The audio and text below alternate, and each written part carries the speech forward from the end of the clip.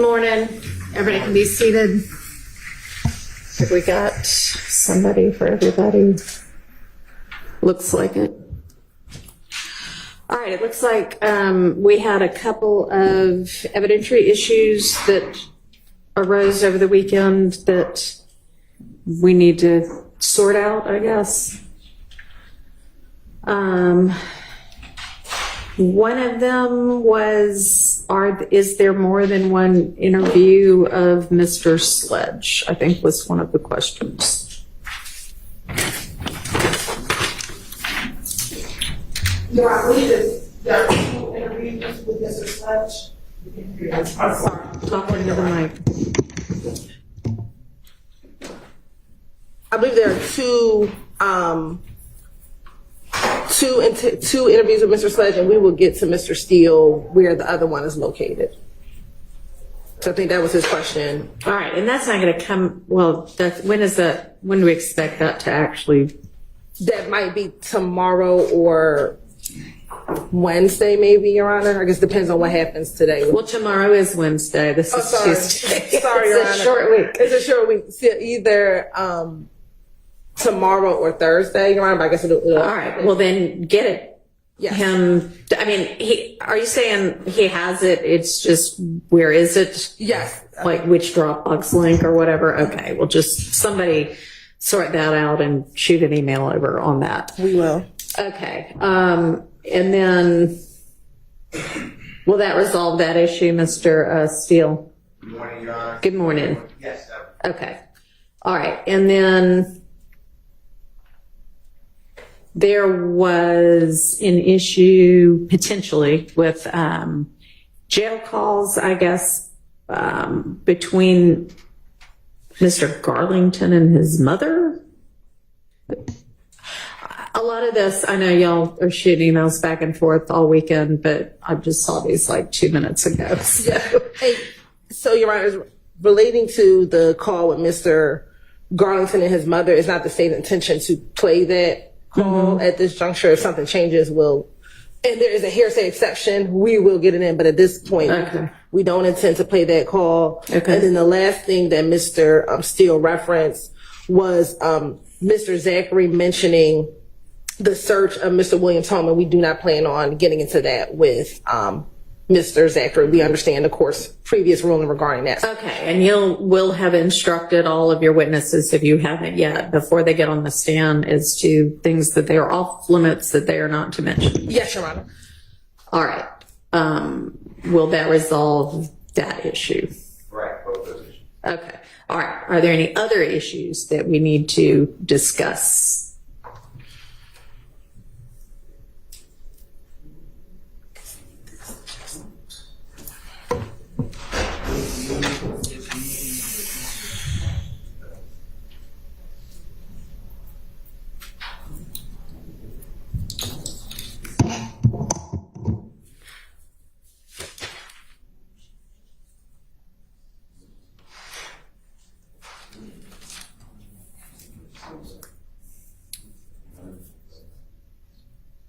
I'm going to have an issue at the bench in just a minute. Y'all can finish figuring out whatever you were discussing, but then I need y'all to come up to the bench.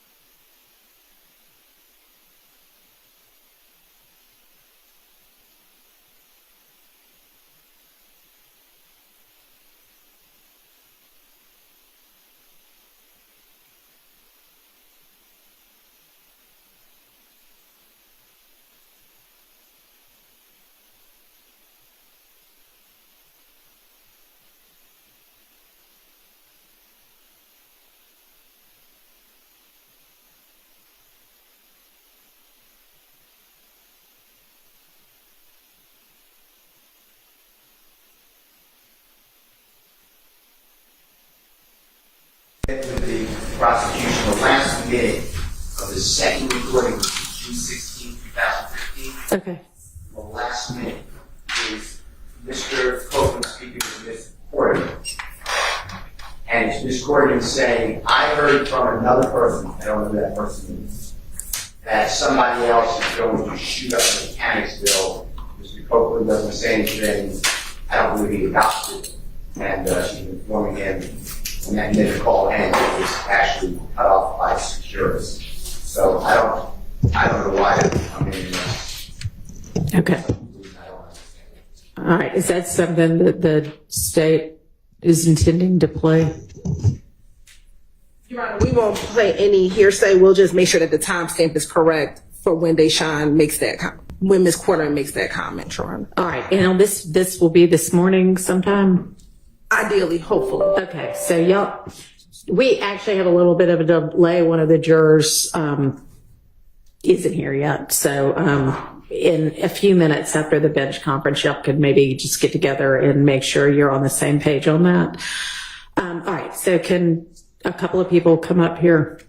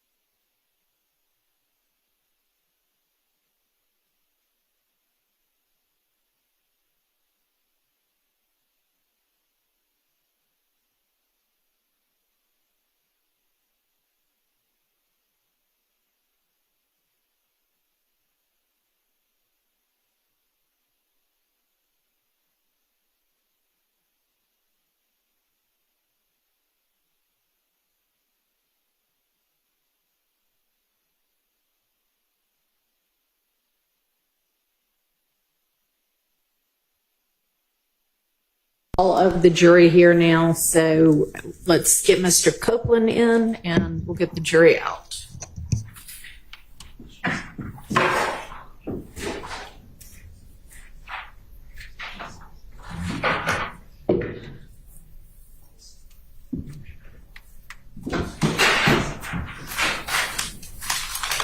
So, Your Honor, we listened to that call, and we're going to stop the call at 14:30, Okay. which would alleviate the issue that Mr. Steele brought up.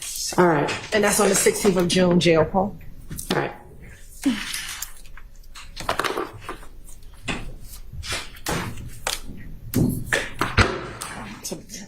Is somebody going to get Mr. Copeland? Yes.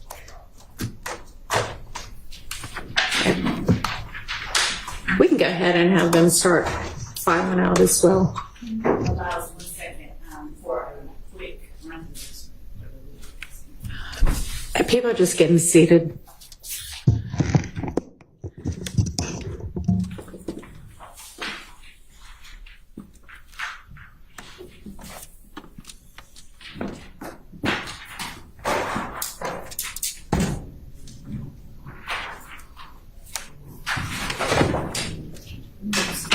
Good morning. Good morning. Good morning.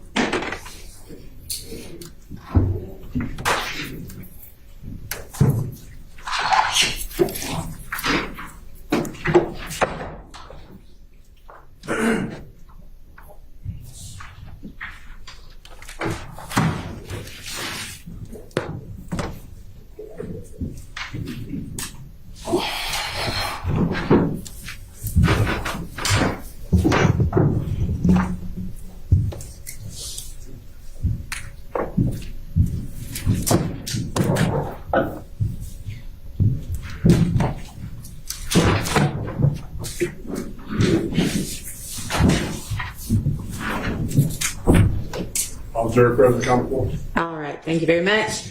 Good morning, ladies and gentlemen. I hope y'all all had a pleasant, long, enjoyable, peaceful weekend. Yes. All right, we are about to get started, but I think Miss Hilton ran out for just a second, so I'm sure she will be right back.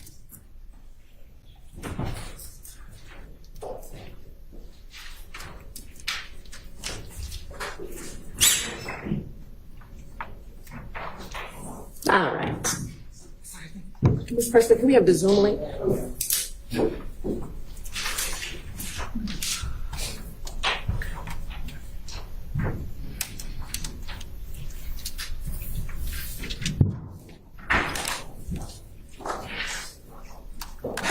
Good morning, Mr. Copeland.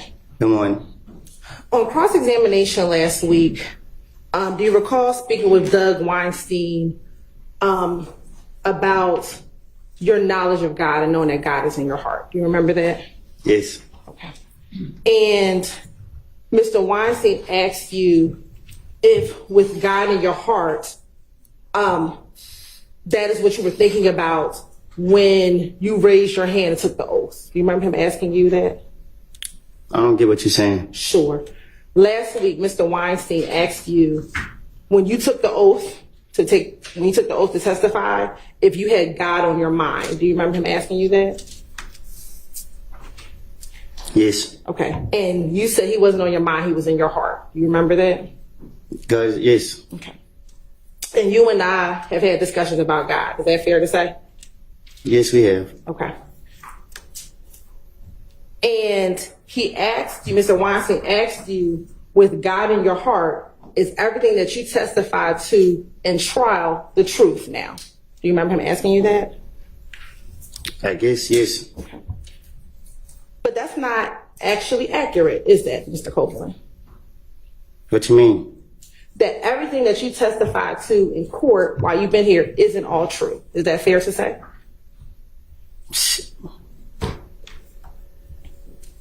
I don't get what you're asking. Sure. You say is everything I testify is true? Yes. To my understanding, it's true. Well, I want to play for you State's Exhibit 399Y, which is your testimony from a few weeks ago with you and I talking about your ability to read, okay? To read? Yes.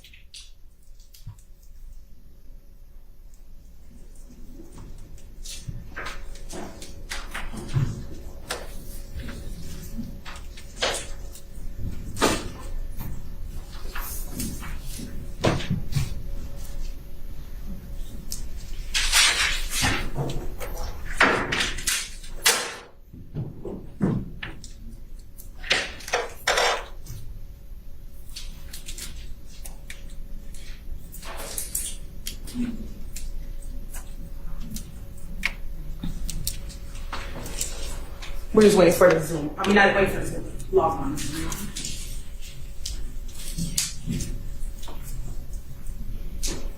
I need to put the headphones on. Yes, please.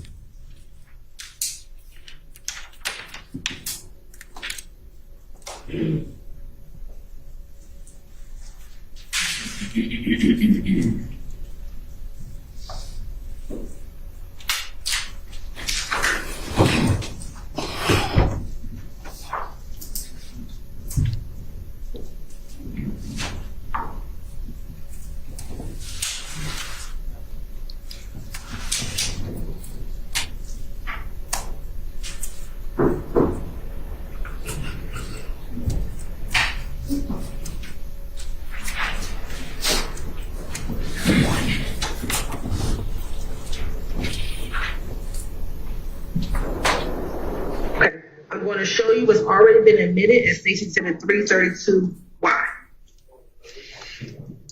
I can hardly hear it. Now, looking at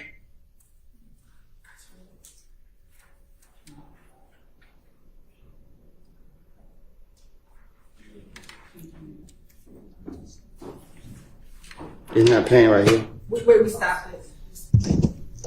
At Space Exhibit 332Y, do you see on here where it says Hertz rental record? I can't read. Okay, so you can't see anything on that page? I can't read. Okay. Do you see the name Jeffrey Williams?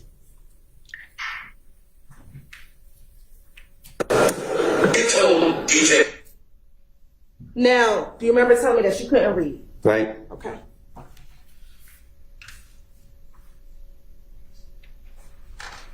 Can I speak on it? No, not yet. All right.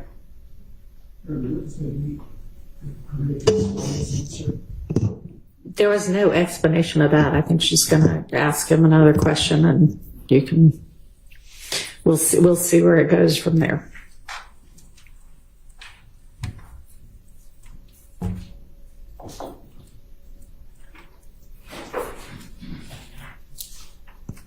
Go ahead, Ms. Hilton. I'm showing defense counsel some exhibits.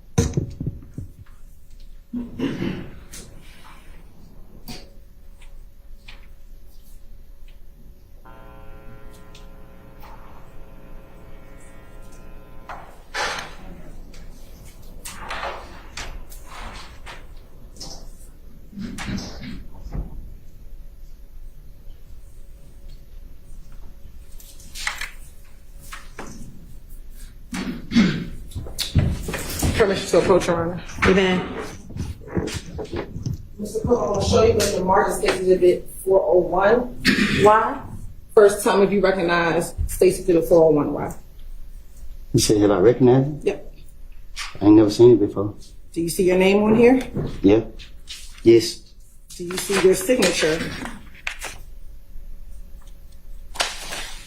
on the back page? Yes. All right. And do you see the date of December 13, 2018? Yes. Okay. And does it say plea of guilty form? Yeah, yes. Okay. Is this the plea of guilty form you filled out when you took the plea to theft by receiving stolen property back in 2018? Can you say it again? Sure. Is this the plea of guilty form that you had to fill out when you took the plea to theft by receiving stolen property in 2018? I guess. All right. I'm also now showing you State's Exhibit 402Y. Do you see your name on there? Yes. Okay. Do you see your signature when you signed and date this on August 12, 2013? I see that date. Okay. Do you see your signature? Oh, yes. Did you fill this out when you took your plea in 12 SC 110195, which was your intern automobile plea? I guess. I guess, is that your signature? What? On the second page.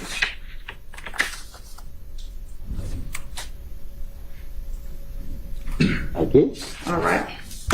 I'm also showing you what's been marked as State's Exhibit 403Y. Do you see your name on here? Yes. Do you see the petition of bond that you filled out while in jail trying to get a bond? You said I filled it up? Did you write this from the Fulton County Jail? This, I wrote that, but not that. So you didn't write your petition for bond? No, this not even my handwriting. Okay. Well, I'm showing you State's Exhibit 404Y. Do you see this letter that she wrote from the Fulton County Jail? Again, that's not my handwriting. Okay. Do you see that this was sent by you from the Fulton County Jail? That's my handwriting. This is your handwriting, but you didn't write this in this. Okay. Yes. Looking at State's Exhibit 401 and 402, Your Honor, the state would like to admit 401 and 402Y into evidence. Admitted. Do you see here on page 4, you had to write, are you able to read, write, and understand the English language? You said yes. Yes. All right. Also here on your plea of guilty form, are you able, can you read, write, and understand the English language? You said yes, correct? Right. All right. And that's what you signed and dated, correct? I guess. All right. And last week, do you remember when Mr. Steele put before you the murder warrants in this case? You were able to read the murder warrants in this case? I don't remember reading that. Okay. Do you remember when Mr. Shard asked you to read that dismissal form that when your case was dismissed in early this year, that you were able to read that? He read it for me. Do you remember reading it yourself? I remember listening to him and agreeing to, because he reading it for me in front of everybody, so I assumed that what he reading is on there. Is it the only time that you couldn't read when I had to put something in front of you that dealt with Thug? It's a different, like, that's why I just asked, because I explained to you. What would you like? Reading and understanding is different. Like, you putting papers in front of me, like, you read that stuff?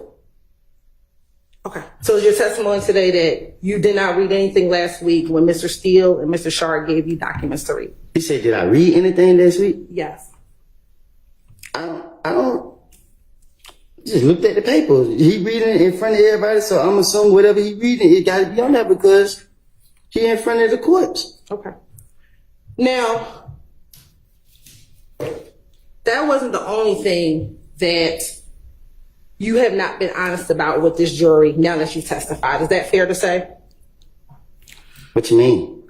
On cross, do you remember Mr. Steele and Mr. Shard asking you about the gang meeting with Mo the day before Nut died? I'm listening. Do you remember them asking you about it? You say, do I remember them asking me about it? Yes. I guess. And this is the same gang meeting that you didn't remember me asking you about it or telling me about it. Do you recall that? You asked me about it? Yes, and you didn't remember it when I asked you about it.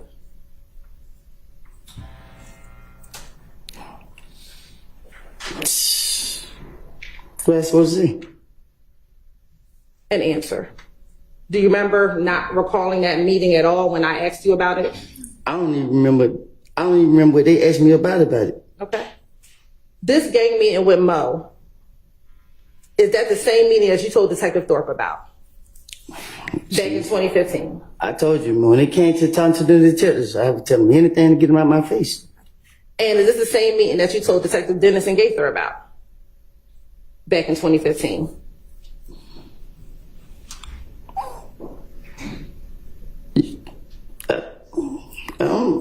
I guess, I don't know. Okay. And is this the same meeting that occurred after Rich Homie Quan's car was shot at the studio? Can you say that again? This gang meeting with Mo, is this the same meeting that occurred after Rich Homie Quan's car was shot up at the music studio?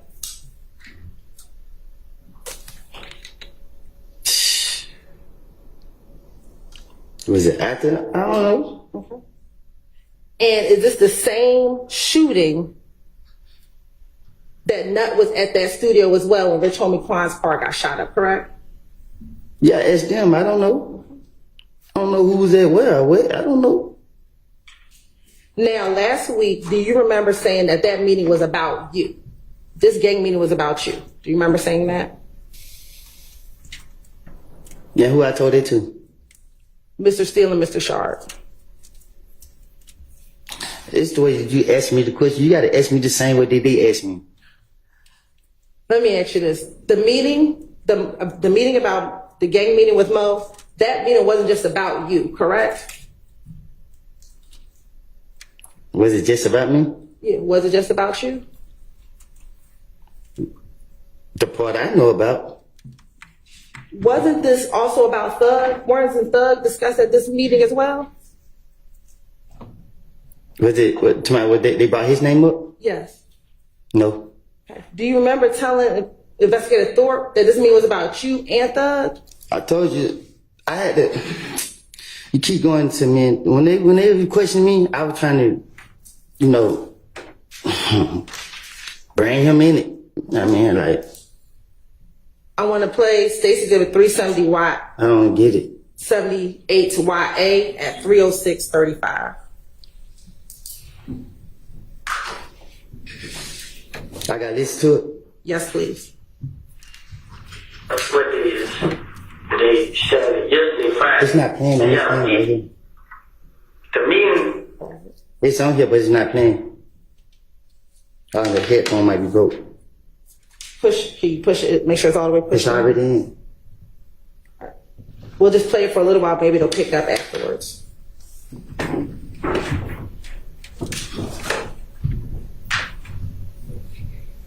What it is. They said yesterday, Friday. They have a meeting. The meeting, like it was a blood meeting. And the meeting was about me and Thug. You and Thug. Me and Young Thug. But the whole time, I'm telling them like, what Thug got to do with this, bro? Young Thug with his Thug. Young Thug, the rapper. I'm like, what he got to do with this? You know what I'm saying? So I'm talking to him. Like, he with you. I'm like, bro, it ain't no beef, bro. Like, I understand y'all niggas out there. You don't pay me no shit. I'll pay y'all attention. No, I listen in it. But there was a guy that was at me. Said, that was the guy down the road, Mo. He's supposed to say, kill me and Young Thug. So I got 10 minutes on my phone. I text my phone like, hey, bro, y'all gonna kill me and Thug? And I feel left say, and he like, bro, what are you talking about? Like, ain't that like they said? So another guy talking like, ain't that like they said? I'm like, okay, they just lying. He like, yeah. So next thing you know, I'm going to stop it at 307.39. Mr. Copeland, you're the person who brought up Thug, correct? I guess so. Detective Thorpe never brought up Thug, correct? Right, correct. Matter of fact, he had to clarify who you were talking about. Correct? Yes. All right. So, Remember how I was telling you that I take a little bit of piece of the truth? so again, when it has to deal with Thug, that part is a lie. But you being on the plate isn't a lie. But Thug being on the plate is a lie. Is that what you're trying to say? What I'm trying to say is, when I was talking to the detective Thornton, I wasn't raised to tell the truth to the police. So, whatever. If you listen to what I said in the interview, I said, what Thug have to do with this? So if it was about me and Thug, why would I be saying what Thug had to do with it? Shit, I would already know. Okay. But this is because this was a gang meeting that they were putting you on the plate, correct? I ain't never been on no plate. Okay. They wanted to kill you and Thug. That's what you told the detective. Yes, that's what I told the detective. Now, also on cross-examination, do you recall talking about meetings that you had with the state of Georgia multiple times? Do you remember talking about meetings that you had with Ms. Love, with me, with Investigator Long? Do you remember that? Yes. All right. Now, cross, do you remember Mr. Steele asking you about when I, Ms. Love, met with you at the Fayette County Jail? Okay. Right. And do you remember that line of questioning? If you said the same way he did, I will. I remember him asking about y'all though. All right. Now, when we met, do you recall it being me, Ms. Love, and actually Investigator Viverito that met with you at the Fayette County Jail? Which time? The only time that I ever met you at the Fayette County Jail. You only came once? Do you recall me coming to the Fayette County Jail one time to meet with you? I thought you came more than once. Okay. Do you remember going to? I'm telling you what I remember. I thought you came more than once. That's fine. Do you remember me coming with Ms. Love and Investigator Viverito?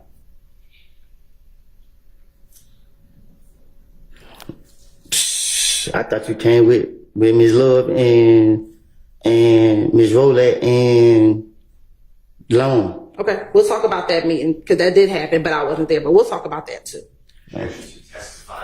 Sustained. In November, do you remember us meeting in November of 2022? Counsel, can you slow down? Sure. Do you remember us meeting in November of 2022? I remember you down there. We were laughing. Yeah. Okay.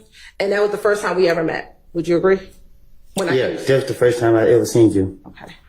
And do you remember I was standing on the back wall because I didn't know who you were. Yes. You were standing on a wall over to the side. I remember you was quiet most of the time. Okay.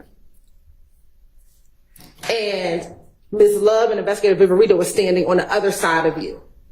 Do you remember that? They were sitting by each other, I think. Yes.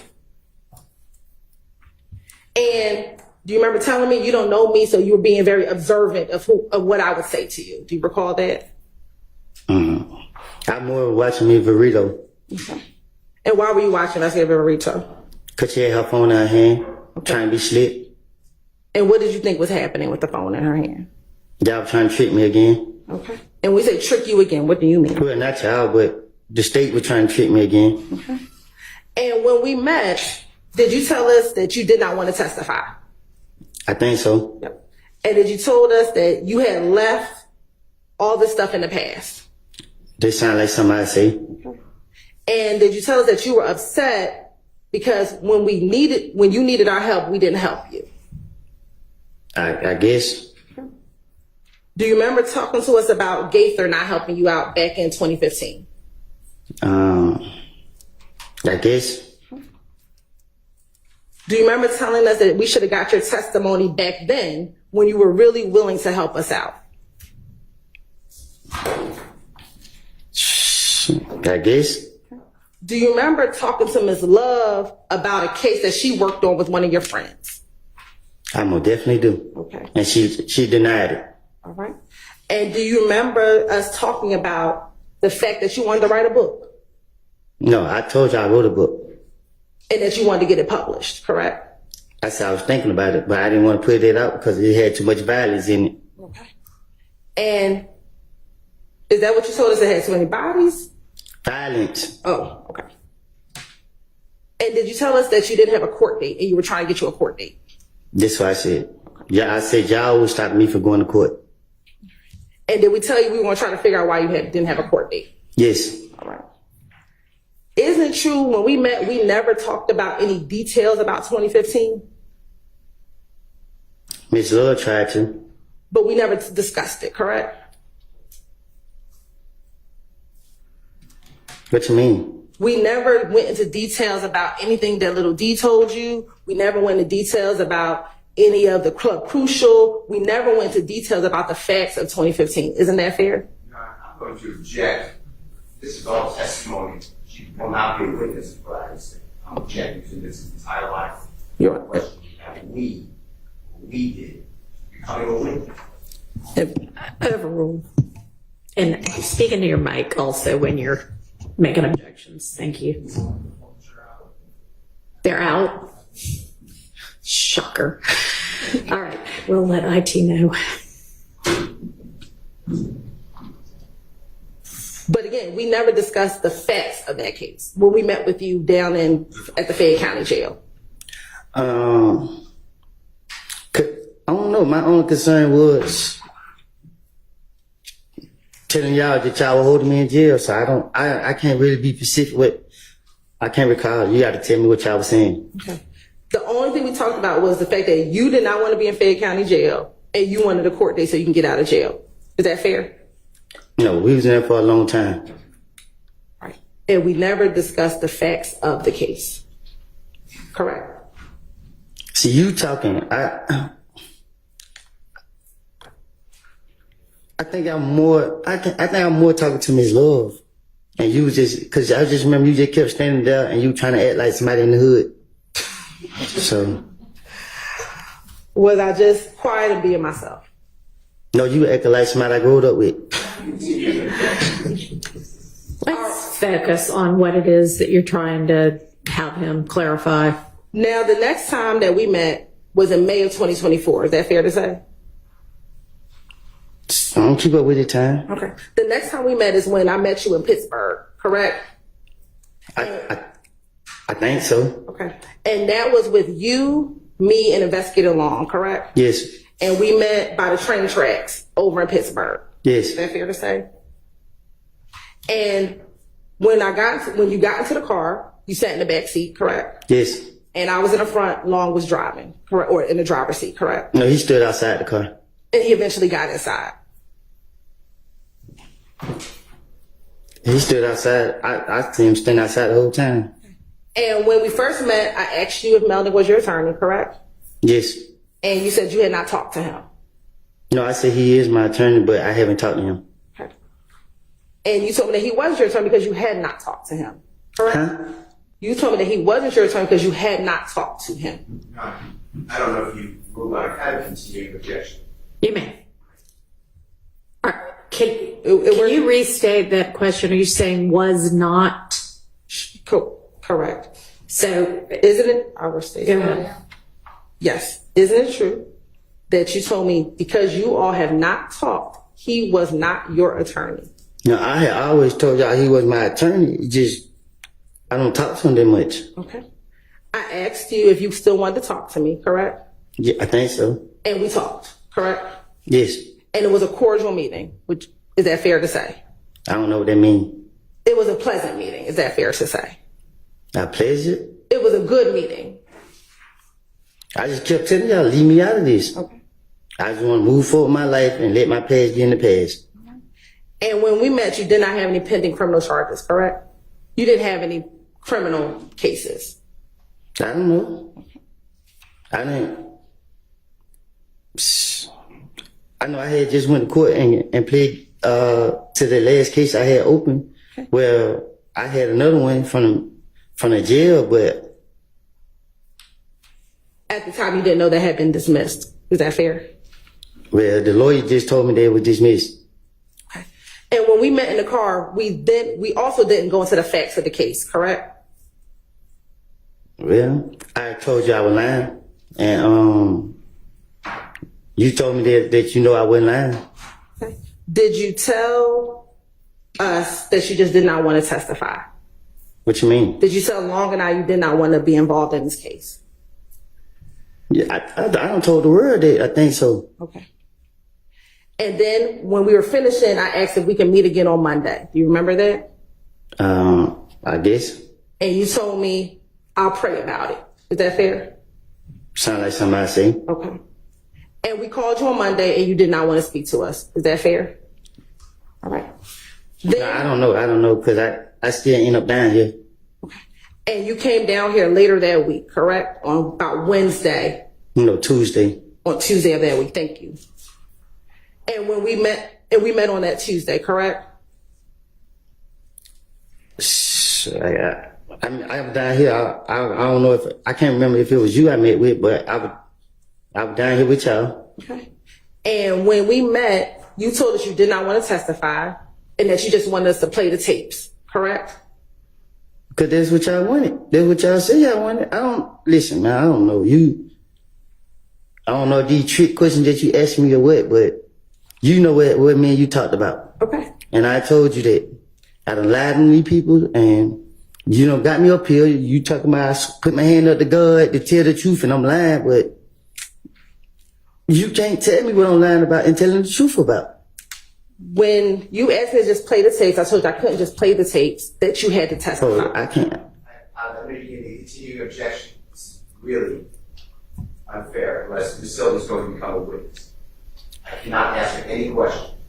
I have no reports on it. So he can say, yeah, that's right. He can say, no, that's not right. He can say, I don't remember. He can say, here's what really happened. I mean, it's not testimony, it's questions. And I have and will again instruct the jury that what the attorneys ask is not testimony, it's not evidence. So I understand, and you continue to have your continuing objection, and it continues to be overruled. And when I met with you, Investigator Long was present, correct? When? Back in June when you came down to the courthouse. Oh, yes, I think so. And when we met, did I go over with you in front of Investigator Long my understanding of the events leading up to Donovan Thomas's murder? Object to the relevance of prosecutor's understanding of events she wasn't present. Can you rephrase the question? Sure. Did we talk about the events leading up to Donovan Thomas's murder? I honestly can't remember. Okay. Do you recall telling me that I had most of it correct, but there were some things I had wrong? I don't remember.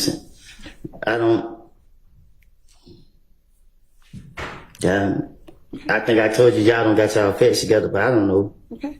And do you recall telling me that some of the facts that we didn't have together was the fact that you had stolen Donovan Thomas's stuff? What you mean? Did you tell me? You talking too aggressive right now, and it's frustrating me. Did you tell me that the one thing that I did not have correct is that you were the person that stole Donovan Thomas's belongings?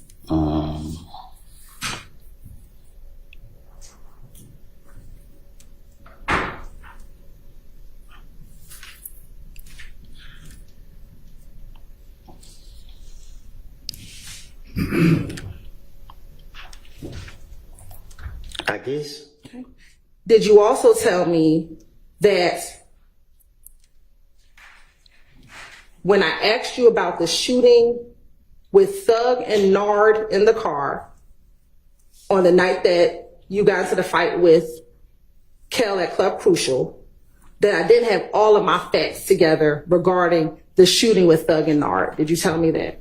I don't get what you're saying. Sure. Do you recall telling the detectives about a shooting with Thug and Nard in the car, and you and your brother was in another car, and you saw Nard with a gun, and he racked it, and when you started driving away, you heard shots being fired? I told that to you here? No. Did you tell that to the police? In the interrogation room? Yes. Oh, I tell the police anything. Okay. Do you remember telling me that I didn't have all those details correct? No, I don't remember telling you that. Okay. Do you remember me telling you that I had to tell the defense everything that you told me that was different? You said, only thing you told the defense? Do you remember me telling you that I would have to tell the defense anything that you told me that was different than what was in the interviews. And that's when I switched it up. And that's why you were mad, because you did not want me to tell the defense the things that you told me that were different. Nah, I didn't want you to tell them what I said because I didn't want them to tell on me. Okay. So when you said that, I was like, don't say that, because I don't want to be exposed. And speaking about that, when we met, did you tell me that your biggest concern was what the defense knew about you? To my things I did, Yes. right? And did you tell me, I don't have a problem testifying for y'all. I'm more concerned about what they know about me. I'm concerned about both of y'all because they can. It ain't. Cause I mean, people. I don't know. It's just, man, I don't know. You got me up here and you keep telling me that you keep testifying that you kept telling us that you lied. Is that fair? Do you recall me asking you, what do you lie Yes. about? What do you lie about? you thought I was gonna tell you. Okay. And then I ask you, are you talking about like lying to your girlfriend? What are you talking about? Because I wanted y'all to cause y'all put me in here and I constantly told you, I don't know, I just told you every time you talk, I don't lie. So y'all putting me up here and y'all be expecting me to remember the lies I done told. I better remember the truth. And remember when we met, you've never told me any lie that you said back in 2015. Is that fair? All the time, to be honest with you, you ask me the question. Anytime I think about anytime me and you met, it was just laughing, ha. You played on me. Because we were always cordial with one another. Is that fair to say? If that's what it means. We were always on good terms with each other, correct? Yes.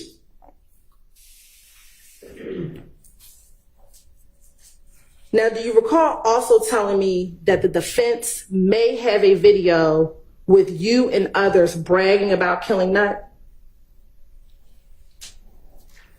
Do you remember telling me that there might be a video that the defense has that it's you and others bragging about, we killed Nut? What about it? Do you remember telling me that? I told you that. Do you remember me asking you, if the video exists, can I have a copy of it? Huh? Do you remember me asking you, if this video exists, would you give me a copy of it? I don't even. Shit, when I heard it, them people say it over there, I didn't know y'all. I don't know that. I don't know. I don't recall. So last week when Mr. Steele asked you if there was a video about saying you killed Nut, that wasn't the video. Correct? There was a video maybe that said we killed Nut. Correct? What video y'all have? Is this the video that you said the defense may have? I haven't seen no video. Y'all ain't showed me none.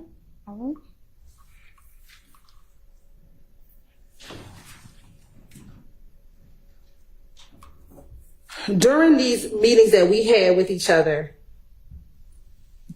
at any point, did you ever tell me that what Little D told you about the night of Donovan Thompson's murder was a lie? I don't even. Only time me and you talk about it was just like, I told you that I made it up. And you were like, which part did I make up? And I was like, let D get into my car saying that this happened. And then you was like, so let D never got in your car and said that they killed, and I was like, no. And you was like, why is this my first time saying it? And I was like, because I was scared. And then you was like, so you asked me about Noah, and I was telling her I didn't know him for real, and I just made it up. And you was like, and then you were like, well, I gotta let the defense know. And I was like, damn, you gonna tell them? And then you were like, I have to. And then I was just like, damn, don't tell them, because the defense already saying that, you know what I mean? too much that they don't need to be saying. Isn't it true that it wasn't until you were about to testify that you told me some different things about what happened that night at McDonald's? Because you made me feel comfortable. And that is when you told me that it wasn't Nard that got into your car. It was Little D and Shannon that got into your car. Huh? Do you remember telling me on the day that you were going to testify that it wasn't Nard that got into your car on the day that Donovan Thomas passed away, but it was Little D and Shannon that got into your car? I don't get what you're asking me. Do you remember telling me, switching your story up, that it No, I didn't switch my story, but I came forward. You made me feel comfortable, and I let you know, like, I lied. The D never told me nobody killed nobody when he got in my car. Did you ever tell me what you told me on June 7th, 2024, that Little D didn't say anything to you? That's what you told me, correct? You just confused me again. Sure. When we met in June of 2024, that's when you told me that Little D didn't say anything to you. That was the first time you ever said that, correct? You said that was the first time I ever told anybody that? Yes. So I guess I don't get, like, I hear what you're saying, but I don't get it. I don't understand it. It was only in June of this year, that was the first time you ever said that Little D did not tell you anything in the car, correct? Cause you the first person I ever spoke with that made me feel like you went after me. So it was like, you made me feel comfortable to let it be known that, shit, I lied. So I felt like you was somebody I knew. Okay. And I wanted to tell the truth to you that I made it up. All right. Also, during these meetings, did you tell me multiple times that you did not kill Nut when we met? Say that again? When we met previously, did you tell me multiple times that you did not kill Nut? Yes, I think I told you that. Okay. And did I tell you that there was other evidence that supported what you told me? What? Sustained. Did I tell you that, excuse me, strike that.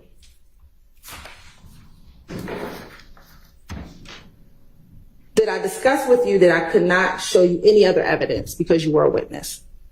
Huh? Did I tell you that I could not show you any other evidence because you were a witness in this case? No, you showing me the pictures and stuff and the phone calls that you're going to use. That's what you're talking about? I did show you that. Was there other evidence I told you that I could not show you because you were a witness? I don't remember. Now, Mr.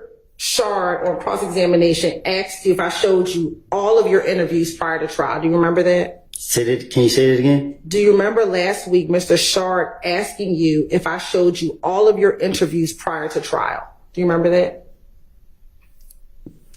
Can you just ask me this question? I don't. Do you remember Mr. Shard last week asking you if I showed you all 6 of your interviews prior to trial? If you showed me the interviews, what about it? Do you remember Mr. Shard asking you if I showed them to you?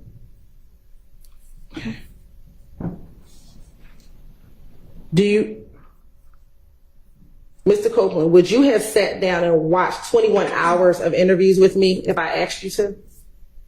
I don't even want to sit down right here and listen to y'all now. Now, Mr. Copeland, after we met in June, you were supposed to testify on June 7th, 2024. Do you remember that? All I know is I jump when y'all tell me to jump. On that day, when you were supposed to testify, do you remember pleading the fifth? Oh, when y'all locked me up? When you got locked up because you pled the fifth. Do you remember that? Mm-hmm. Is that a yes? I never forget it. All right. And you went to the Fulton County Jail, correct? That's what y'all took me to. And then you went to the DeKalb County Jail, correct? That's what they took me to. And then on Monday, June 10th, there was a meeting in the judge's chambers. Do you remember that? Yes. And that meeting was with you? Slow down. Sure. On that Monday, June 10th, there was a meeting in judge's chambers, correct? Yes. And that meeting was with you? You were there? Yes. Your attorney, Miss Bumpus, was there? And you was there. I was there. Investigator Long was there? Yes. Okay. Another investigator, Hamilton, was there? Trying to little short bald head dude? Yes. Yes. And there were some sheriff's deputies, correct? A lot of them. All right. And the purpose of that meeting was to explain to you what would get you out of jail, correct? I don't know. I don't know the purpose of it. Okay. Did we discuss you getting out of jail? We been there for a long time. And did we discuss you getting out of jail? Yeah. All right. It was some of it. And do you remember Mr. Shaw and Mr. Steele asking you about those meetings last week? I remember, I don't know which one asked me, but I remember being asked about it. And is it true that there were some details missing from what they asked you last week? You tell me? During this meeting, were you able to talk to your attorney, Ms. Bumpus, on multiple occasions? She sat right there with me the whole time. And were there times when we left and you were able to talk to her by yourself? I whispered in her ear. Okay. But were there times when I left the room, the judge left the room, and you and Ms. Bumpus were in there and the two of you talked by yourself? I think y'all probably left out before. I can't really remember. And did I tell you in that interview that the only reason why you were in jail is because you pled the fifth? That sounds like something you said. And did I also tell you that so long as you testify that you would not be in jail? Huh? Did I also tell you that so long as you testified, you would not be in jail? Well, me and you going back and forth. Okay. And did I tell you that so long as you testified, you would not be in jail? Yeah, but I was explaining to you why I didn't want to testify. And did I tell you multiple times in that interview that the state of Georgia did not want you to be in jail? That sounds like something you said. Okay. And I didn't just say it one time, I said it. Do you need some water? Nah, I've been coughing all weekend. Okay. Did I say it to you multiple times in that interview that we did not want you in jail? I think you said it the whole time. Okay.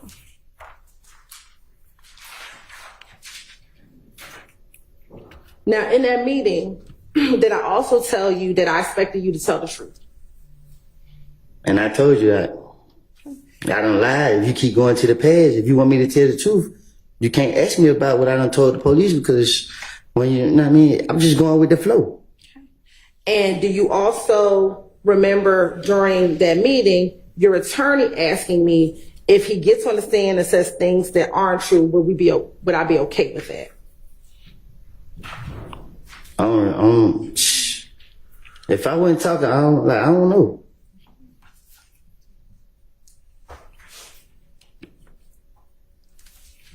Do you recall Ms. Bumpus, your attorney, saying if he says something, No, Jack, that would be hearsay. you're right, it'll be an effect on it. If he says he did something and you know he's not telling the truth, what happens? And my response to you is, if he said he did something and he did not do that thing, and she said to me, if you believe he did not, so if you believe that he's lying about that, then I said, then no. If he admits to doing something on the stand and he did not do that thing, I'm going to ask him, this is the first time you're saying that. And she asked, and you have independent evidence to prove it wasn't him, then what? Then nothing. What do you mean? So she said, so you're okay with him if he got on the stand and said things? Ms. Hilton, get to the question. Is it true that I said, no, I want him to tell the truth. What have I always said to you? I want you to tell the truth. I don't know what's going to come out your mouth, but I expect you to tell the truth. Is that what I said to you? You told me that if I say I killed Donovan Thomas and I ain't kill him, you're going to lock me up. You said that if I plead the fifth, you're going to lock me up. And from my understanding, whatever I had to say to matter, from my understanding. And let's talk about the part about Donovan Thomas, correct? Do you recall me saying to you, and this is when, we talk a lot about perjury back in the chambers. What's the other word is too that I was saying? Purge. Remember we talked about Them two perjury? different words. Okay, yeah, that's it. Okay. Do you remember us talking about perjury and perjury meaning lying on the stand? I always get confused, but you know it. Okay. And did you have your attorney ask me multiple times if you testify and say something that I know isn't true, what would happen? What you mean? Did Ms. Bumpus ask me on multiple occasions if you testify and say something that I know isn't true, what would happen? You told me I don't know. I was trying to get it down pat what you were saying, but cause you kept going back and forth about it, cause I wasn't understanding it, the purge and perjury, cause it sounded the same to me. Okay. And I was telling you that the stuff I said in the past was a lie. You gotta ask me now. I don't know. Let me ask you this. When the judge was not present and it was just you, me, investigator Long, and the sheriff's deputies and your attorney, did I ask you, did you plan on taking the stand and saying that you killed Nut to help your friends out because you had immunity? Did I ask you that? I think, I don't know if you asked me that, but I know I told you that I'm not admitting to no crimes. Okay. And did you tell me you were not going to admit that you killed Nut? Yeah, I'm not going to admit that. Okay. And did I then tell you that if you planned on claiming a murder that you did not do, that is when you would be charged with perjury? That's what you just said. That's what I just said. You said. All right. If I said it right, and you asked me when you questioned me, did I did, and I told you no. So you talking about killing Nut,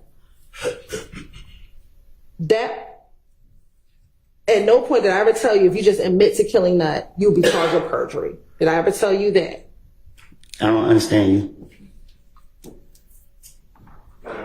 This entire, I apologize, I know I object. Entire 10 minutes has been prosecutor Hillary putting her credibility before the jury without being questioned at all. I can't question. So I object to this entire line of questioning. I understand. Yes, sir, Mr. Short. Is the entire transcript now open for questions? No, it is not.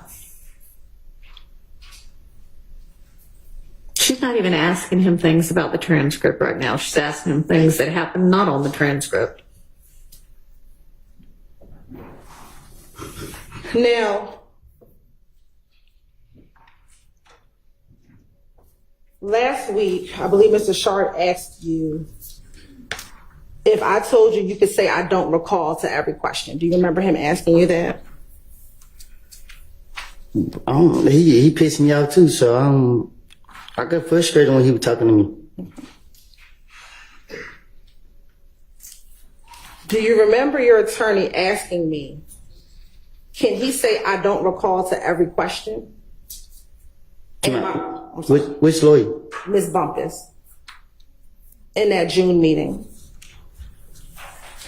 Do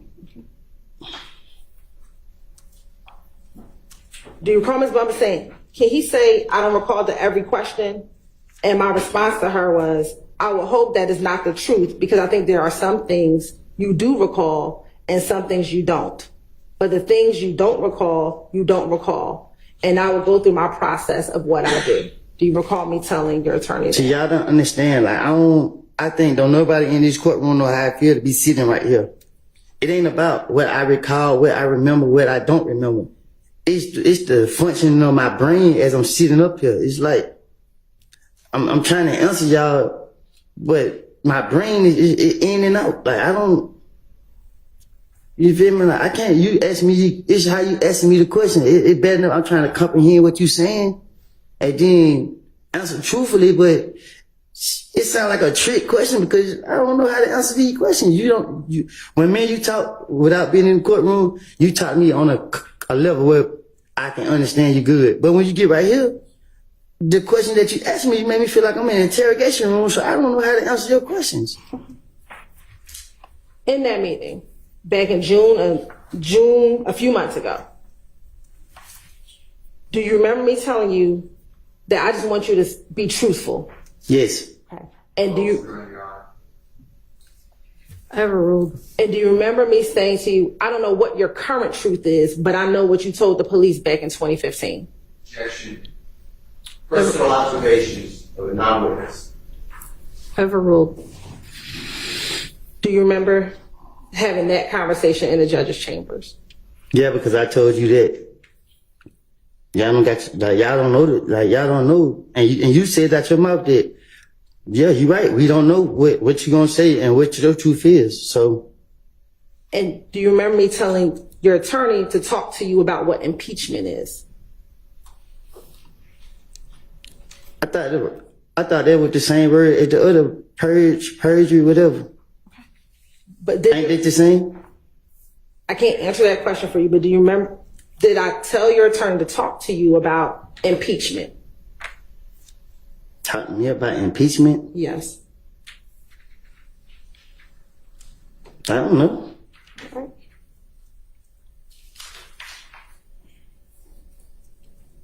I know most of the time we was talking like, my only thing was I was in jail and I didn't understand what was going on. I just felt like, I don't know.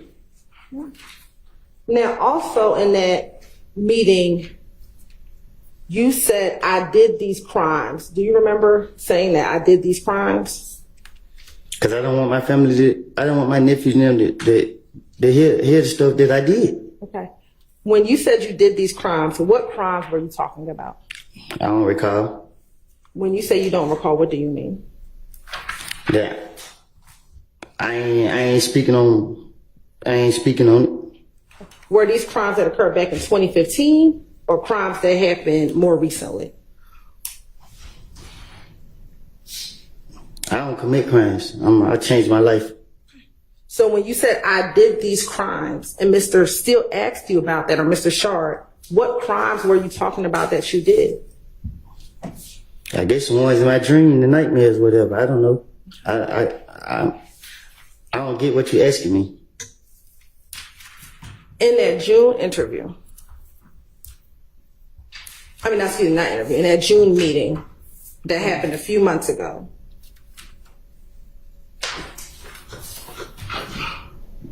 and Mr. Steele or Mr. Shard asked you about this last week,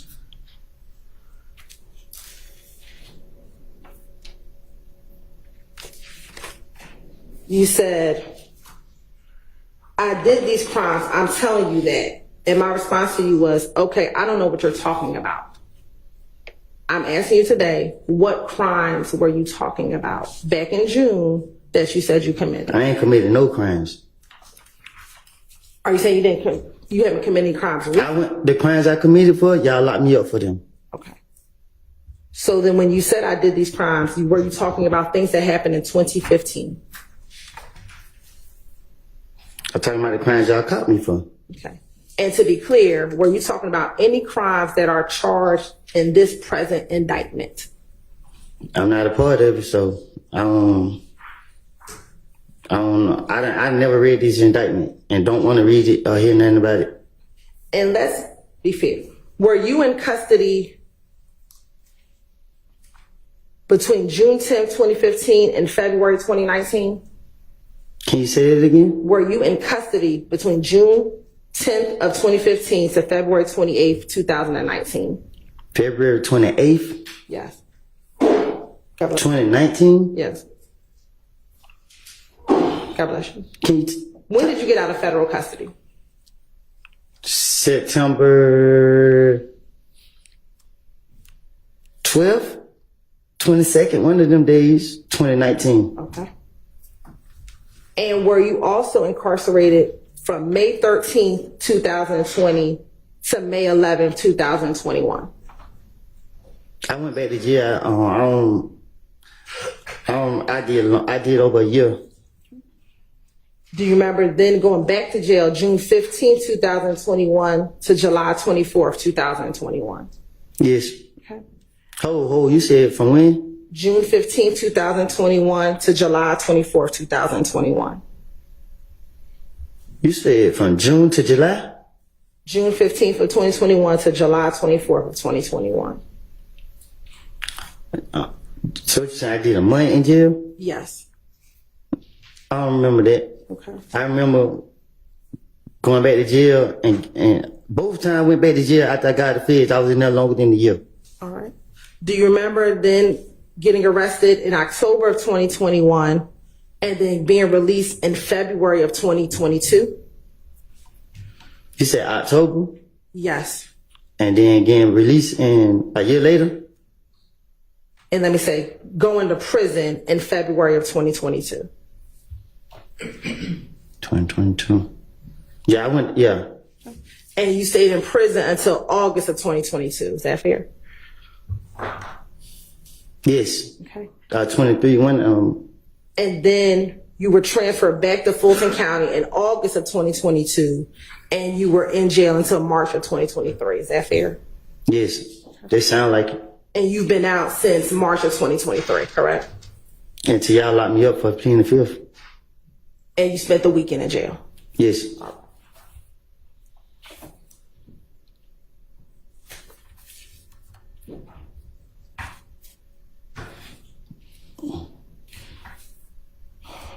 Now let's talk about this October 2021 interview.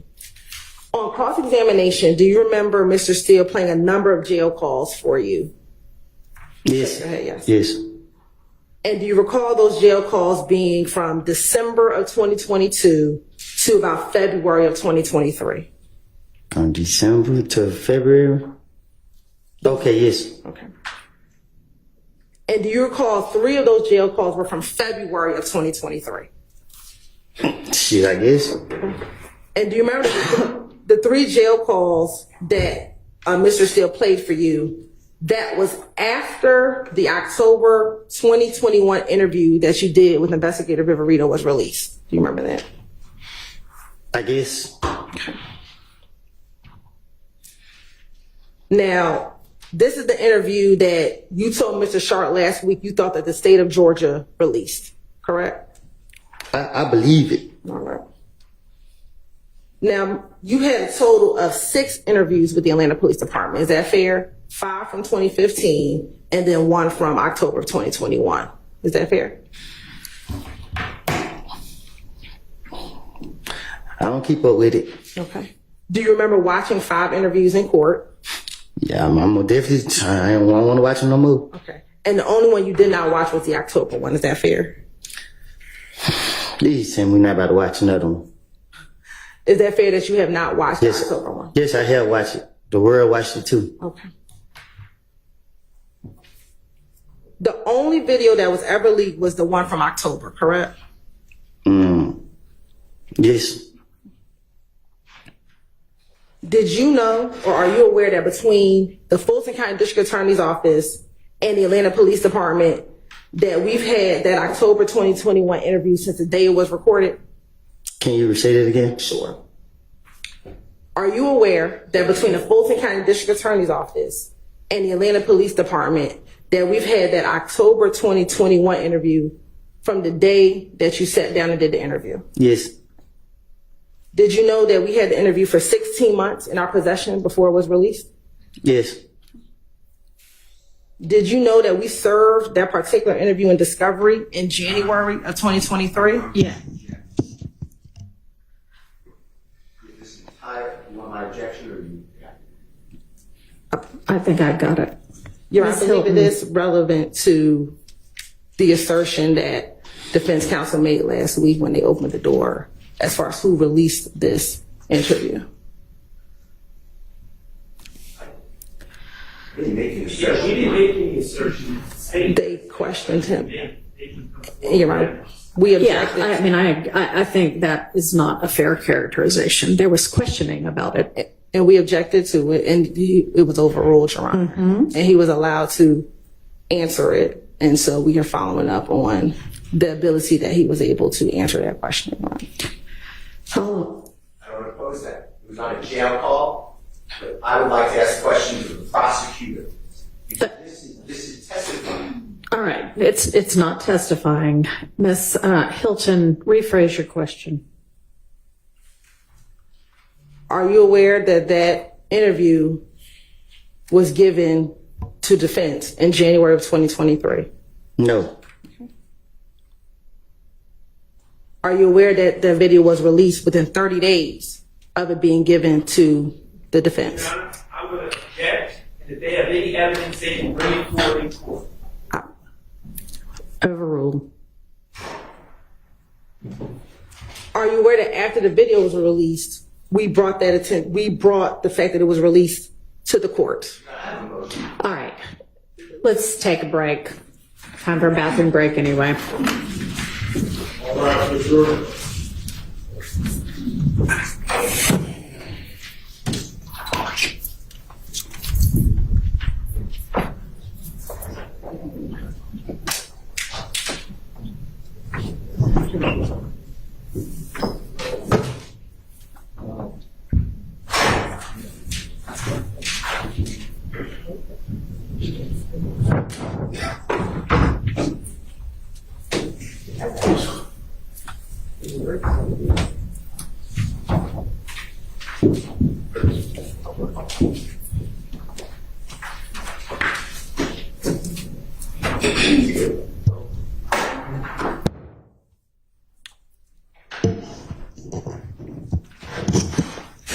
Yes, sir. Your Honor, previously, the predecessor court came to the court's attention that there was a release of what I call discovery, but it's October 27, 2021. And it's a recording of an interrogation of Mr. Copeland, and it was very harmful to Mr. Woody. The part that was released that I'm aware of, and I believe Mr. Adams, unless he corrects me, just has lies, what I can say lies, about Mr. Williams ordering people to die. It was very harmful. I asked Judge Glanville, predecessor judge, for relief and a bond because it denied Mr. Williams' right to a fair trial. The predecessor judge said there's going to be an independent investigation of who released that and that he would get to the bottom of it. I never heard back from that.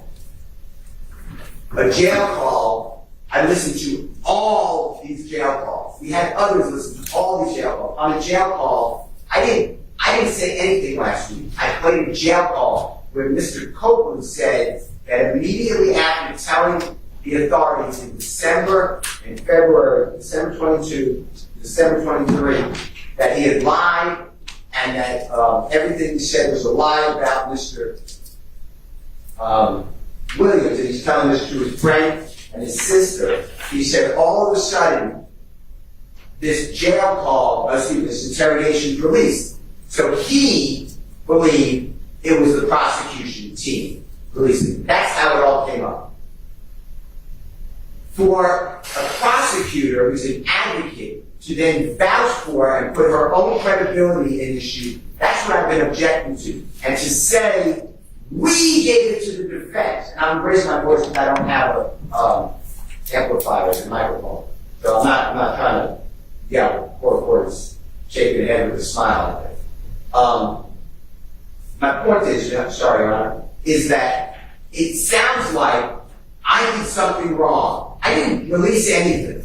I didn't do anything wrong. I was the one objecting to the release of this information.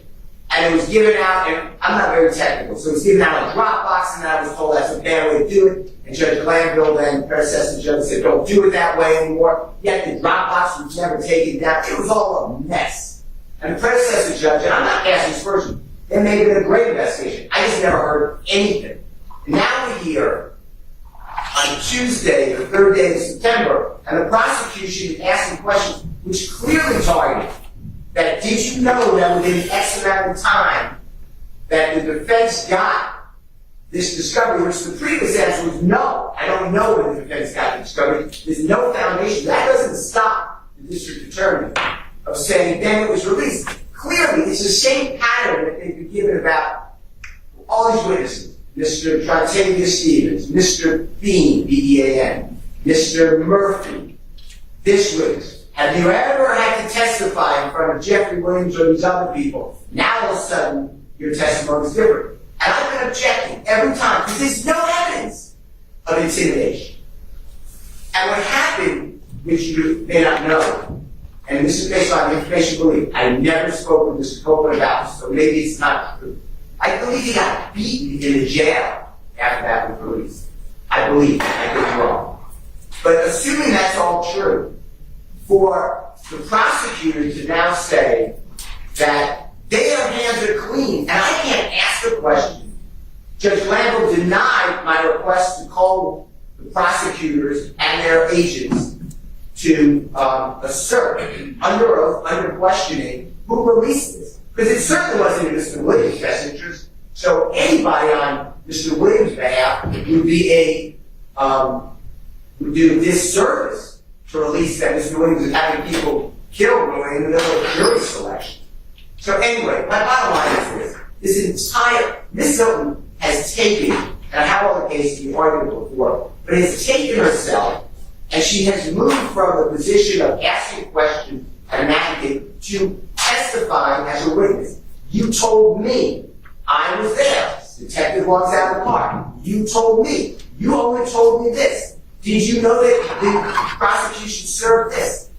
Were you aware that the defense had this? All of this needs to be questioned to Prosecutor Hill. So I asked the court, I know I've been repeating the asking, and I know that I have a continual objection, but this is not untried cases in the state of Georgia. All of these cases require Ms. Hilton to take a witness stand. And if she does, I have no objection. I'm not witness. But it's been denied. That's my objection. I'd like her to be removed from the case. I'm not trying to stymie the prosecution. They have other witnesses. They at counsel table, 3 other lawyers. I mean, this is not new. So I ask for the prosecution that specifically Ms. Hilton and Ms. Love be removed from the case. I have questions for both of them. I also like to renew my motion I could call predecessor. That's my entire objection. The mistrial motion, I don't want a mistrial. I'm telling you what I don't want it. This has to stop. And now the last questions had to be with the intent of casting aspersions on not only Mr. Williams, but I presume everybody else here by saying that we're releasing information, which I assume maybe it's not true. So I don't want to go too far. But the next question will be, and you got beaten, Mr. Copeland, after the release of that as intimidation. So those are my motions for mistrial that I don't want. I don't want the motion for mistrial, but I feel compelled to make. All right. That wasn't going to be my next question because I didn't know he got beat up in the jail. Your Honor, last week when Mr. Shard, I believe, asked... Let me interrupt you a second. He may not have. I just want to make it clear. That may not be accurate. I don't have any personal knowledge, or I was not told that by Mr. Copeland. Last week when Mr. Shard asked he went down a line of questioning about this call being released. And Mr. Shard asked Mr. Copeland who was his belief, what was his belief of who released this recording?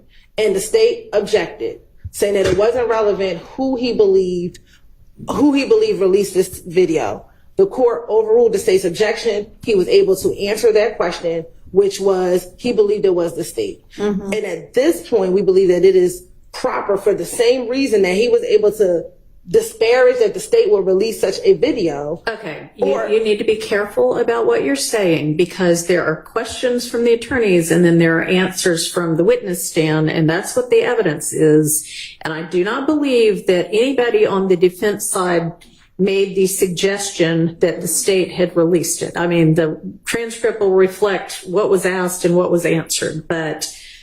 And maybe not disparage is the right word, but the question was asked, who do you believe released the video? And he says, I believe it was the state of Georgia. I believe that an appropriate line of questioning, Your Honor, is would he feel differently if he thought that the defense leaked it? And to give questioning about what his understanding of, what Mr. Copeland's understanding is of what happened and what transpired when this video was released.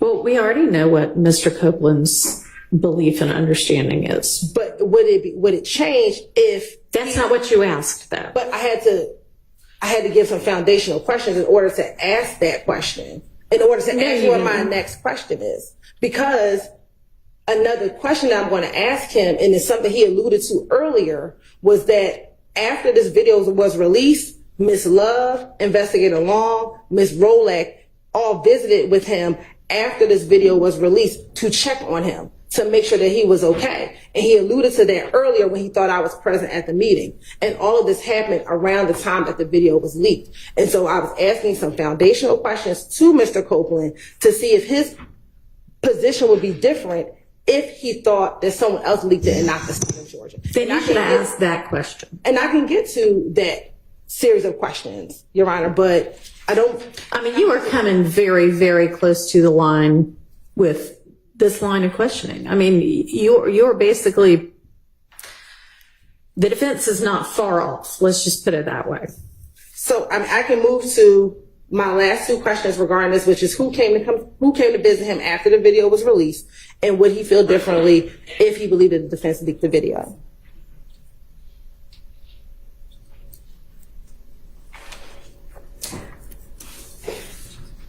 No, I'm not going to let you ask that last question at this point. I mean, that's a total hypothetical question. That is an assumes facts, not an evidence question. Not the objection you keep making. Thank you, Your Honor. Your Honor, I feel compelled to just make a brief record. First of all, any insinuation that I asked a question about the release is way off. That topic never even came up during my cross. You know what? And I know you're not finished, but let me just say that I believe that this jury is paying attention and that they have enough wherewithal to remember what actually happened, and for questions that are potentially misleading, I'm not sure why they're being asked, but I think the jury's going to take note of what got said. And I understand, but I think the jury is doing what they have been told to do, which is to pay attention to the evidence, not the questions. And second, Your Honor, I just want Your Honor to understand kind of the backdrop here. I guess there was a release. I don't even remember the time that it was released, but apparently it was on social media. When that came to the attention of the court, to my recollection, from my vantage point, yelled at the defense, and this was prior judge, and essentially blamed us. And all of us were saying, well, we didn't do anything. I personally don't even know how to release a video to the press or the internet anyways. But, I just went along with it. Okay, there's going to be an investigation. We're being told we're under investigation. And then all of a sudden, no one mentions the investigation anymore. And it's kind of like, well, if you're accused of something, you would like to know the progress of said investigation. I'm certainly happy to ask the predecessor court's chambers what's gone on with it, if anything, but that's not really relevant to what's before this jury. Well, it's not until the state, knowing that there was an investigation, knowing that they haven't heard of any findings, then lights this thing on fire again and starts suggesting that we did something wrong. And, I can only speak for myself. I don't believe anyone did anything wrong on this side. I know I didn't. And then somehow those insinuations are coming out in front of the jury with absolutely no basis. And I'm going to join my my friend Mr. Steele, and I'm going to state in my place that I believe the state at this point is goading a mistrial and goading us to move for a mistrial. So I just think that was very inappropriate, and it suggested things that there is just no basis. And in fact, there's apparently been an investigation, and it's been settled as far as I know. Well, I don't know what has happened, if anything, with that. But would you like to address the assertion that you are goading the defense into a mistrial? Yes, Your Honor. Number one. Right into a motion for mistrial. Yes, Judge. Thank you. Number one, we don't want a mistrial. We vehemently object to a mistrial. And we do believe that the line of questioning, whether it was posed by Mr. Sharp or Mr. Steele regarding Mr. Copeland's belief about who leaked that video, was one, not relevant, but understanding that the court ruled as it did, we believe that an inquiry whether his belief that the state leaked the video had some impact on how he decided to testify would be a valid question. Okay, that's again not what y'all asked. Understood, Judge, understood. But I vehemently object to a mistrial. I do not believe that anyone here at this table has done anything, anyone at this table or on the state's behalf has done anything to in any way merit, warrant, call for, justify a mistrial. So we definitely object to a mistrial. And, Your Honor, as it relates to the assertion that counsel for the state have somehow made themselves a witness, repeatedly, the witness has affirmed that there were people in the room whom either counsel for the defense could call without having to disqualify either prosecutor in this case. So that being obvious, we definitely object to a mistrial, and additionally, we object to the speaking objections that are being made while the jury is in the box. All right, well, I'm going to overrule that objection. I don't think that that is going on. Sometimes it's just not particularly clear what the objection is, and if I need further elucidation, then I have permitted that. But I'm going to overrule the motion for mistrial and or deny the motion for mistrial and deny the motion to remove either Ms. Hilton or Ms. Love from the case. I do think that it appears from the questions that there was somebody else present at every meeting. But, you know, Ms. Hilton, that's another option as well. Yes, ma'am. I can't hear you. None of them work. Okay. All right. Can you Try that one. All right. Can you hear me? That works. All right. Your Honor, I want to add that we cannot question any other individual that was at that meeting about Ms. Hilton and the way that she asked some of her questions and made her comments. Let me give you an example. Ms. Hilton said, "I was standing to the side because I didn't know you." That's her feelings. That's her reasoning on why she was standing where she was standing. Ms. Hilton also said, "I was just being me." I can't ask Detective anyone in reference to that. Hang on. Sorry. I mean, I think that each of those was not a statement. It was a question. It was a cross-examination question. They were, and was this essentially like, is this your recollection or is this what happened? So it was not her testifying. I'm overruling that objection. All right. And I just want to add that she also said the purpose of the ex parte meeting. So there's no way that he said, I have no idea what the purpose of that meeting was. So, I mean, I understand, but it's overruled. Thank you for the additional making of the record. Anything else? Yes, Your Honor. Just briefly, I know I objected earlier about what Attorney Caleb Bumpus allegedly said in that meeting. The court overruled our objection on hearsay grounds. When the state indicated that it was affecting the listener, those are objections that we're making because we certainly cannot cross-examine Caleb Bumpus today on this issue. We may have to put her on the witness list if we think that it's warranted. But today, she has not testified in this trial, so at this point, it would be hearsay. So I just want to bring my objection. All right, thank you. Okay, let's go ahead and take our restroom break as well, and let's try to be back as quickly as possible because the jury's already been out for 15 minutes.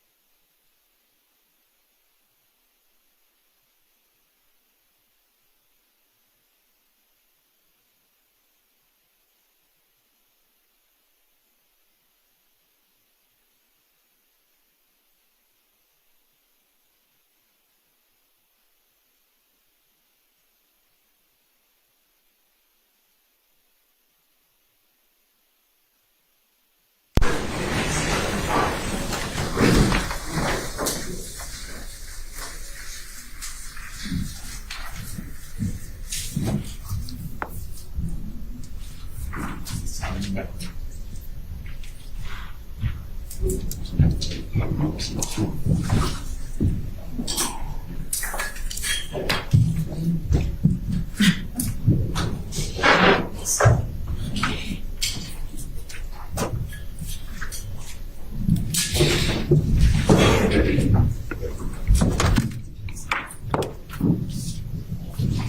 present, count Thank you.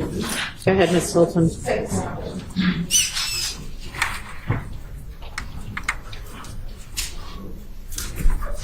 Mr. Copeland. Mr. Copeland, after the video was released, did anyone from the state come and visit you after that October 2021 interview was released? No, not that I remember. On cross-examination, you were asked by Mr. Steele about the murder warrants that were taken out regarding the Donovan Thomas murder. Do you remember that? Yes. Okay. And do you remember telling Mr. Steele that you never saw the warrants, but you were told about the warrants by your then attorney back in 20? My lawyer came to the jail and told me I was child murder. Okay. And do you remember when your attorney came and spoke with you? I was in the feds. Okay. Were you ever brought to Fulton County Jail for those warrants? I was in the feds. Okay. Were you ever arrested on those warrants? I was in the feds. Were those warrants dismissed against you? That's what I was told. Okay. And is it fair to say that you have not or were not indicted for the murder of Donovan Thomas Jr.? Is that fair to say? I don't understand you. Were you ever charged with the murder, like formally charged with the murder of Donovan Thomas? Well, my lawyer came to the jail and told me I've been charged with murder. Okay. And did your lawyer also tell you that the case was dismissed against you? Yeah, like at one point, I can't remember when. Okay. Were you still in the feds? I think so. All right. Now, last week, Mr. Shard asked you about the false statement arrest warrants that were taken out by the Fulton County Sheriff's Department. Do you remember him asking you about that? Yes. Okay. And it wasn't until last week that you found out that those charges were dismissed against you, correct? When he told me, that's when I knew. That's when I first time hearing about it. Okay. Now, do you remember him showing you a document?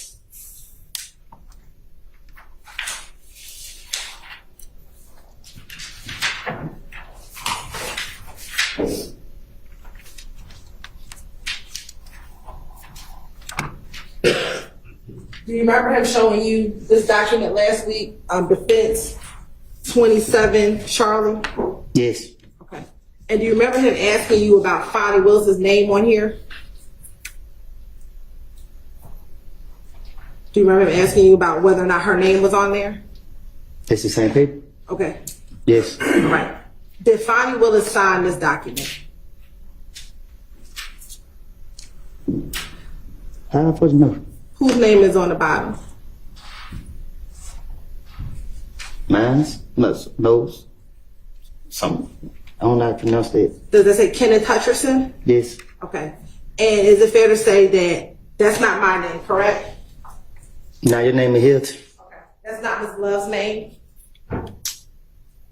You just said the name. Is it fair to say that no one over here talked to you about that case prior to last week when you learned about it, correct? I don't get what you're asking me. We did not, did anyone from this prosecution team here dismiss this case in exchange for your testimony? My first time hearing about this case. Sustained.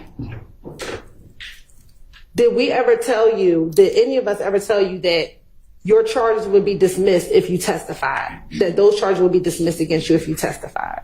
All right, the same objection. There's no alternate witness now. The same objection as before. She's just overruled. Did anyone talk to you about those dismissal of those charges in exchange for your testimony? I didn't know nothing about charges till he told me about it.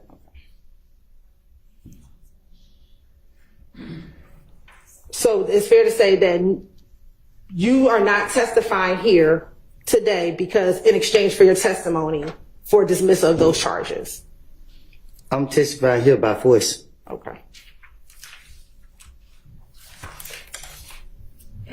Now, on cross last week, you were asked by Mr. Steele, excuse me, let me ask you this. Do you remember Mr. Steele showing you a number of video clips last week from your from your interviews from June of 2015? Yes.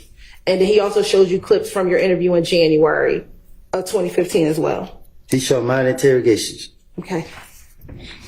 And do you recall being asked by Mr. Steele on cross whether the district attorney or the police or anybody ever came back to tell you or confirm with you things that you said? Do you remember him asking you a lot? I don't get what you're saying. Sure.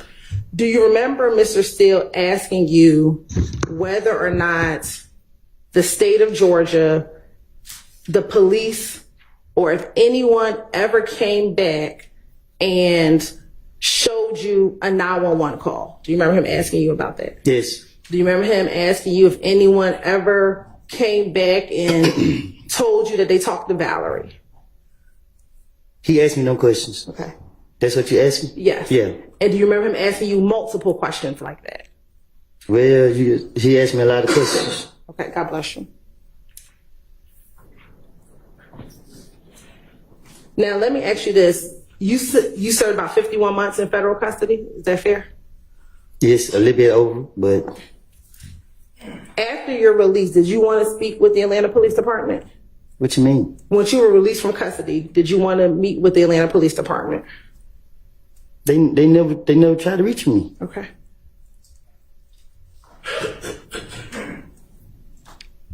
Did anyone from the state, the police, or anyone ever tell you that they found shell casings on a side street on January 6, 2015?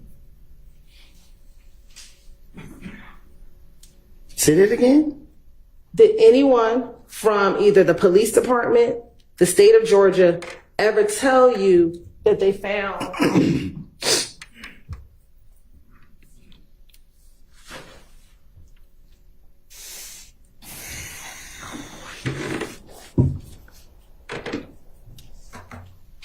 You're done with the obvious hearsay. I'm gonna strike that question around. Okay. Did anyone ever come from the state of Georgia, from the police? Did anyone ever tell you about the Hertz rental car records that you were shown a few weeks ago?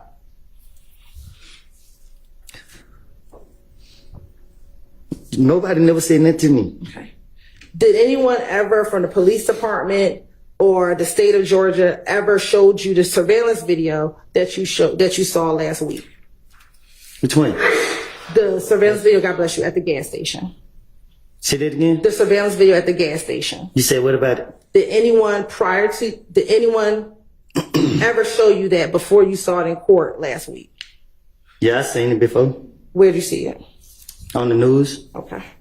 Did you ever come into the police department to see it at all? I never, no. Okay.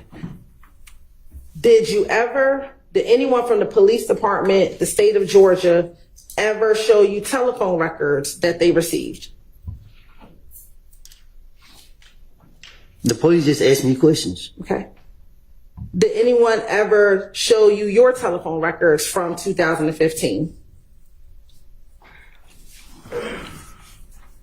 No. Did anyone from the state of Georgia ever show you cell phone records from NARD that they may have received? Which night? Demise McMullen. You say that again? Did anyone ever show you any phone records from Demise McMullen, also known as NARD, that they may have received? What you mean? With me and him talking? Did anyone ever show you any telephone records, period, that came from NARD? Y'all can't, because none of them got my number. I don't know nothing about what you're talking about. I'm just asking, did anyone ever show you any telephone records? No. Did anyone ever show you any telephone records from Duwop's phone? Nobody never showed me no telephone, nothing. Did anyone ever play any calls from jail with Duke and Javorce Bradford or Tuda? How am I supposed to know? Did anyone ever play that for you? Oh, no. Did anyone ever show you telephone records from OG Bentley? No. Did anyone ever show you any phone records from Thug? From who? Thug. No. Did anyone ever play any phone calls from Shannon Stillwell for you? You showed me. I showed you I played for you a telephone call with Shannon. The visitation. Not the visitation, a phone call. Did anyone ever play for you a jail call with a phone call with Shannon? No. Okay. Just because you didn't see these things, does that mean that these things do not exist? Huh? Just because you never saw these things doesn't mean that it does not exist. How am I supposed to know? Okay.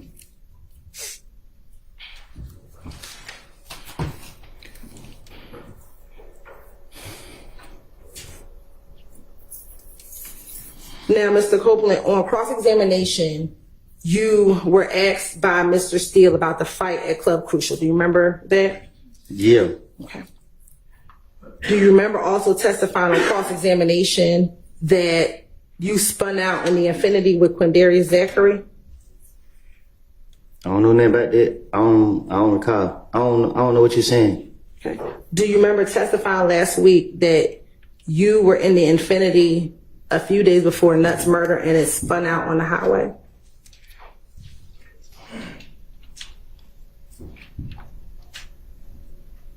What you asking me? Your Honor, I object to the number of the question. It's apparently you're not the only one that objects to it. Mr. Copeland does not understand what you're trying to ask him. Rephrase the question. Sure. Last week, do you remember being asked by either Mr. Steele or Mr. Shard about the Infinity spinning out on the highway a few days before Nuts' murder? Object to a few days before, Your Honor. Why don't you just try to ask it maybe in pieces? Do you remember last week being asked about the Infinity spinning out on the highway? Mm-hmm. Yes. Okay. And did that spin out happen right before Nuts' murder?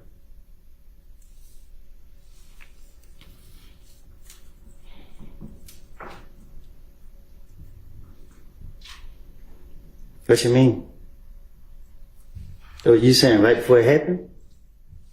Do you remember telling last week during cross-examination? I remember saying that. I read the card and I gave it the threat. All right. And then you also remember you gave Threat the car at the studio the night before Nuts' murder, correct?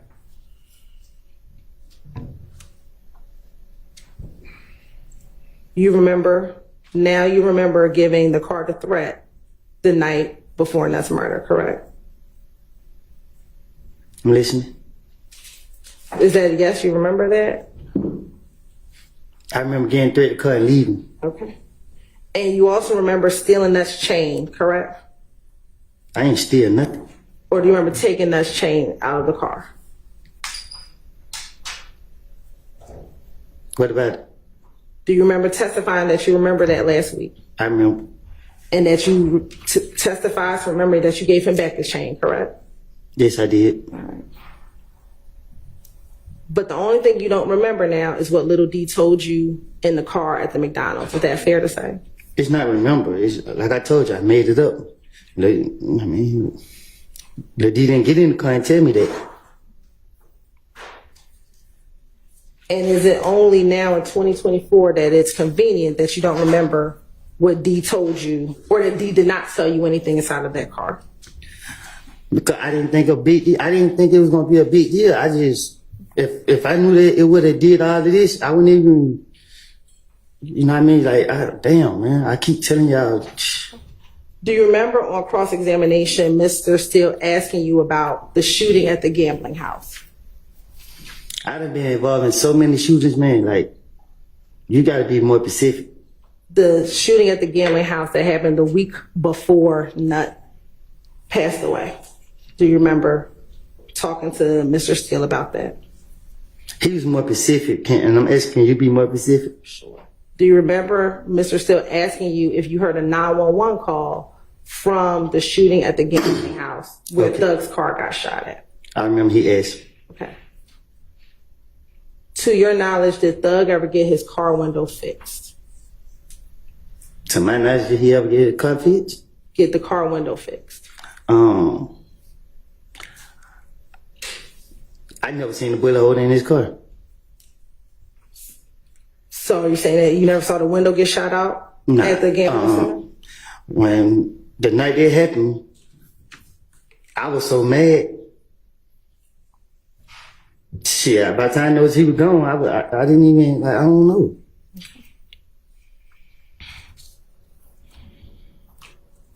Now, do you remember last week on Cross that Mr. Steele showed you the surveillance video from the Texaco gas station? Yes. And do you remember him asking you whether or not you saw Thug get out the car? I'm listening. Do you remember him asking you that? Yes. Okay. And do you remember, I believe Mr. Shard also asking you if you saw Shannon get out the vehicle? Do you remember? Yeah, I remember them asking. Okay. First, let me ask you, did you or Thug get the car window tinted on the Infiniti after you rented it from the Hertz rental facility? I don't know what you're talking about. So you don't know if you got it tinted? I don't even think the car had tinted windows on it. I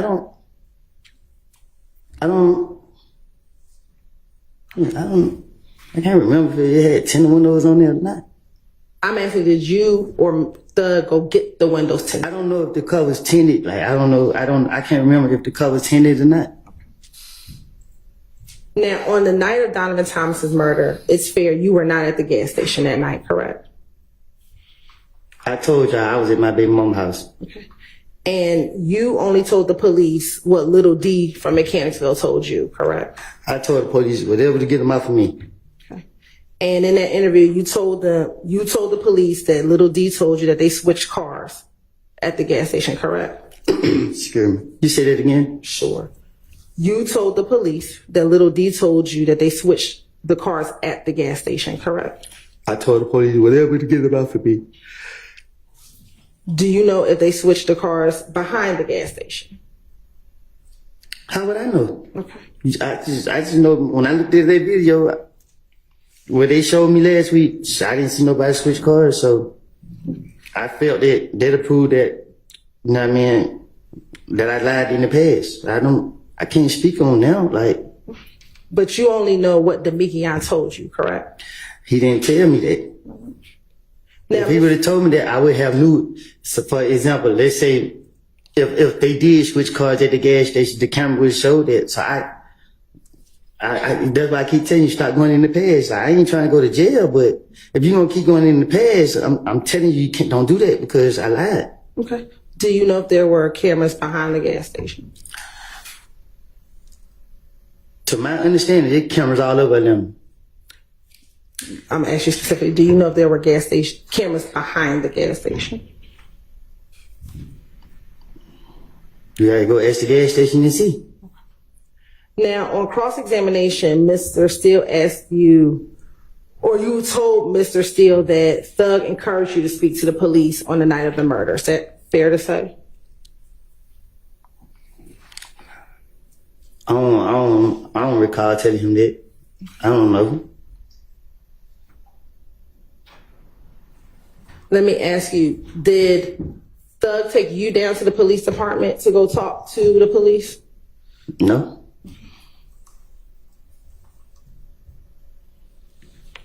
On the same night of Donovan Thomas's murder, your family's house was targeted, correct?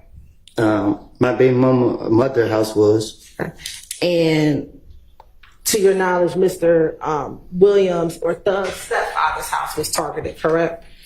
To my knowledge, I don't know. I don't have a clue. Still to this day, I don't know.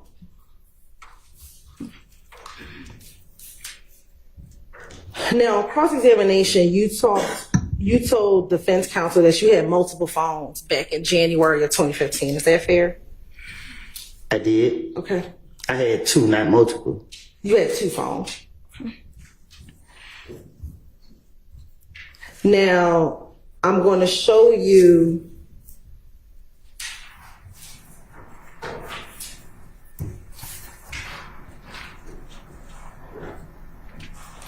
a screenshot of Stacey Exhibit 378 Yankee Alpha.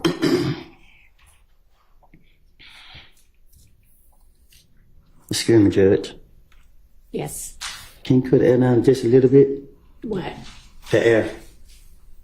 As in hotter or colder? It's freezing. Thank you so much.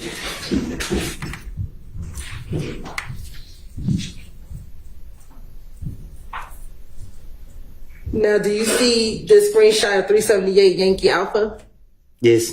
And is that a phone in your hand? Yes.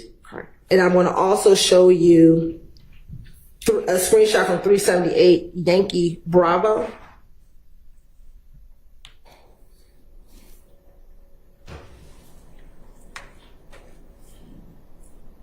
And do you have a cell phone in that picture as well?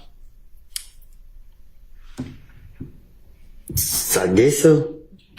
Now, when you said you had 2 phones, did you have one phone that was your primary phone? Can you be more, what you mean?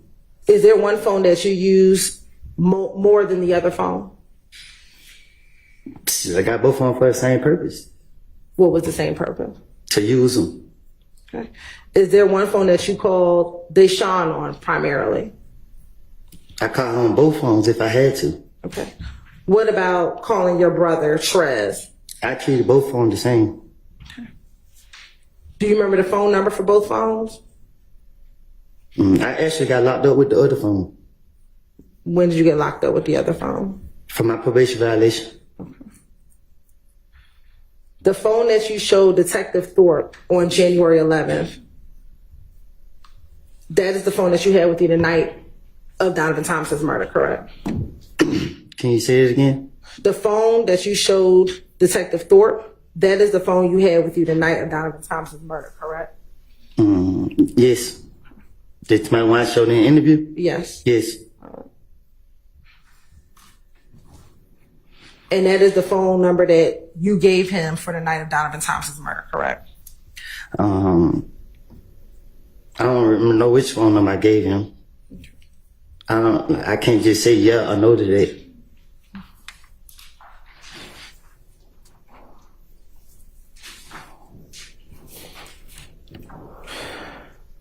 Now, do you remember we talked about this earlier, Mr. Steele playing for you a jail call from December of 2022.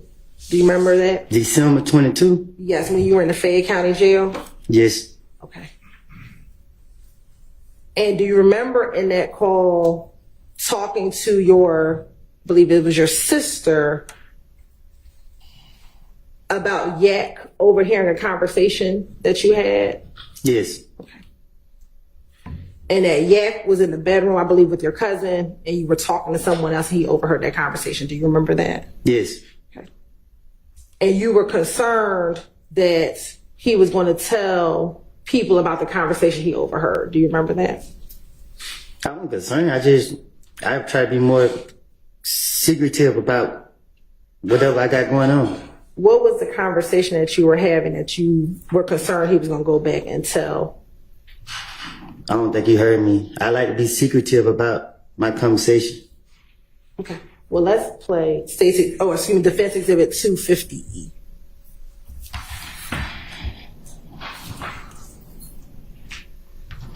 And we're going to only play from 425 to 559.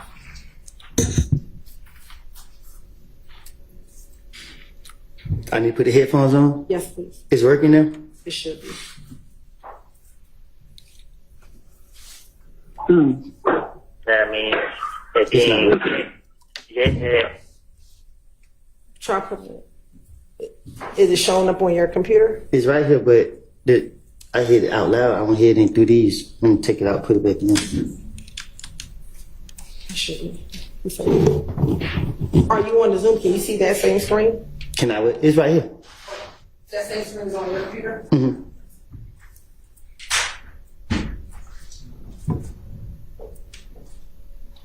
Overheard me and somebody else having a conversation.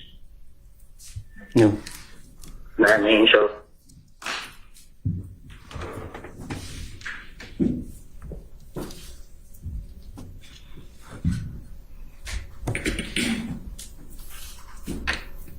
Hello, this is a prepaid. Last week, it seemed to just take it a minute before it would play on there. And also, where are the good headphones that were around a few weeks ago? Anybody know? We were still looking for them, Your Honor. I think it got carted away with the other. I think so too, but Yeah. that might help also. We are trying to find those because. All right. As well.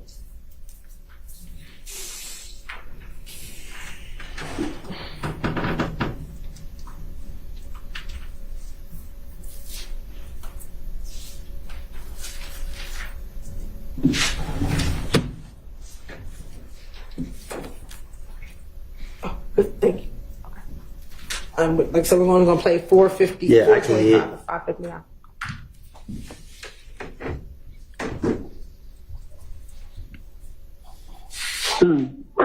I mean, and then Jet had overheard me and somebody else having a conversation. Know what I mean? So he was in his sister's house. Yeah. Yeah, this nigga was late. No, sister house, cousin. Oh, whoa. This nigga was laid up in her bed, and I was in the living room. I was in the living room telling nigga. I was telling my partner, like, man, look, man, these fuck niggas got, this man third. I'm telling him what's going on. Like, these fuck niggas playing on me. You feel me? Mm-hmm. So while I'm telling him that he's playing on me, this nigga hit the whole conversation from out the room. Mm-hmm. So when I see him, my mouth dropped. I'm like, wait, what? You feel me? Like, so when he heard the whole conversation, I'm just like, shit, fuck it. You know what I mean? 'Cause I already know he could go back and let them niggas know it's him. Mm-hmm. He tried to tell me that what I was talking about, I was wrong. I ain't know what I was talking about. I'm like, yeah, I do know what I'm talking about. Yeah. I ain't stupid. That's it, crazy. As a girl, I said, they get crazy as hell. Y'all need to put them up for my bitch. Then after that, then what's his name went trying to post on his Instagram page and try to come back around. Man, come back around, y'all niggas. I knew y'all got saying. Come on, man, y'all niggas crazy here thinking I'm stupid. Now, Mr. Copeland,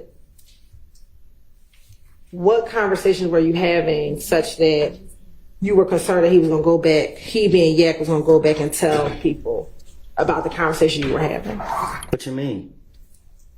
What were you talking about to your friend that he overheard that you were concerned they were going to go back and tell? I plan on doing something to somebody. That's what I said.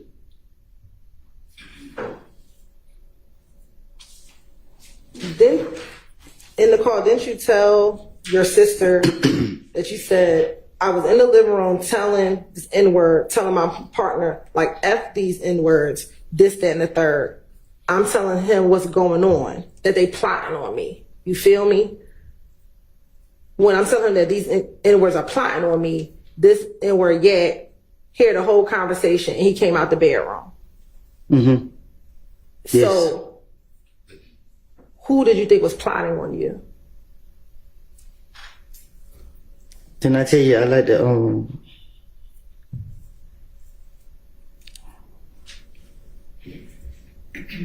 I think they was planning on me.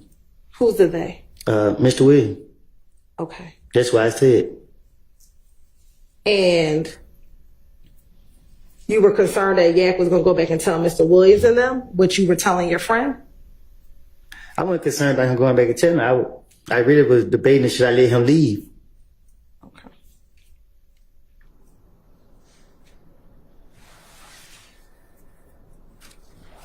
Did you tell Yak, I already know that you fixing to go back and tell them what happened? And he tried to tell you, I'm not going to do that. Me and my friend was looking at each other, trying to debate on what we had going on right then and there. And it's safe to say that you didn't do anything. Yak left the room, correct? Yes.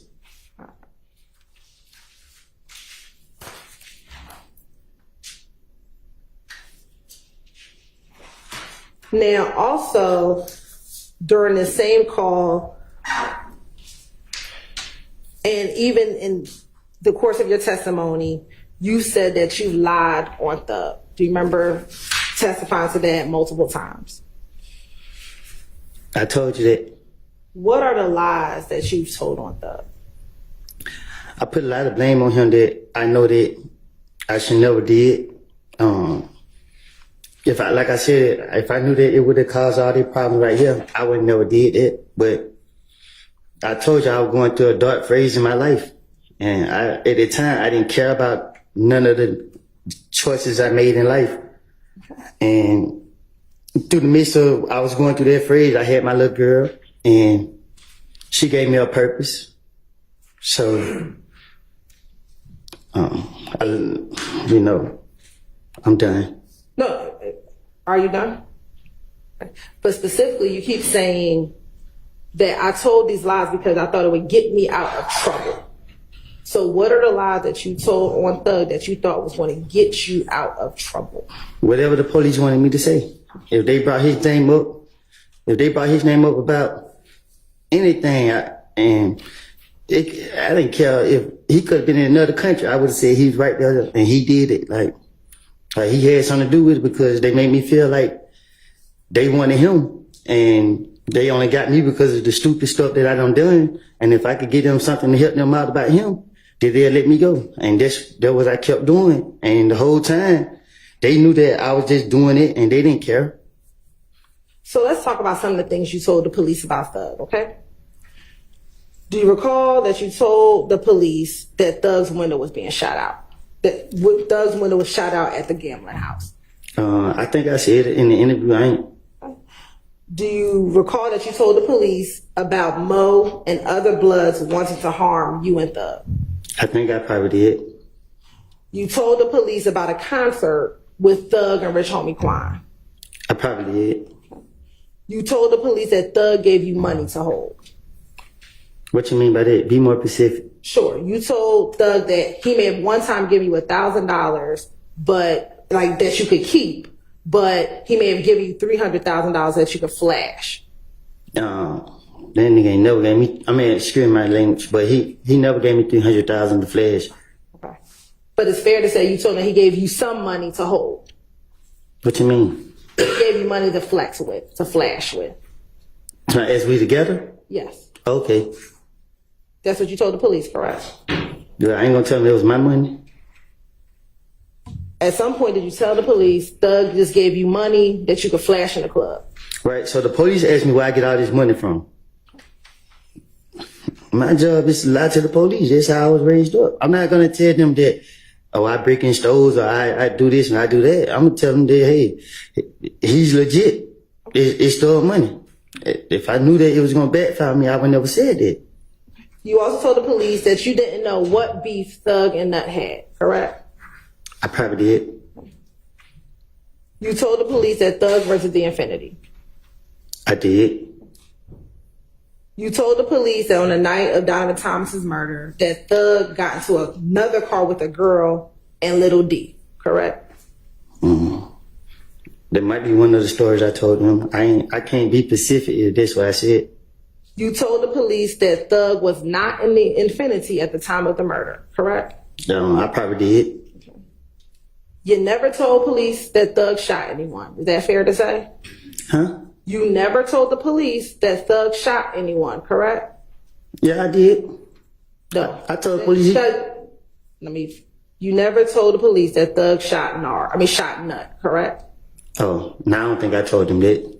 You never told the police that Thug was driving the Infiniti at the time of Nut's murder, correct? I didn't tell them that either.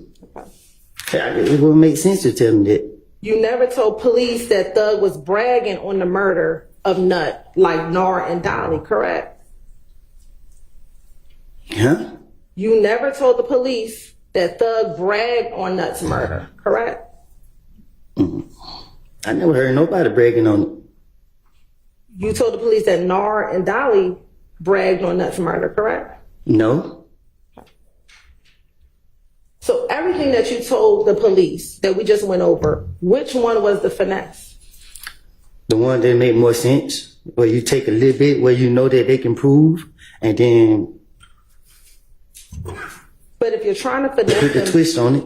okay, if you're trying to finesse them to get out of jail, why not say Thug was bragging about the murder? When I say he brag about the murder, what you mean? Why wouldn't that be believable? Who brags about the murder? Okay. Why wouldn't you say that Thug was driving the Infiniti at the time of the murder? He rented it. Because I'm talking to Gaither and Dennis. Like I've been dealing with them for a long time. I know they're a long way from stupid. Right, but that's believable. He rented the car, so why not tell them then? Objection, Your Honor. That's testimony on behalf of her founder. Rephrase your question. Sure. If you're trying to finesse the police, why not tell them that Thug was driving the car? Because think about this. This man, the multi-millionaire superstar. If I go in the police station and be like, yeah, Thug was a getaway driver in the killing of a Nut, they gonna look at me like I'm stupid. But he rented the car, didn't he? And why would you rent a car to commit a murder in? But you told the police that he rented the car, correct? But there's something I know that they can prove. All right. They can prove that he rented the car. But I don't know if it was this car that was used in the murder. Why not, if you were just trying to finesse the police and you didn't care if they were going to verify what you said, why not make up the beef that Thug and Nut had? Because you got to get this. You got to, like I said, you got to get the facts together. You got to get stuff where you know they can go back and see. Like, for instance, okay, they jumped on me in the club. Everybody know they jumped on me in the club. So I can say, hey, they punched me in my face. That happened. Then I can say, oh, okay, something that didn't happen. They can't prove that this ain't happened or they did happen. Right. And you wanted to tell them things that they could verify, correct? Can you say that again? And you wanted to make sure you told the police things that they could verify, correct? I'm trying to make the police believe that I can help them. And if they let me go, that's what I'm willing to do. So every time, let's say the time they didn't let me go, you see, I never came back and helped them. When I told them I'd get them their gun back, what they had to bring a SWAT team to get me. So anytime they let me go, they knew I wasn't coming back. Okay. On cross-examination, you talked about a meeting that you had with your lawyer and the U.S. attorneys back in 2015. Do you remember telling Mr. I believe Steele about a meeting that you had with your lawyer and the U.S. attorneys back in 2015 or sometime during that period? Yes. Okay. And do you remember telling Mr. Steele that there were some APD officers present when you were going to have that meeting with your lawyer and the U.S. attorneys? Yes. What APD officers were there? Gaither and Dennis. And it was another lady, but I don't know her name. And it was the ATF agent. It was everybody who was in the interrogation room. You mean interrogation room in that June interview? When they locked me up. Okay. Do you remember how long you were in the feds before you were going to have that meeting? It was like probably the first couple months because I found my lawyer right out the rip. And why did you fire your lawyer? Because he worked with the state. He was trying to work with the police.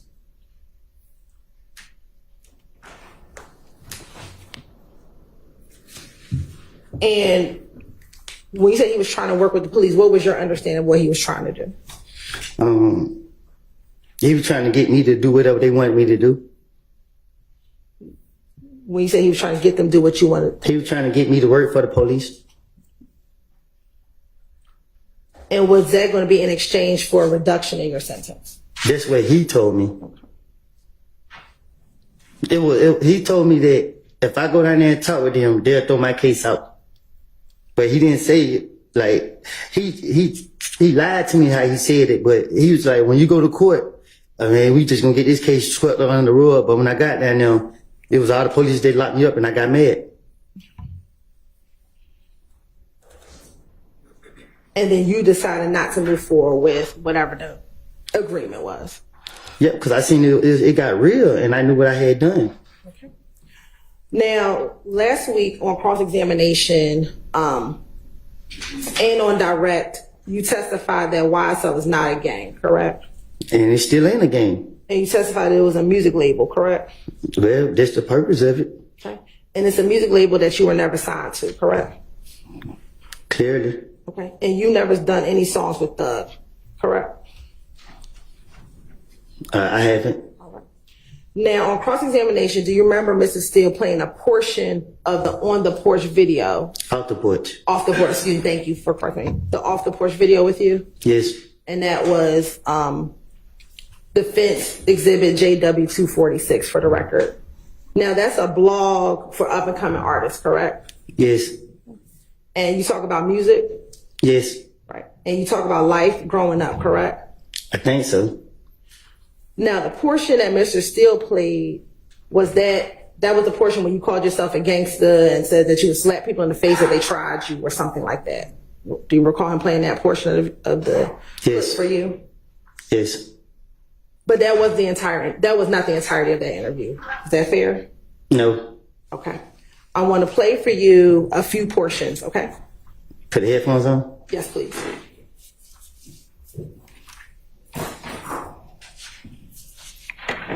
I'm going to first start playing Defense Exhibit JW246, starting at 00 and ending at 007.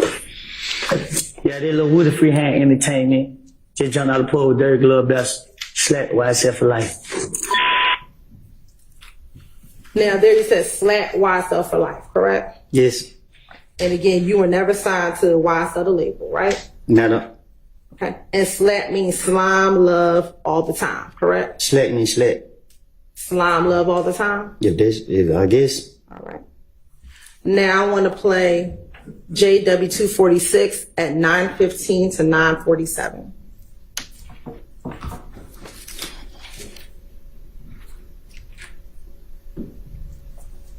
Yeah.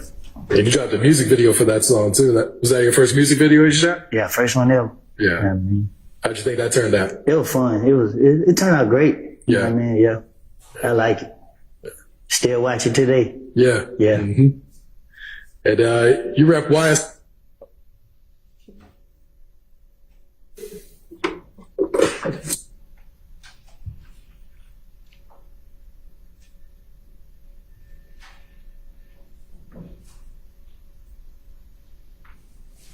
And you dropped a music video for that song too. Was that your first music video you shot? Yeah, first one ever. Yeah. How'd you think that turned out? It was fun. It turned out great. You know what I mean? Yeah. I like it. Still watch it today. Yeah. Yeah. Mm-hmm. And you rep YSL a lot in your music. Gang. How far back does your relationship with them go? Yeah. Still. When you said rep, he asked you if you rep YSL in your music. You said gang, correct? No, I said game. Why would you say game? Game, like I wanted to be a part of YSL. I wanted, like, on the papers, I wanted to be a YSL artist. This interview was done in 2020, correct? One of them years. Okay. Is it fair to say this is after you got out the feds, correct? Yes. All right. And at this point, you had known Thug for a number of years, correct? Mm-hmm. Yes. And it was fair to say at some point in time y'all were friends. Yes. Okay. And even at this point, you still were not signed to YSL the label, correct? But me and him spoken about it. Okay. And he just told me I had to convince him that this is what I really wanted to do. And you still aren't signed to the label, correct? I had went back to jail. All right. I'm going to play the last section, which is 2010 to 2040.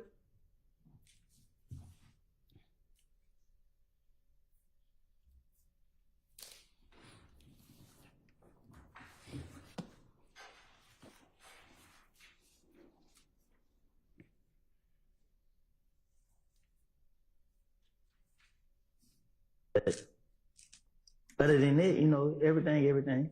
Yeah. Yeah. That's what's up. All right. Any last words or shout outs before we get you out of here? Shit, shout out to the game. YSL for life. You know what I mean? Shout out my nigga Munt, Ralph, Threat. You know what I mean? For the ops.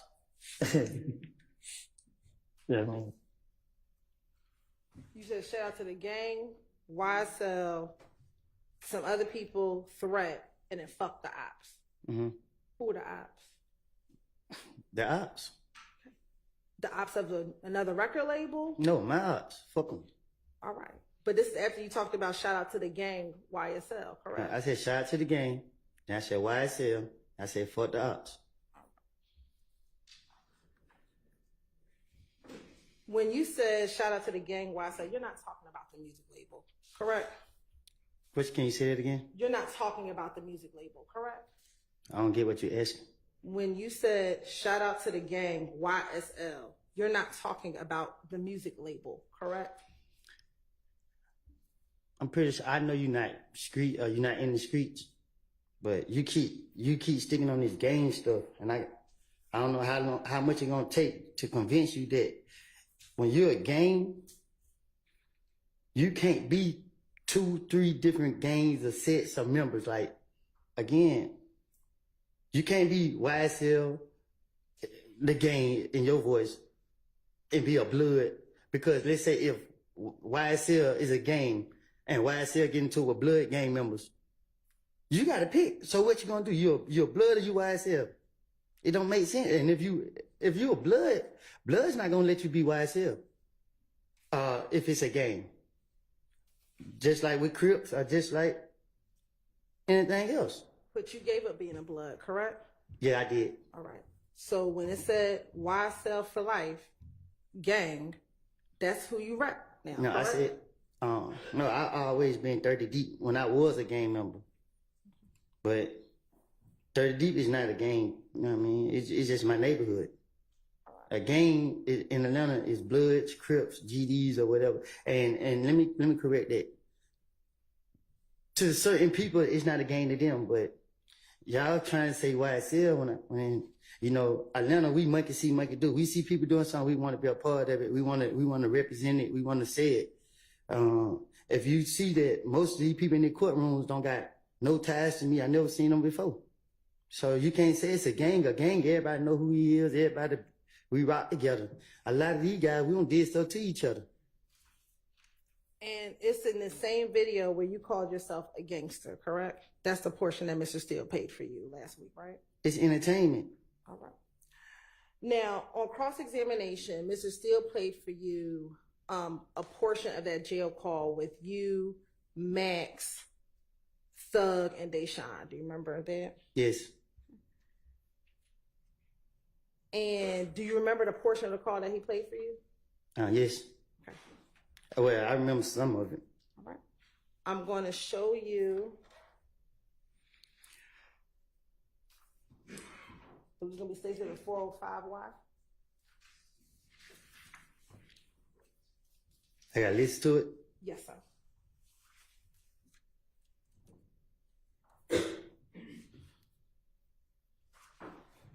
All right, I'd like to go through a jail call that the state played for you, Ms. Hilton played for you earlier. This week, it's, Your Honor, it's already in evidence. It's State's Exhibit number 295Y. And specifically, Your Honor, starts at 128. And just to orient the jurors, this should be the 13th day of June of 2015. So 13th day of June 2015.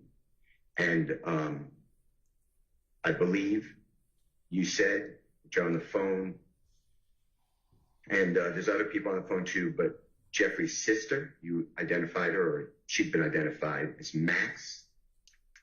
And then Jeffrey in the background, maybe his voice on the phone. It's on the call. I'd like to just play that short snippet, okay?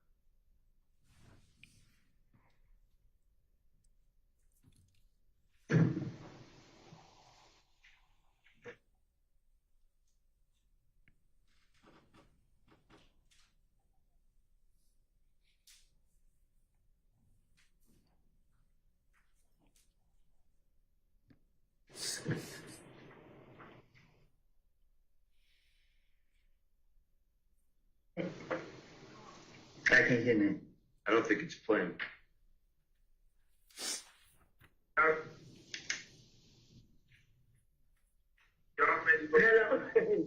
You waiting. Actually, Woody. What's up, Woody? Yeah. Lil John, yeah, he got fun. Don, Dijon. Yeah. How much the money? 15,000. But I go to a bar and kind of buy something about 15. You found the button too? I'm on lockdown, so they let me out one time a day. But my brother there did. Dijon when he hang up, click on call his brother and so his brother so he get his money. Is your brother? No, I'm saying call his brother on Saturday. Yeah, Dijon, where you at? I'm at home. You don't got no ride? I can get your brother friend. Meet me on University. On University where? That gas station you already. You know what I gas station at Chevron. Meet me at Chevron. Hey, man. Okay. Yeah. You ain't right, man. What did D do? I'm gonna take some money, man. D told what I did. You come out rock. Yeah. So, you told on Roscoe too. You say don't fucking play, bro. You told on Roscoe. You told on Roscoe, just call me Roscoe ain't no fucking good. You don't give a fuck. Roscoe ain't free. Hey, D come up and come meet you so you get your money. Go pay with bond so you can get out, bro. And when you get out with it, I can have him talk to you. I really feel some type of way. I'm gonna talk to you about it so you get out. Man, listen, man, I'm tired of this shit. I ain't playing with you. I ain't fucking playing with you either. God's first birthday on the way. What's wrong with you? Yeah. I appreciate it. Tell you, but I love. He hear you? You gotta get this motherfucker mind. He said you gotta get your mind together, bro. Like you been sick. Man, bro, I've been left out there. I ain't had nobody, bro. I just feel like nigga left me out there. I ain't did shit. You ain't never out there alone. You just want to be out there president. Bro, we ain't fucked up no more. You ain't got to be out there for Kenneth. Shit, I had no choice. That way gonna get you time.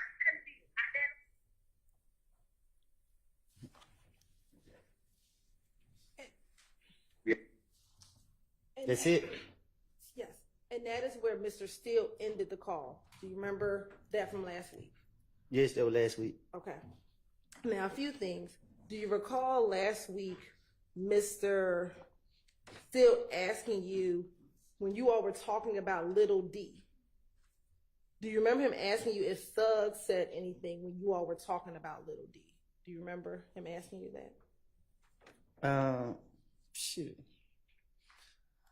I don't know when I brought the D name up. Okay. Do you remember Mr. Steele asking you, though, specifically, if you heard Thug say anything when you mentioned Little D on that phone call? I don't get what you're asking me. Sure. Last week, after Mr. Steele played that call for you, Yes. do you remember him asking you some questions after he played that call for you? Yes. And do you remember him asking you whether or not Thug said anything after you talked about Little D in the jail call? Yes. Okay. And do you remember your response being, no, Thug did not say anything? He didn't. I didn't hear him say anything. Is that not Thug who says, Little D, that pussy ass told? Oh, you gotta play it again. I didn't hear that.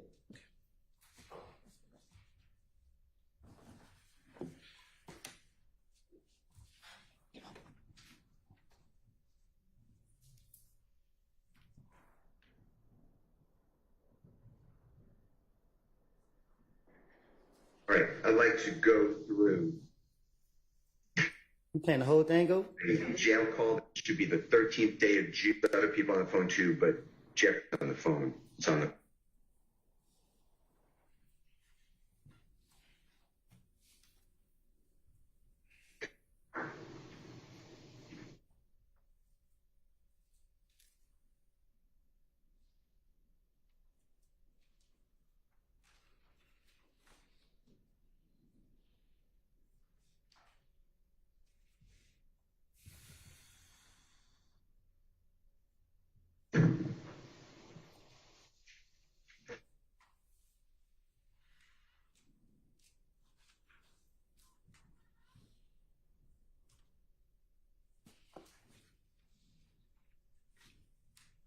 Can I speak?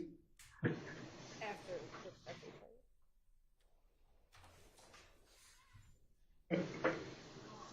I can't hear me. I don't think it's playing.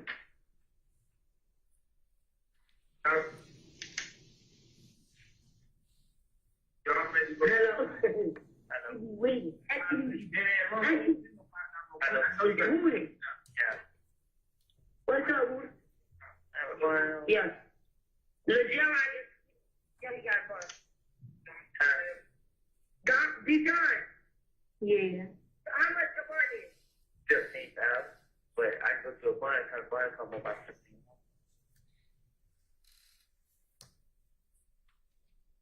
You found the button company? I'm on lockdown, so they don't let me out one time a day. But my brother there did. You just when he hang up, the police gonna call his brother and so his brother so he give you money. If your brother don't, no, I'm saying call his brother gonna sign it. Yeah, Dijon, where you at? I'm at home. You ain't got no ride? I could get your brother friend. Meet me on University. On University what? That gas station you already. You know what that gas station at Chevron. Meet me at Chevron. Hey, man. Okay. Yeah. Yeah, right. What did he do? I'm gonna say too much. These hoes, what that is? Well, You come out, rock with me? Yeah. You told him rock. Did you hear we said D told pussy ass? Probably, yeah, I heard it. Okay. Is that not Thug who said that? I can't say 100% if that was him or somebody else. I can't say, but I heard it. Okay. Now. But me going to jail was for a gun that he bought for me. So throughout the interviews, you'll see that they just be me breaking my mojo. I mean, Lil D name was never brought up for me to say he ain't right. That's proof of me lying, and I'm pointing it out to you. Were you saying that Little D wasn't right because you wanted him to claim the gun from the Dunbar Center? No, I was saying Lil D wasn't right because I'm trying to manipulate everybody. Okay. All right. Now, Mr. Steele, when he played the call for you, he ended the call, but that was before Max actually got off the phone. Is that correct? What you mean? When he stopped the call, that wasn't the entirety of when Max was on the phone with you, correct? He played the call. I listened to it. Okay. I want to play for you 378 Yankee Echo, and we're going to start at 348.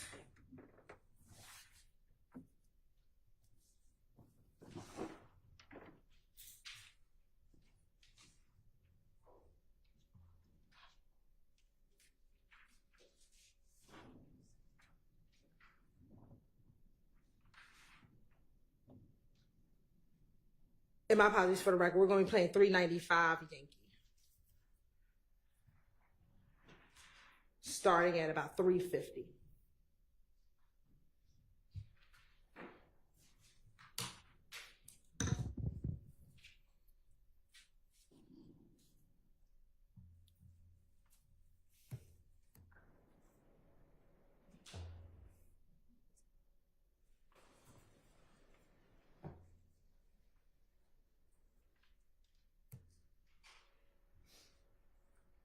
You ain't never out there alone. You just want to be out there in the churches and bro, we ain't fucked up no more. You ain't got to be hanging out there in Kennethville. Shit, I had no choice. That wasn't gonna get you time, Kennethville. Out there in them apartments. I keep telling you that. Yeah. And wait for that shit, bro. It be the, hey, you got to realize it be, yeah, swear to God, we killed nuts, so they gonna stay on you. Yeah. Smoke nuts. Hello? Stay away from that shit, bro. You just don't know it be your hood, bro. Your hood is scared of you, bro. That church in your hood is the main hood. Them the main people that want to have you fucked up before anybody else on the street do. They what I'm telling you, so they scared of you. I already know. You gotta stay away from that shit. You got a little girl now. I've been telling you that shit, cause I really ain't gonna lie. I was just mad at your ass, bro. On my money, You how you getting the phone going out for me like I don't did something wrong, bro. Yeah. Call Mac. Motherfucker. Man, you know Valerie told me that. But I'm saying you listen big bad. They call my phone 20 times, bro. You know what I'm telling you? They all just call my phone 20 times. No call ID, then we get right in the car. You walk past me like you're a boss. Bitch, I got it on me, that fake ass weave in your head, hoe. I just drop your ass. And I got my pistol on me too, hoe. Don't try me, fuck wrong with you. I just told you don't be listening to this fat ass hoe. She wanna keep up drama, bro. Yeah. Come on, man. This hoe just told somebody look just on her house. Don't listen to her. You finished? Yes. So the portion that Mr. Steele did not play was when Max said, "Swear to God, we killed Nut." Correct? What you mean? I played for you the clip. I heard you. I don't get what your question is. The portion that was not played was when Max said, "Swear to God, we killed Nut." She said they swear to God we killed Nut. But if that's what you want her to say, then That's what the recording says. Swear to God. I'll rephrase, Your Honor. Sustained. Rephrase. In the interview, did you hear, "Swear to God, we killed Nut"? I mean, in the jail call, excuse me. I'm telling you what she said. I mean, I talk to her on a daily basis. I might not can't hear, but I can I can understand street talk slang, and she's saying what they saying in the streets. They swear to God we killed Nut. Did you hear the person in the background said, "We smoked Nut"? You gotta play it again. I didn't hear that. But I never heard of that. Okay. We'll play that. That's that portion for you. Thank you. I want to hear the whole thing.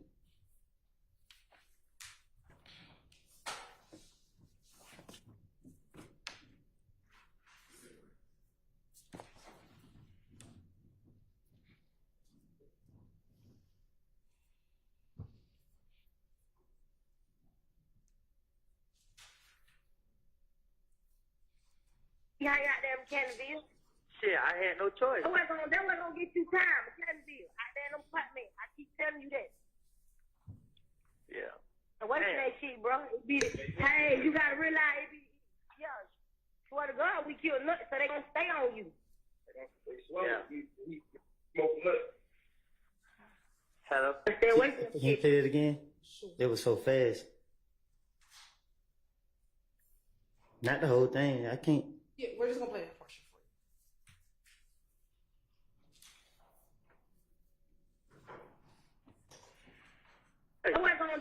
get you time. I'm telling you, out there in them apartment. I keep telling you that.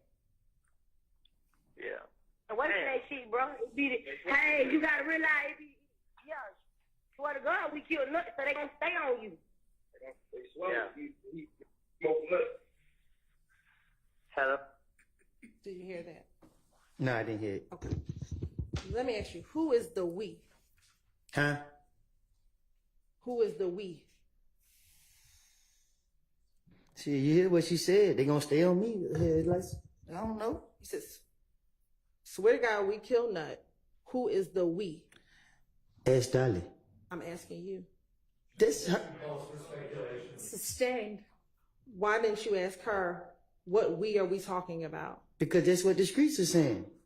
So who is the we? Objection calls for speculation. Sustained. You didn't ask, why didn't you get clarification as to who she was talking about? Because I heard it in the streets myself. Okay. So when you heard it in the streets, what did you hear in the streets? Sustained.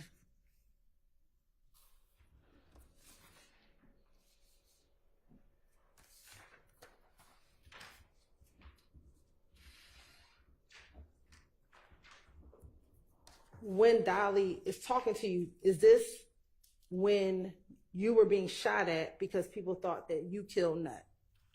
I don't get what you mean. Can you be more specific?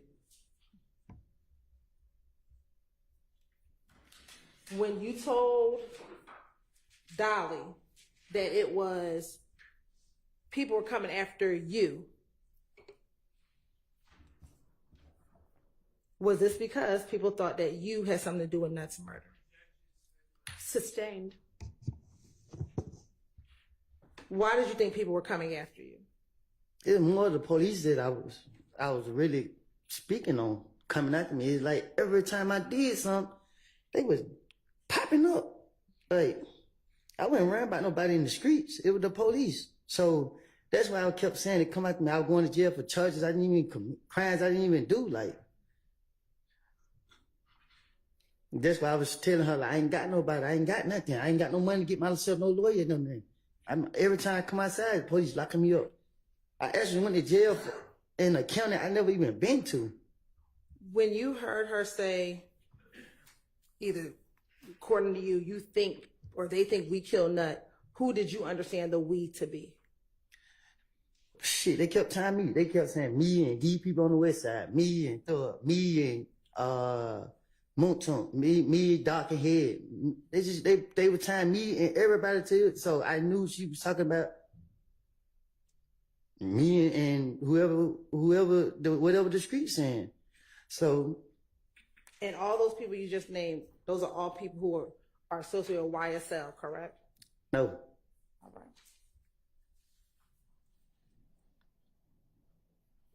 Now, only people that was associated with Thug and Moonton. That's not that was, you know, y'all try to put a part of this. now you talked about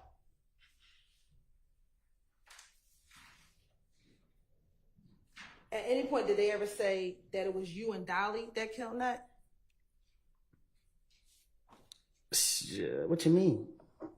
You said that they were saying it was me and Thug, me and Monto, me and this person.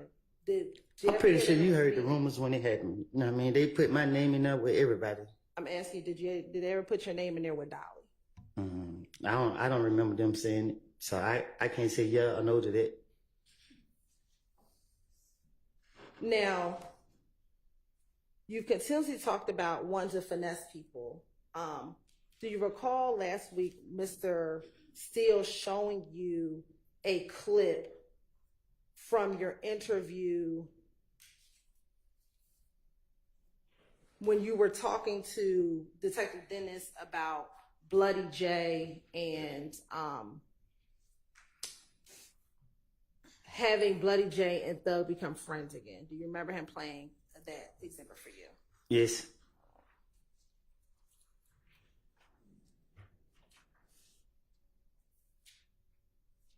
I'm going to play for you State's Exhibit 378, Yankee Echo at 10:40. Did the same way? No.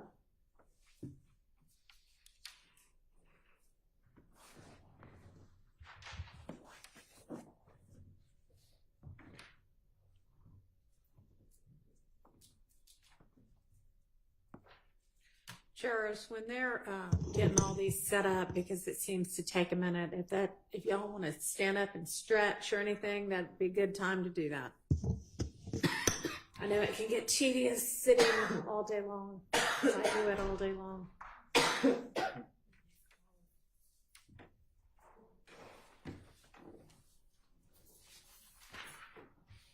Lawyers too.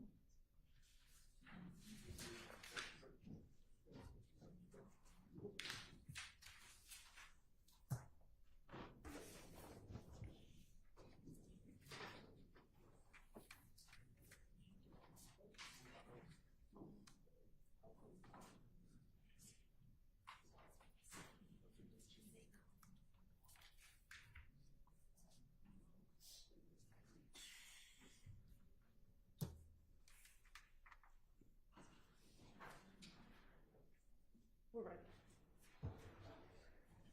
We're waiting on y'all, so when you're ready, go.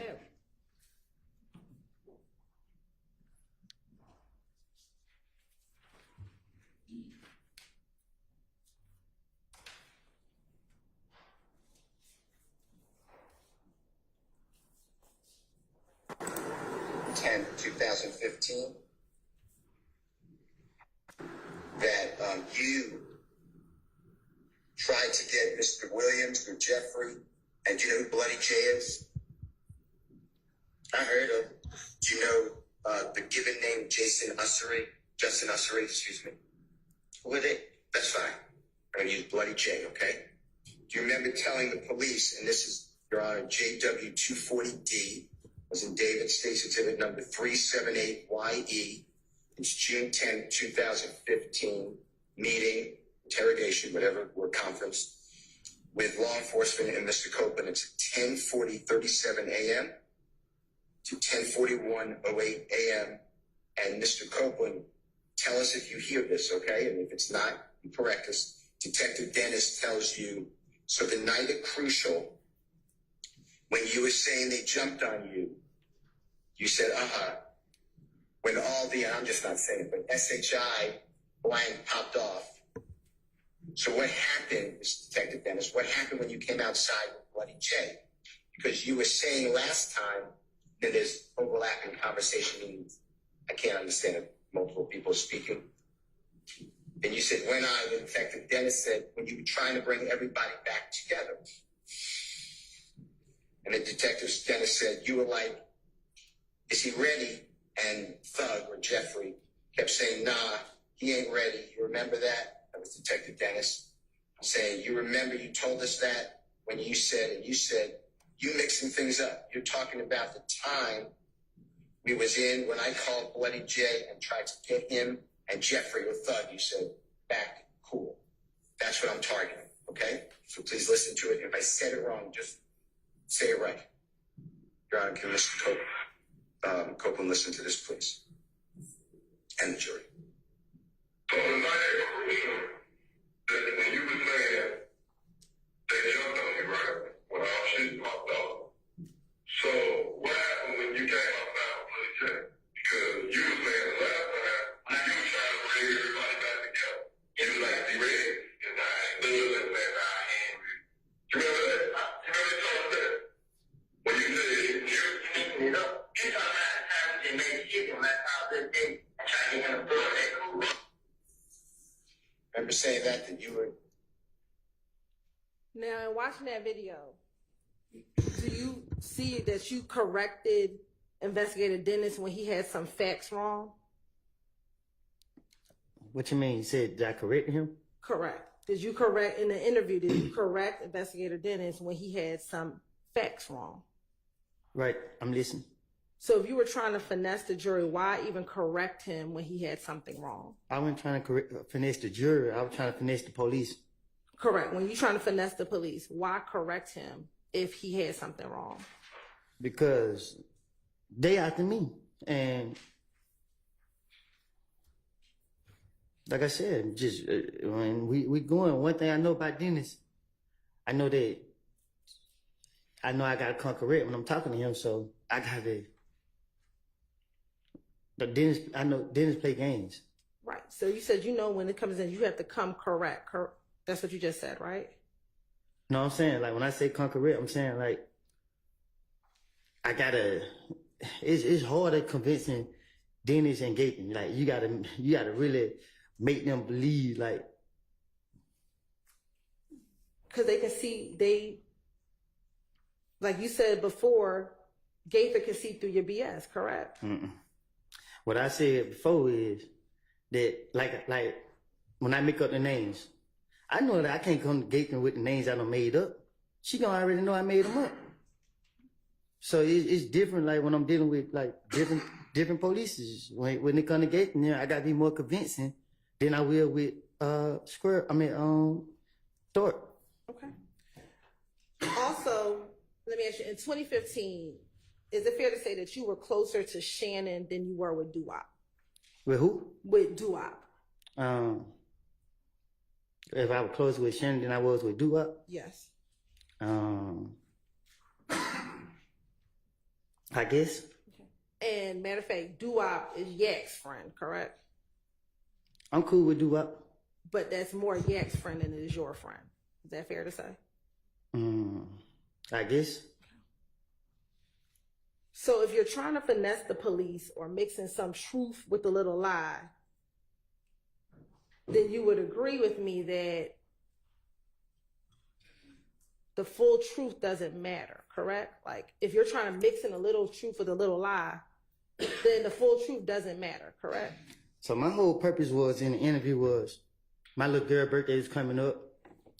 And every time they got me, they would ask me questions and they would laugh and act like they was believing the stuff I was saying. So when they got me on June 10th, I didn't want to go to jail. I'm not scared of jail. You feel me? I know how to adapt to my environment. It's just the timing of when they got me. And my whole purpose was if I could convince these people that I work with them and I help them out and do whatever I do to let me go. And that's what my intentions. Y'all keep dragging me in here like I got facts. You know what I mean? And I don't. I'm going to show you what's already been admitted at 67-378 Yankee Echo at 534-49. Do I listen to it or it's a picture or something? I'm going to show you and you're going to listen to it. Okay. Or I'm going to ask you if you can listen to it, please. Yak driving, Shannon with the AK, Nara with the pistol, and Doo-Wop with the pistol. Now, I don't think Doo-Wop had a pistol. Okay. All right. But you just know what seats, how everybody was sitting in the car. All you know is that Yak was driving. Yeah, I didn't know Yak. They said Yak was driving. And that's based on what Mikion told you. Yeah. Lil D. Okay. Did they say that to anybody else or just y'all little circle? And we're going to stop it at 535-18.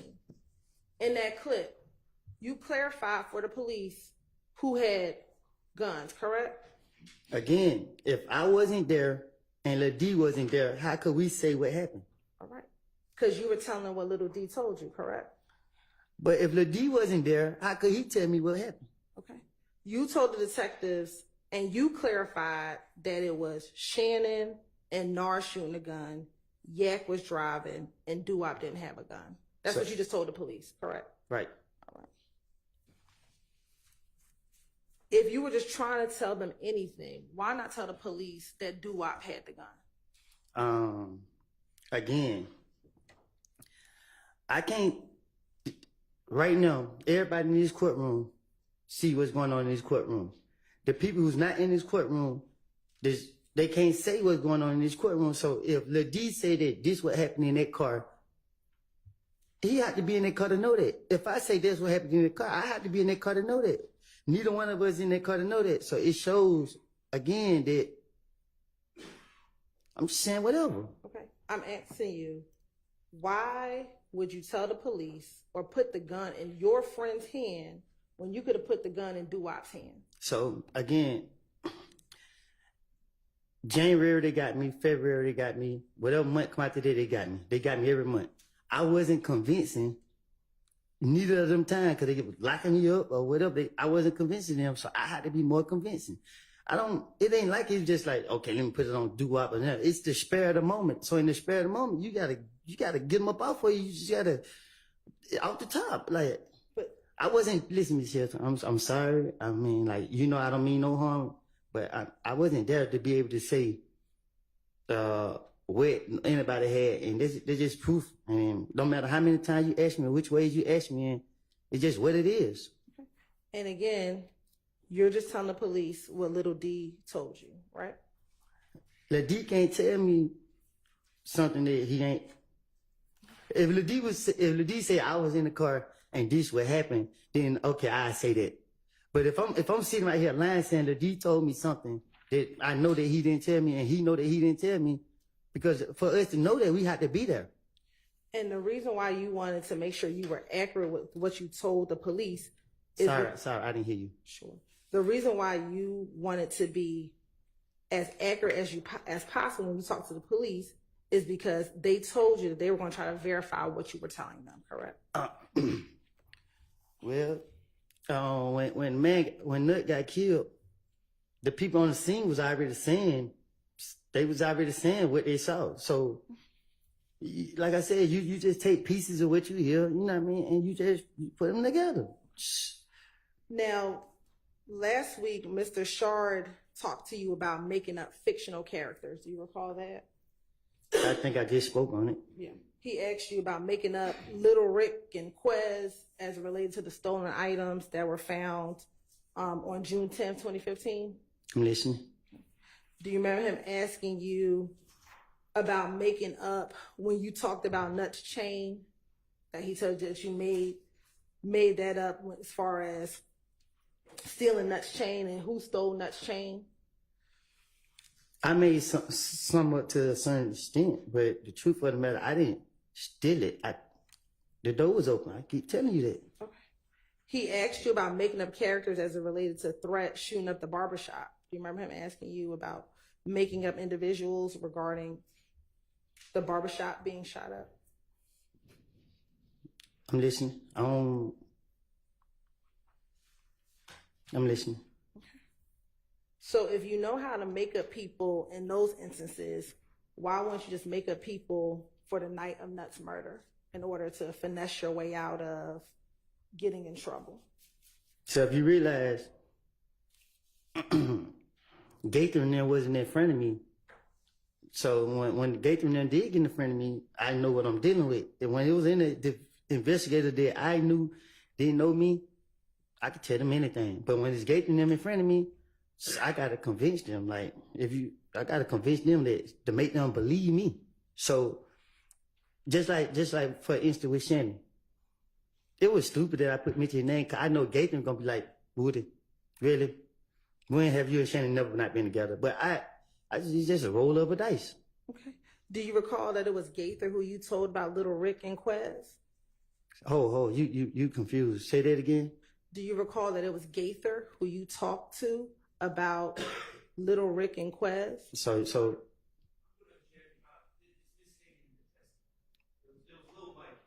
Oh, sorry.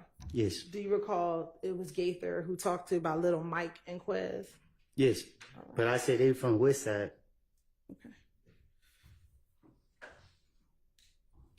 Ms. Hilton, how much longer do you think you anticipate on your redirect? Probably about 20 minutes, Sean. All right. Maybe about 25 minutes. Go ahead. Well, I'm sorry. I have 2 jail calls, so it's going to be a little bit longer. All right. Let's break for lunch. Y'all be back at 1:30, please.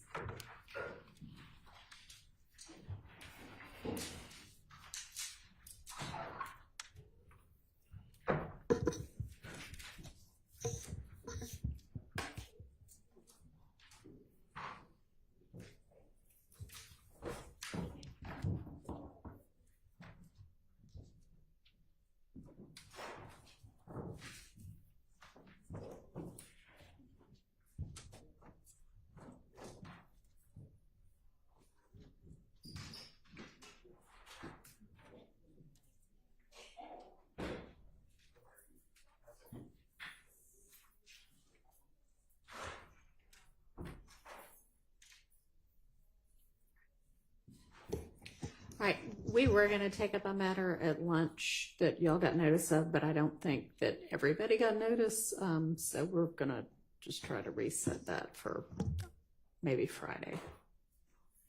All right, anything before we break for our lunch? Yes. Nothing else is related to case. I asked the court briefly with anybody who Okay.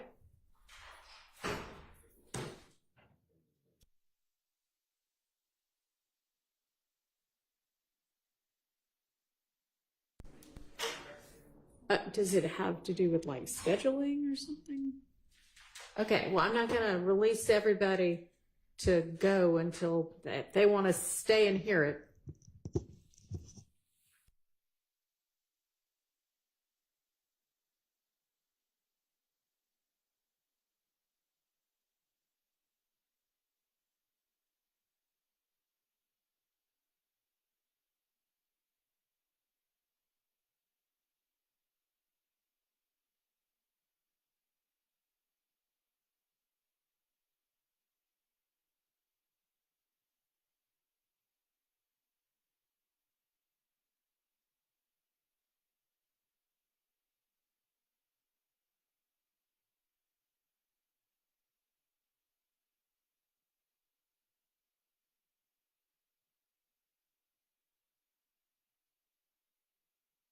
Speaking of things that have nothing to do with the case, but have something to do with scheduling, Mr. Harvey, I want to see on an entirely different matter if you might be available on one of your other cases that is before me on a day that we're not going to be in court on this case.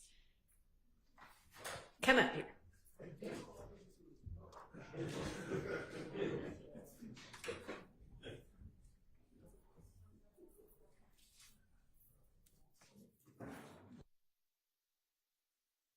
So we'll see everybody back at 1:30.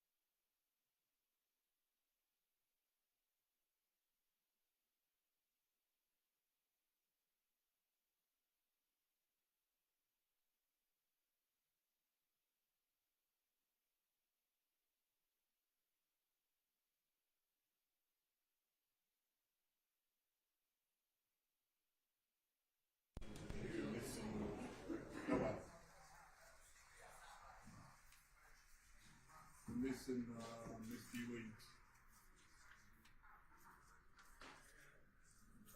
Oh, there she go.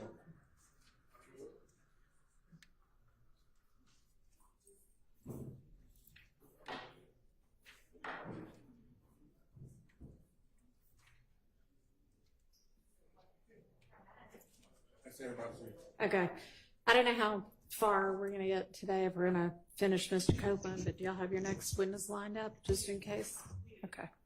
All right, let's get Mr. Copeland back in and get the jury. I suppose, because something moved it all. What does it say now?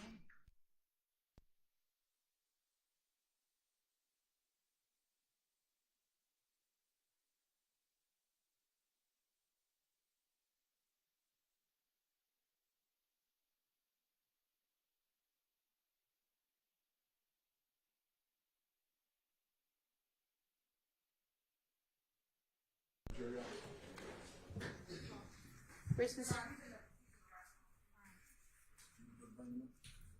Yeah, we can.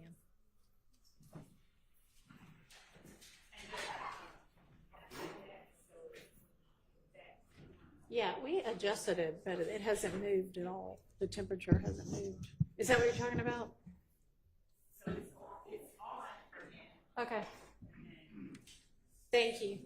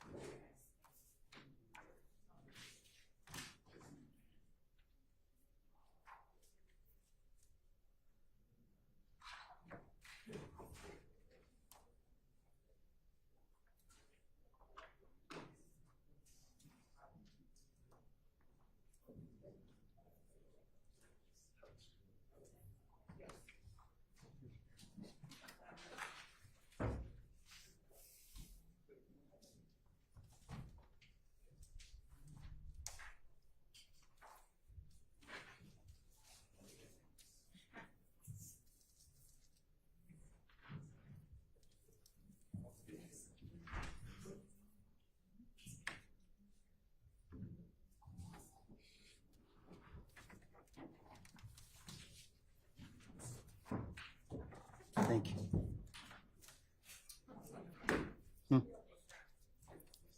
DAISHAWN.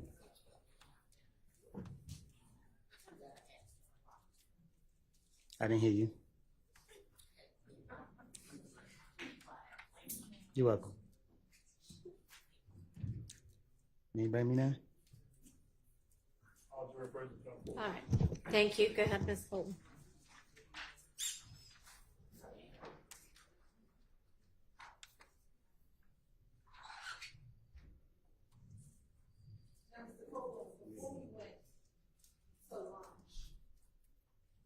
I believe you had testified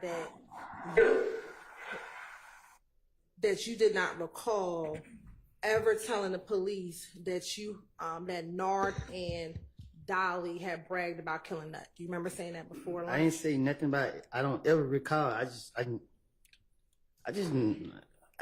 heard anybody bragging about killing him.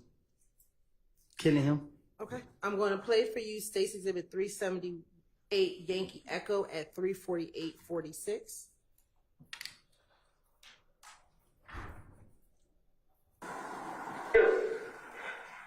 The dude telling me story, he's like, shit. But they talking about it, you know what I mean? But I ain't never heard Shan talk about it. I heard God talking loud about it. I mean, what is it? Like, man, fuck they did. You know what I mean? So I laughed. Then I heard doing the first time, she talking about a lot. You know what I mean? What she saying? She just that girl. Yeah. She just talking about it like, yeah, fuck they did. Something I take my brother. I mean, Did you hear when you told the police you heard Thug's sister talk about it and say, F that nigga. He something. He shouldn't play with my brother? No, I didn't hear. I didn't understand not one word out of that whole thing. You need to play it again? You can play it 10 times. I just can't understand. I can't make out the words.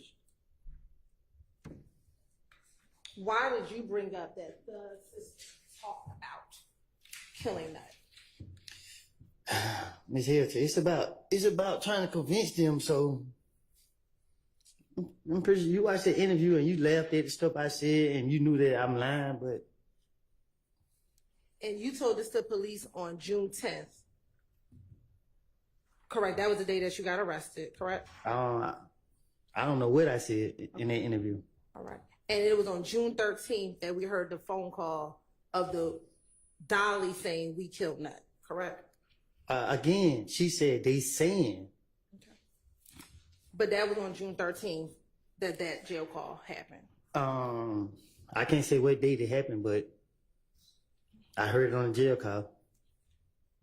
And it says that jail call was after your interview with Gaither and Dennis. You tell me. All right.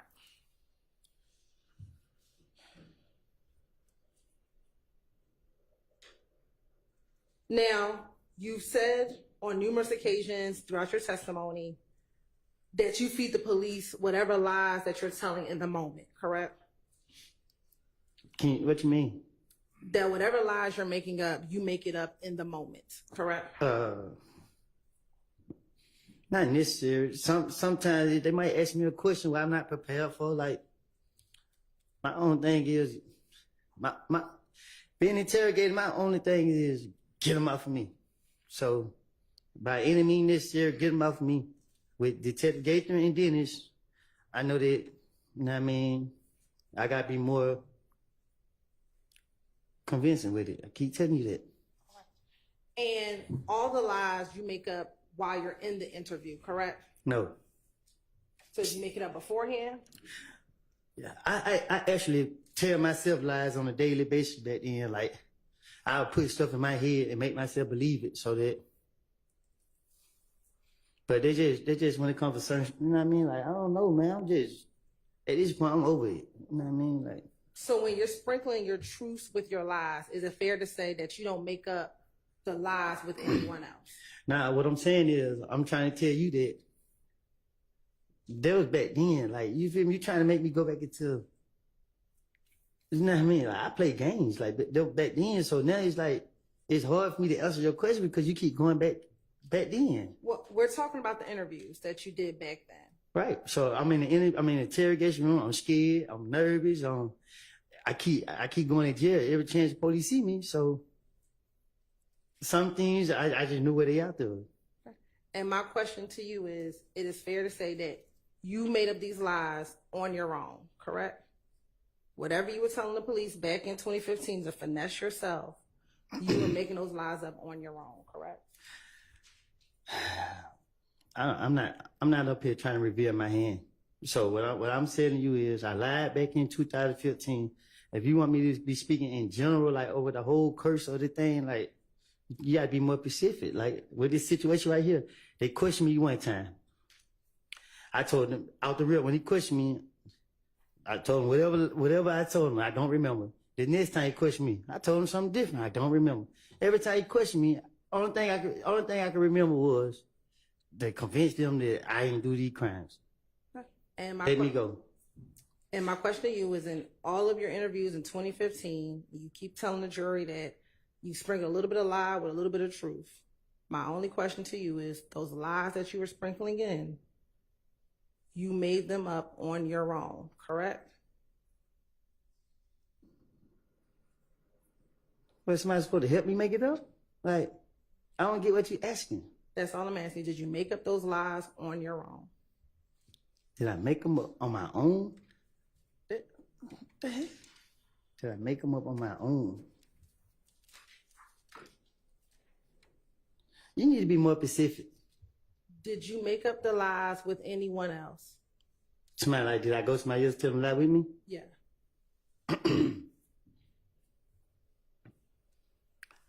I went to people and told them what was going on, Okay. what the police was questioning me about, and I said certain things to certain people. Who did you tell those lies to? I don't remember who all I told it to, but I told it. I have. Who were some of the people you told the lies to? Montunk, Lil D, Which Lil D?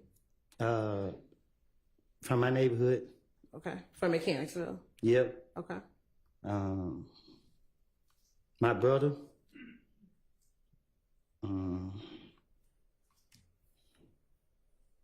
Shit, I told Vlad to obscure my name.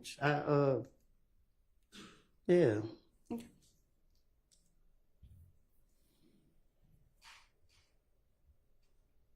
Did you tell Shannon about the lies that you told the police? Yeah, I think so. I'm pretty sure I probably did. Did you tell Thug about the lies you told the police? Yeah. Did you tell Yak the lies that you told the police? No, I don't think I told. I don't, cause I ain't really talked yet much, so I don't think I told yet. Okay. And what lie did you tell them that you told police? That I spent the story that, you know what I mean? Shit, I told they goddamn it, you know. Shit, these motherfuckers on me, so I put it up on everybody else, get them off me. So you told Montunk that you told the... I can't hear. I need to stop my phone. I'm trying to. I got you. So I want to be clear, because you said you told Montunk. So you told Montunk, I went to the police and I told them that Little D told me about what happened the night of the murder.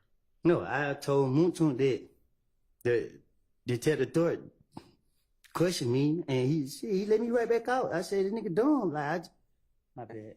I said, I told Montunk that, shit, you can tell the detective thought anything. He gonna go for it. Did you tell him specifically about what Little D told you? Little D never told me nothing. So this how I go. They done question me so many times. Even over the phone, they done call me. Now, who did this and that gate me? Who did this and that third? I ain't do it. I don't care nothing about it. I don't want to hear nothing about it. Why is it? I ain't in handcuffs, so I didn't really have to come up with no story. I want to talk specifically about the June interview, okay? Yes. When you gave up most of the information. Most of what information? Did you tell Montunk that in that June interview, I told the detectives that Little D told me what happened the night of the murder? Okay, every time they question me, and I left, the one y'all didn't lock me up on, and I mean, I was telling the D, I mainly told the D, I mean, cause I felt like the D always had my back, so I was telling the D what the police would question me about, and the answers that I was giving him, and the D was like, damn, boy, you hell. Like, with Montunk, just like, shout to them, they own me, you feel me? Like, well, they trying to get me, you know what I mean? Like, I put off on shell kill, like, I just told Montunk stuff like that. So I'm asking you specifically, because this is my question. Did you ever tell Montunk that you told police that Little D told you what happened the night of the murder? Well, I can't be specific about that because, like I said, I know I went back to Montunk. I got into it with Montunk because like I was telling him like, but they own me, and then I felt like he was starting stuff up. So yeah, I felt some type of way towards him. So yes, you did tell him what I told Montunk. I feel like I was telling him that how I was spending the police, and he was creating a problem. So I stopped talking to Montunk at one point. So I can't be specific on what I was telling him, but I just kept telling him that, you know, I told him that they asked about me and him. They asked about me, him, and, I mean, not me, him, but me, Doc, and Head. So they keep tying me to the murder, and I just kept throwing it off on shit. But they nutting them right the plug, this and then third. Like, they just going for it. That's why I was telling. I can't really be specific on what I was saying because it was so long ago. Let me ask you this. Did you tell Montunk that it was Shannon, Nard, Yak, and Doo-Wop that shot Nut?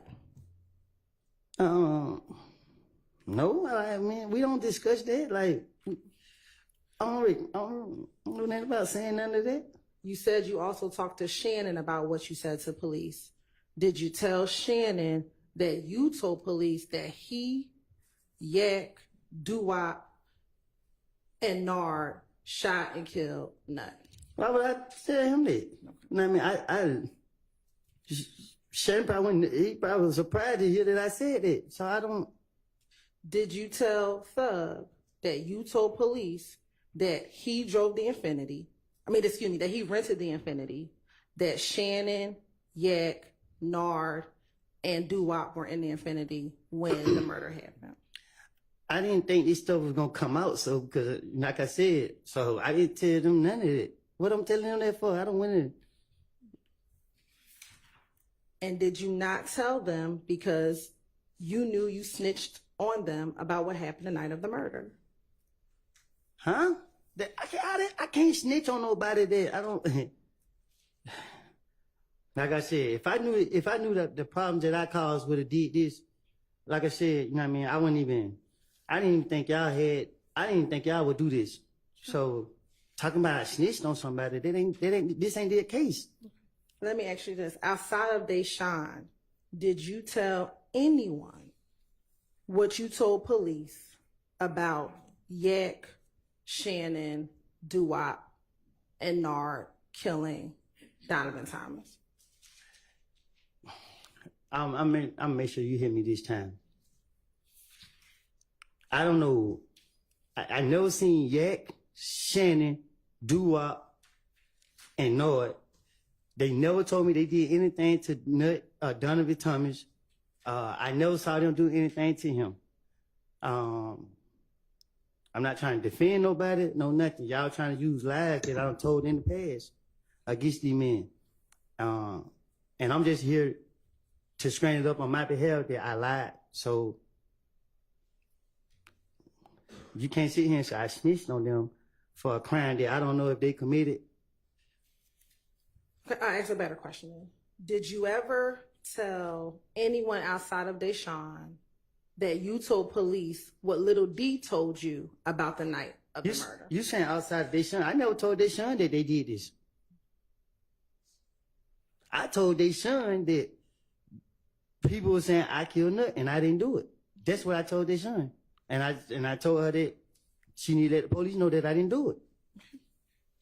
And so I ask you again, did you tell anyone that you told police that Shannon and Yak killed Nut? You say, did I tell the police? Did you tell anyone that you told the police that Shannon and Yak killed Nut? Did I tell anyone that I told the police that Shannon and Nut killed? That Shannon and Yak killed Nut.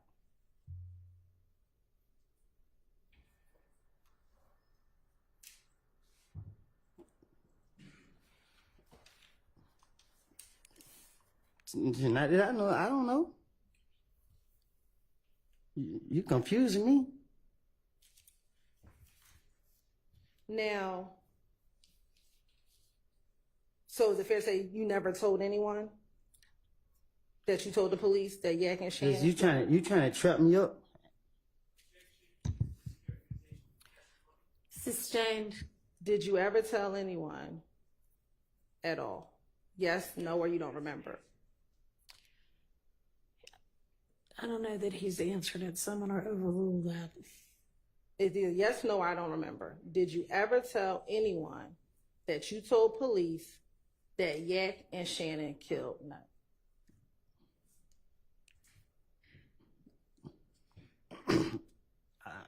I don't know how to answer that because I don't want to say yeah I did. I don't want to say no I didn't because I can't remember.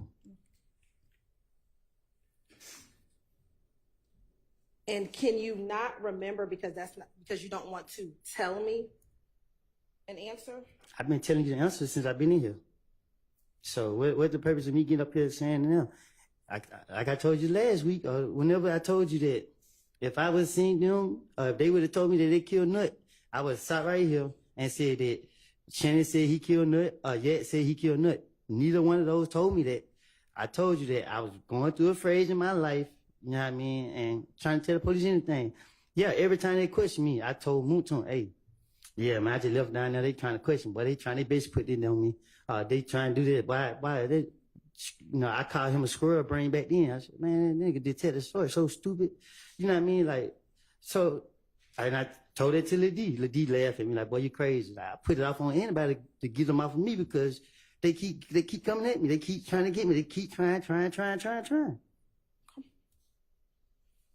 Earlier, did you say that I don't recall means I don't want to speak on it? No, I said I don't recall because you're confusing me and I don't want to, you trying to make me lie. So you asking the question in a way, like you talk to me back there in a way I can comprehend you well. So even though I'm talking the way I'm talking, I can hear you, but I don't, like my level of understanding is different. So if you talk to me like how you talk to me in a bad street way, then I can answer you better. But the way you ask me now is just like, it seems like it's a trick question. You want me to say something? Just straight up say it to me. Okay. Last week, do you recall when Mr. Weinstein asked you about an interview that you did recently? With DJU? Yes. And that, I guess in the interview, you were thanking God that you were not on this indictment. Do you remember Mr. Weinstein asking you that? Yes. Okay. Why did you thank God that your name wasn't on this indictment? You said why I'm thanking God that I'm not on there? Yes. Because how y'all keep locking me up. Like, y'all done locked me up. Y'all locked me, they locked me up for looking at the police the wrong way. Like, so to see y'all lock up everybody and I'm so traumatized by keep going to jail. I'm expecting to be, I'm already in jail at the time. So I'm already expecting y'all to come down there and get me again. So. The crimes that you talked about last week that you said you committed, you said that you shot up. I'm sorry. Go ahead. That you shot up Rich Homie Quan's dad's barbershop with threat. Do you remember? I said it out of frustration. Okay. Was that a crime that was done on behalf of YSL? Huh? Was that a shooting that was done on behalf of YSL? Miss Hilton, you know me. You know what I mean? If I do anything, I do anything on my own. Like, ain't no a crime on behalf of YSL. Like, I keep telling you, y'all trying to make YSL be a gang and all that. A gang, you got shot callers, you got structure, you got leaders and all of that. Like, YSL a label. So if, like how y'all got all these peoples in here or whatever, you can't say that, oh, for instance, I got charged, y'all charged me with, a possession of a firearm and a possession of some pills. And the gang charge saying that I had these because I'm a gang member. No, I'm not a gang member. I don't have drugs, had drugs because I'm a gang member. Like, but y'all making this stuff be what y'all want it to be because y'all can do that. But it's not right. Back in 2015, did you have a beef with Rich Homie Quan? No, I never had beef with Rich Homie. And isn't it true that you told police that Thug had an issue with Rich Homie Quan because he brought some IF gang members to his condo? No, Threat had issues with Rich Homie Quan. I didn't ask about Threat. I asked about what you told police regarding Thug having an issue with Rich Homie Quan bringing individuals from IF gang to his apartment. Thug was protecting Rich Homie Quan. That's what I'm trying to tell you. So, like I keep telling you, y'all don't have y'all facts together. So I'm asking you a specific question. Did you tell police that Thug had an issue with Rich Homie Quan bringing members of IF gang to his condo? Again, when I'm talking to the investigators, I'm going to tell them anything to get them out of me. But as I sit right here, I'm telling you the God and the truth that Thug, I had an issue with Rich Homie through Threat.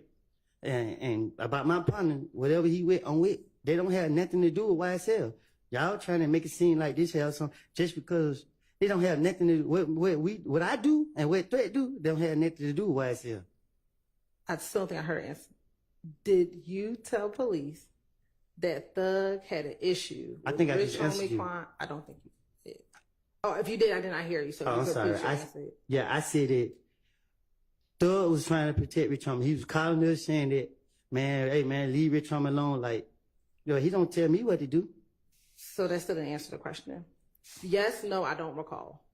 Did Thug have an issue with Rich Homie Quan bringing members of IF gang to his apartment? Thug, did you have an issue with Rich Homie? I'm asking you for what you told the police. And I'm answering you. I just told you several times. I tell the police anything. Okay. Do you recall talking about the shooting at the studio with Rich Homie Quan's car last week with Mr. Shard?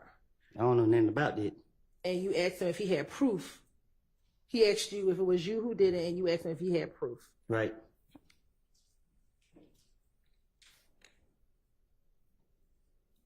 Why was that your response to his question? I ain't answering it. I don't know. Was that shooting done on behalf of YSL? What shooting? At the studio. The one you asked him if he had proof of. Yeah, because that was my first time hearing something about some shootings. I don't recall. I don't know. You talking about shooting at the studio? All right. Now, Mr. Shard, on cross-examination, I believe he said to you that you had time between January 11, 2015 and June 10th, 2015 to make up the lies that you told on your friends. Do you remember him asking you some questions around that? Can you ask me that again? Sure.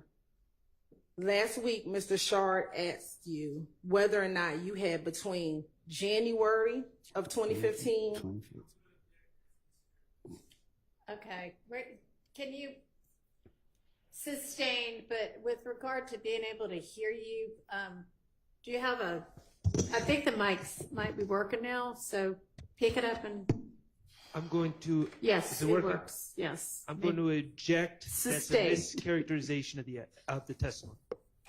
Do you recall testifying, Garson, maybe I had the question wrong, about what happened between January of 2015 and June of 2015? Can you ask it again? Sure. Let me just ask you this. Yeah, that'd be nice if you would just get to what you want to ask instead of whether he recalls what he said last week or not. I mean, just skip that part. Thank you, Just Your get to Honor. the question you want to ask. Thank you. On January 11th, you did not tell the detectives what you knew because you were trying to protect your friends, correct? No, I told you I was raised to lie to the police. So if you look at my history, like police asked my name in the past, I told them somebody else's name. I just do that for no reason. I'm walking down the street, police, what's your name? I say, I give my little cousin's name. Driving without license, what's your name? I give him somebody else's name. So this is how we raised up. And in this interviews, all these interviews, you gave them your real name, correct? Cause they know who I am. All right. And in all these interviews, you gave them your real phone number, correct? Because you gotta understand, like, when you lying, you ain't lying to get caught. But you said you just said you were raised to lie to the police. So, but you didn't do that in these interviews. I did it to the ones who didn't know the information. Like, for instance, with Gaping. Gaping knew my name and stuff. She knew my number. Why would I lie in? But you didn't do that with Thorpe, correct? Yeah, because what I had to do that for? And you didn't do that. I had to. Go ahead. No, you go ahead.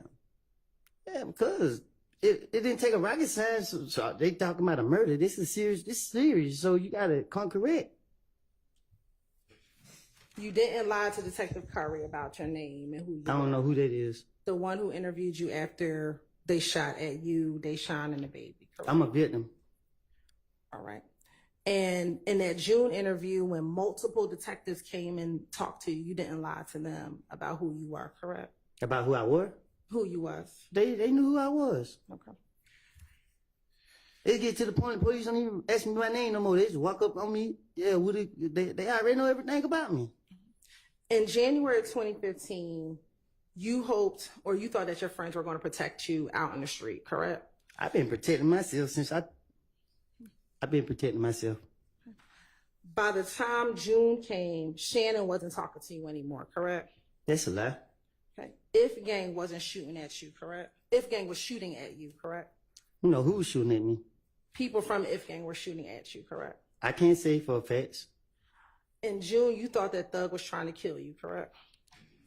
In June of 2015.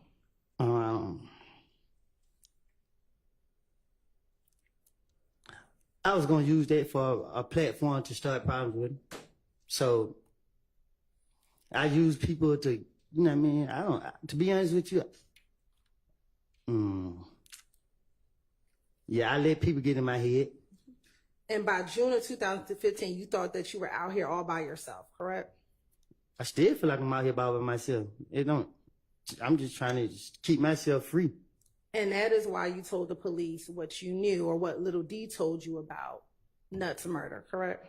Lil D never told me anything. And again, if you ask me now, we can speak now. But if you want to keep going in the past, I'm going to keep telling you the same thing. Like, I didn't tell the police anything. Now, you've known that you've had to testify in this trial since, or that you were going to be asked to testify since about November 2022, correct? The way y'all played it, man, y'all kind of kept me in a blind. But I in my heart, I felt like y'all probably was gonna call me. But people would tell me that, well, not people, but I was hearing that y'all won't call me because y'all knew I was lying. So until that day you can't see me in Pittsburgh, that's when I was like, oh damn, when that day you can't see me in Pittsburgh, I was like, dang, they for real. And ever since you either heard about it in 2022 or I actually came to see you, you have not wanted to testify in this case, correct? Say that, yeah, because I lied. I knew I lied. You can't put me up here to lie. Why you think I'm so scared because I don't know, I can't remember my lies. So it's just like, you don't know which one to lie and which one to truth. So you can just easily be like, well, you lying, we'll lock you up. I ain't trying to go back to jail.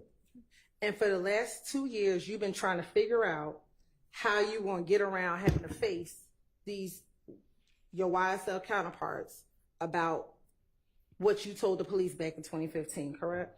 If anybody know me, they better be serious with me.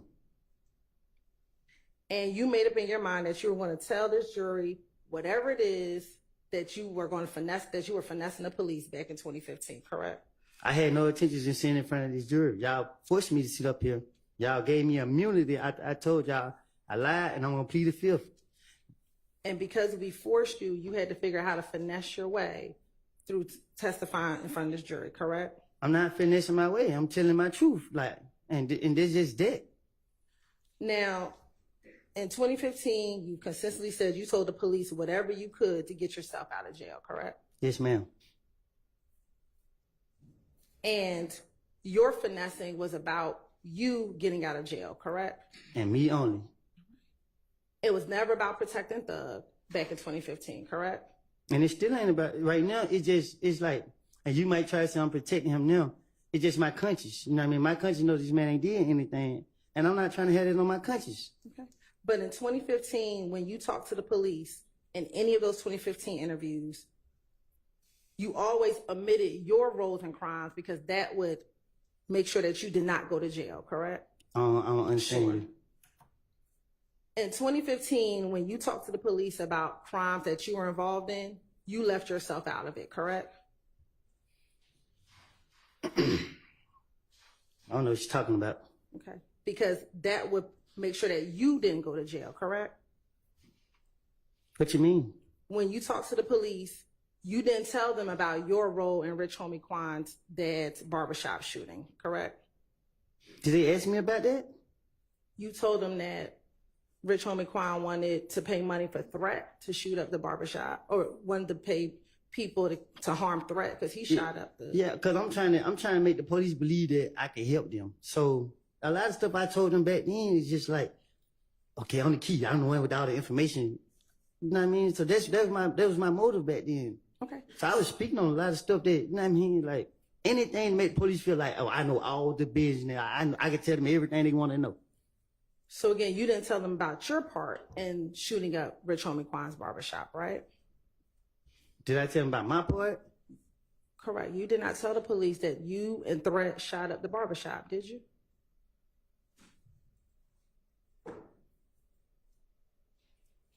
So what, you gonna charge me now? I didn't say that. I'm just asking you a question. Did you tell the police back in 2015 that you and Threat shot up the barbershop?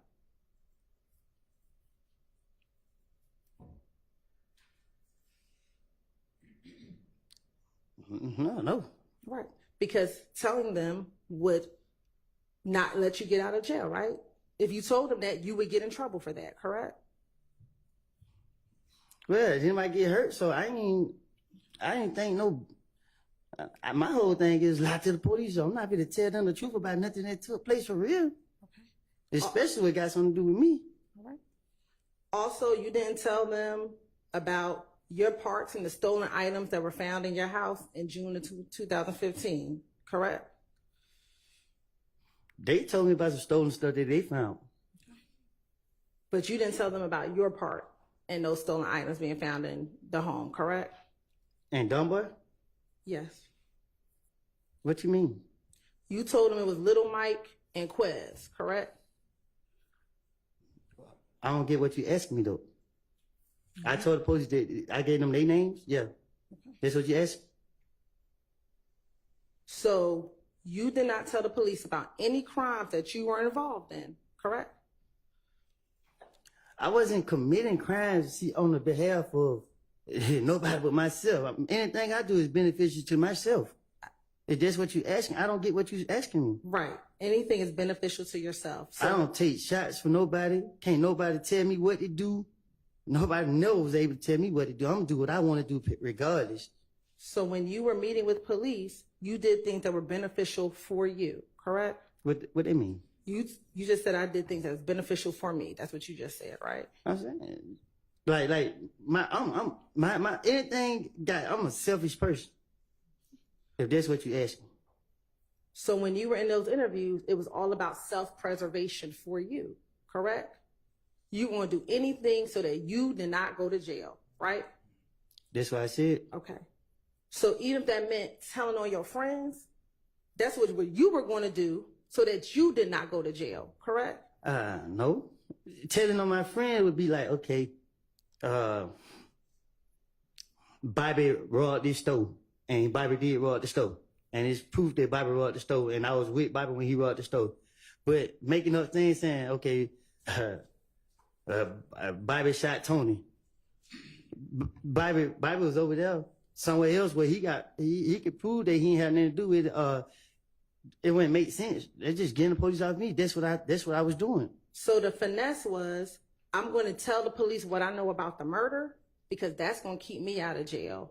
But I'm not going to tell them what I've done because that's also going to keep me out of jail, correct? No, my whole thing was, I don't got nothing to do with nothing, and nothing don't got nothing to do with me. So when I'm talking to the police, they're so convinced that I did this crime, and they're not going for the stuff I done told them in the past. So I'm just keep trying to talk my way out of it, and I'm making stuff. I'm stupid at the time. And the finessing that you did to police back in 2015 is always and only was going to be about you and what you needed, correct? I don't get what you're asking me. You told Mr. Weinstein last week that you were a BSer. Do you remember telling him that last week? You told me that yourself one day we was in the back talking. Do you remember telling Mr. Weinstein that last week? Yes. And right now, you're still trying to finesse this jury because it's still always about you, correct? I'm not trying to finesse this jury. I'm trying to be God under you, trying to get up out of here so I can move on with my life. And that's it. You're still YSL, correct? What you mean? Am I still YSL? And you're still YSL for life, correct?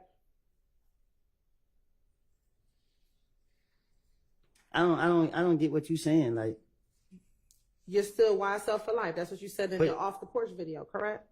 But you trying to make it seem like it's a game though. That my only purpose is it's not a game. So you saying what you saying? If you drop the game, like you confusing like a more. All I'm asking you is, are you still YSL for life?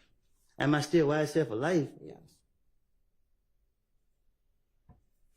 I don't know how to answer that. Like I don't know. And what you're doing and what you've been doing for the last couple of months that you've been on the stand is you're still trying to stay loyal to YSL, correct? If that was the case, I wouldn't even be up here lying on them. If I'm trying to be loyal to them, I wouldn't be trying to lie and put the blame off on them. And you feel guilty now because you told the police what Shannon, Yak, Thugs, involvement was in the murder of Donovan Thomas back in 2015, correct? No, ma'am. I feel guilty because I have put my hand in some stuff that I should never even done. It's a difference. Like I keep telling you, if I knew that these boys did this and that I saw them do that and I can say for facts they did this. And matter of fact, in the October 2021 interview, you talked to Investigator Viverito about what you told police back in 2015, correct? Probably so. Okay.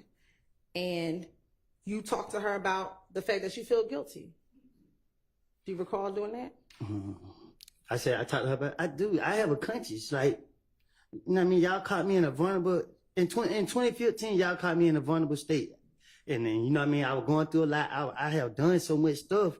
And it was just like, and police got me and I'm trying to throw the blame off on other people that I should never did. And in 2021, 7 years later, you told Investigator Viverito what I told you back then was the truth, correct? Because you gotta understand. So I know you don't know. Viverito those people touch us.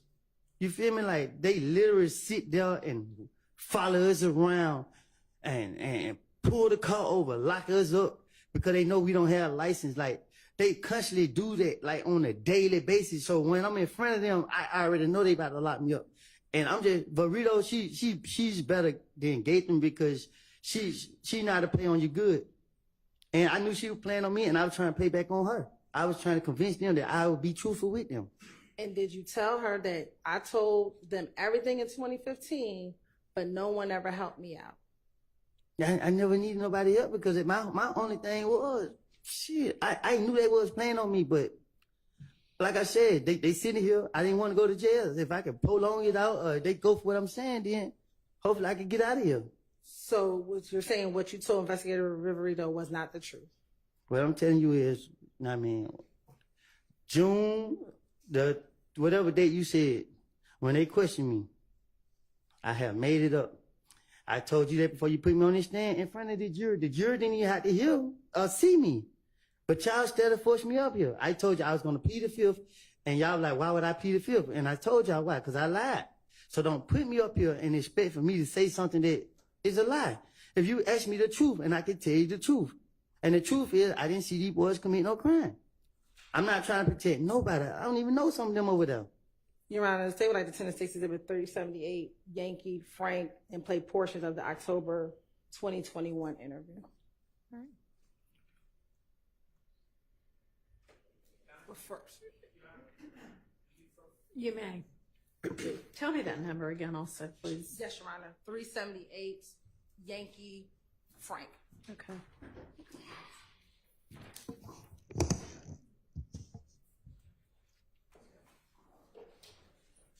Any of y'all need a restroom break? If you don't, that's fine. But if you do, let me know. It would be a good time to take one. Y'all all good? All right.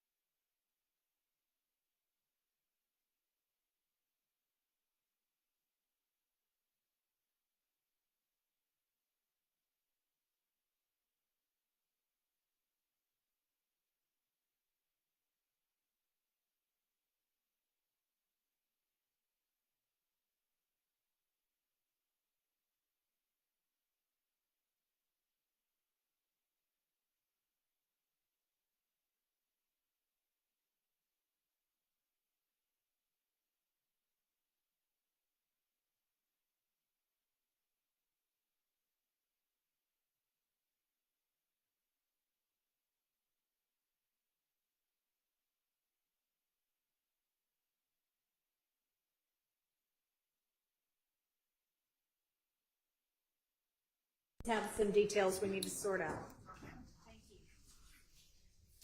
Can you vote? Yes, thank you. For how long? Just stay close. 5 minutes at least. Probably more.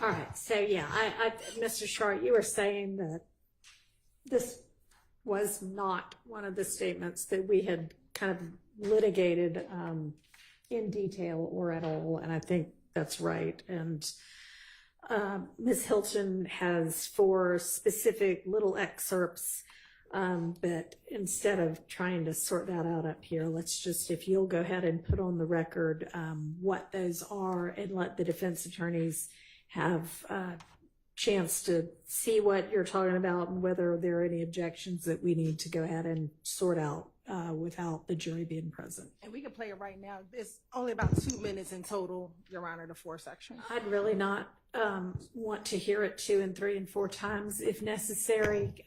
If we've got a transcript of it, do we have a transcript of it? I put the yellow one. Do the defense attorneys have a transcript of it? Yes. All right, just reference the page numbers.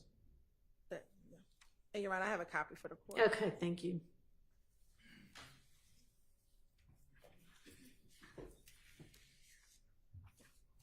Your Honor, may I approach? You may.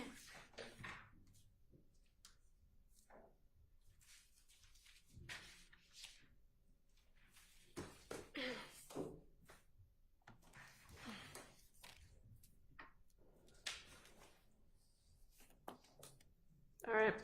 Your Honor, the first portion is on page 12.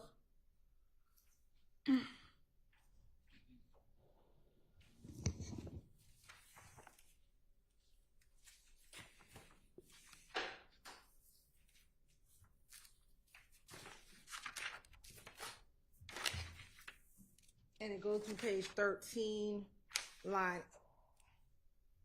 page 12, line 13, through page 13, line 18. And it says, Investigator Flores, what you want to do. Then Kenneth Copeland says this, no. And I told them everything that I knew about in this situation. Investigator Flores says about what? I can read it. I mean, we can all read it. We don't need you to read it out for us.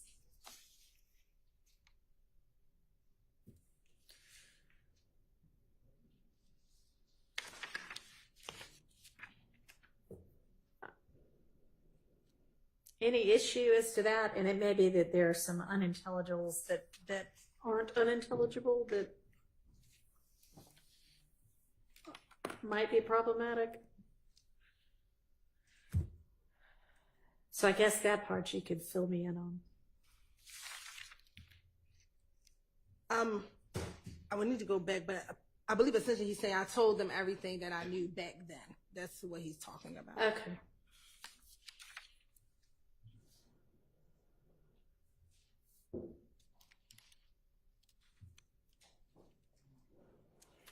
Any issues with that being played?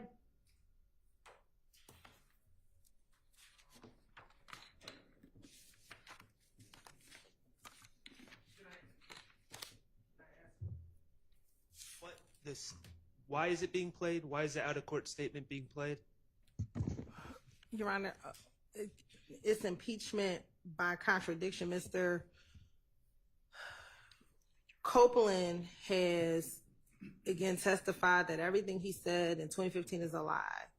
In 2021, they can see his demeanor about how when he's talking to Investigator Viverito, Investigator Flores, he is referencing everything he said back in 2015 is not a lie, that he gave them information.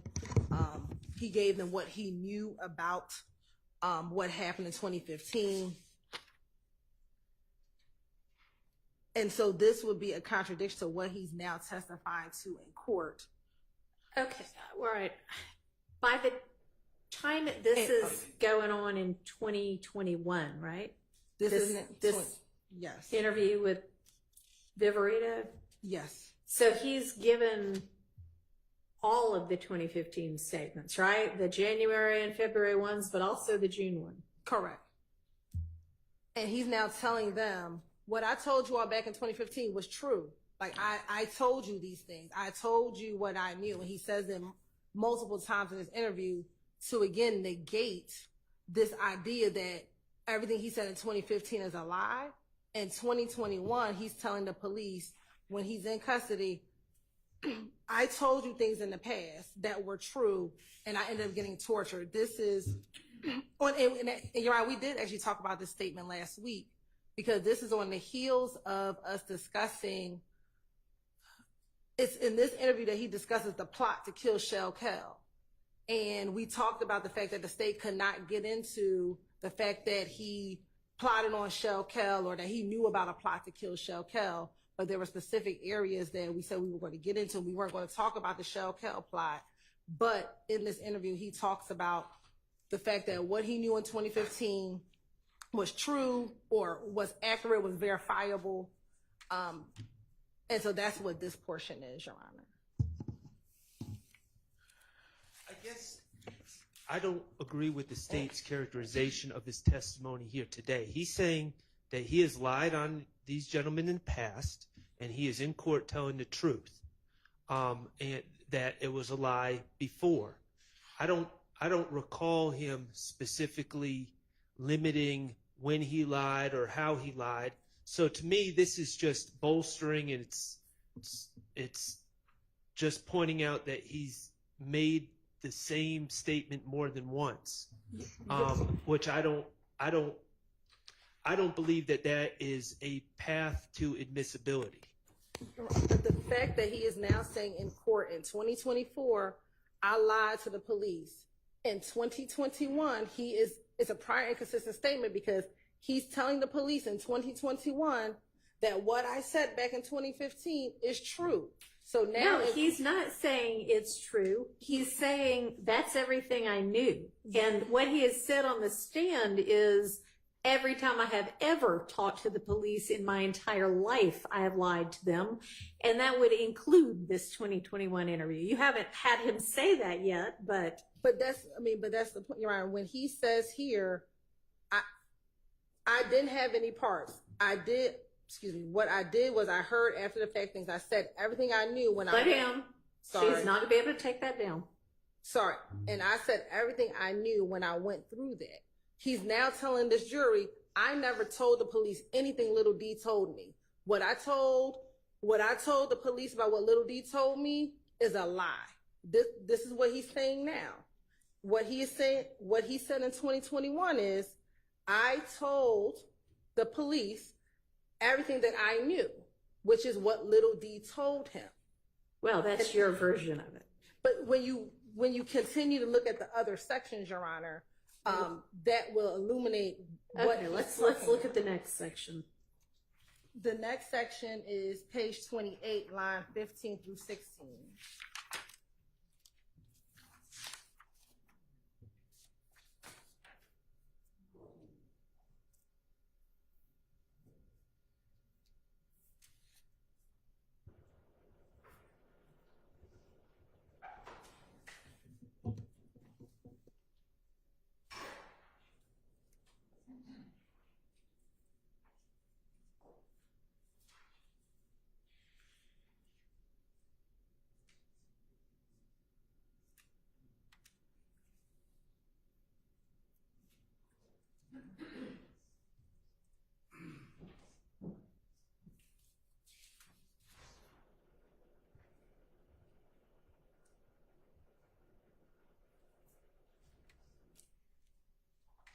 So he doesn't appear to be talking on lines 15 and 16 about the same thing that we've been talking about here in court. That appears to be about something else, doesn't it? No. So that's why I said, Your Honor. So this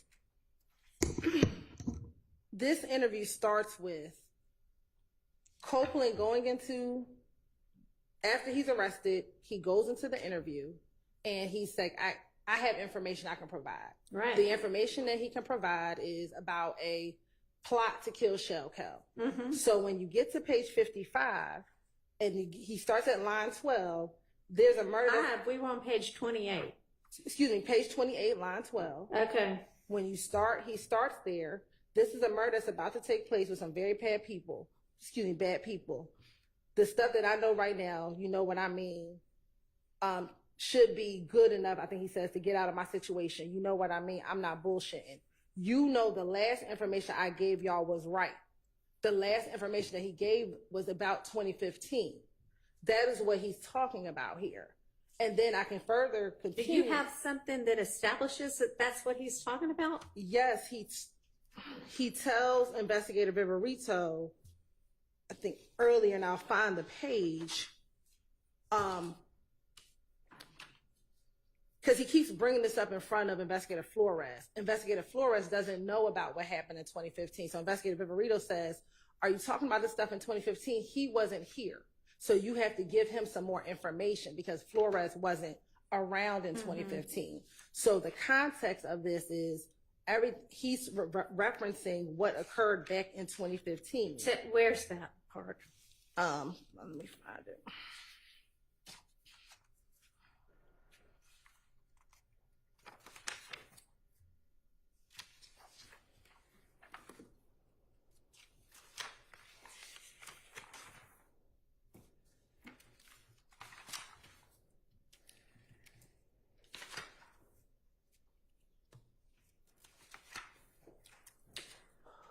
Even before then, like before we ever get to page 12, what are they asking him about? So before you get to page 12, when he gets into the interview room, he's about to get arrested, and he begins to tell them that he has information about some stuff that's going on tonight, getting ready to happen tonight. He then proceeds to tell them he's not going to give up a lot of information because previously when he's given up information, no one ever helped him out. Mm-hmm. So then he proceeds to give a little bit of information, but to say, I'm not going to give you much because when I've done this in the past, no one has helped me out. So what he's talking about is in 2015, when he gave information to Gaither and Dennis, no one helped him out. He still had to go to the feds. He still had to go to jail. So throughout this interview, when he makes references to the past, he's making references to what he told police back in 2015.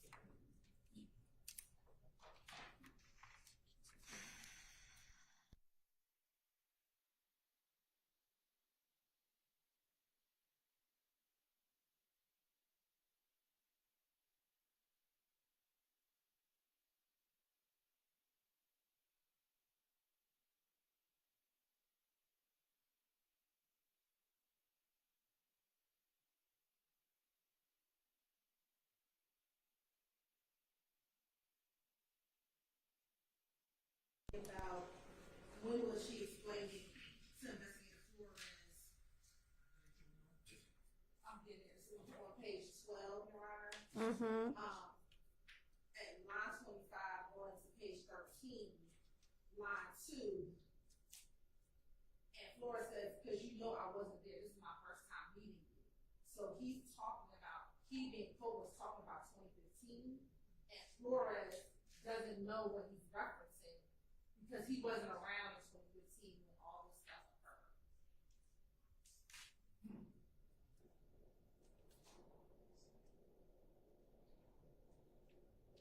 And that's why he said, so you have to fill me in. And so that's when he goes into the paragraph that we want to play, which is starting at line 12.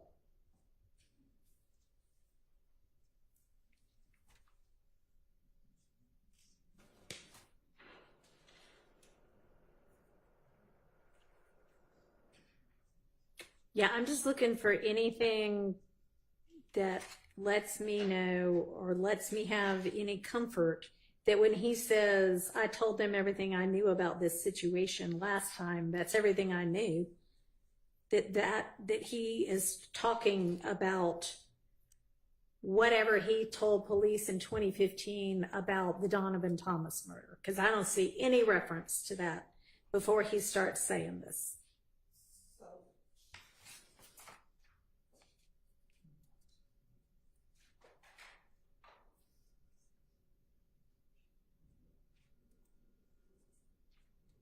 I mean, he's saying on page 9, they're saying you want to talk about today.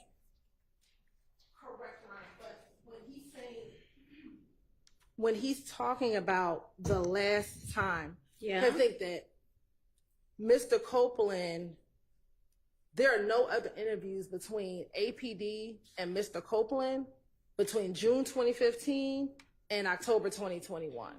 So he does not ever meet with the Atlanta Police Department ever again until this occurred. So when he's getting locked up, he's referencing, and he even talks about Gaither, and I'll find where he talks about Gaither in here, that he didn't trust Gaither, or Gaither didn't help him out, essentially. And so his whole reference is about 2015. And even if we continue to page 144,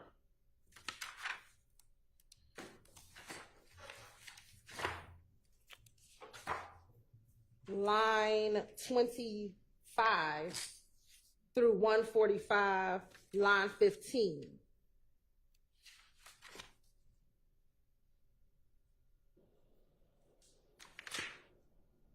So what does he say on 9 through 10? Everything I knew about what happened with that unintelligible situation. Are you on page 144? 145.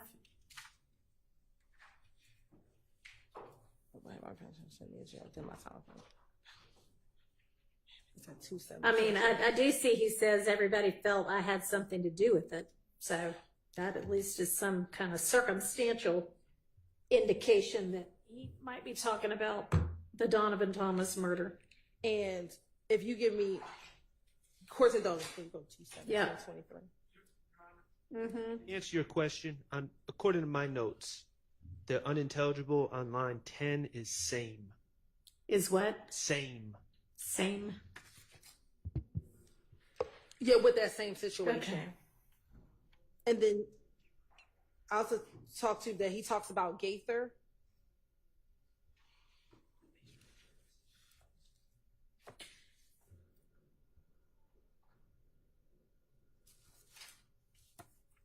All right. And then, Your Honor,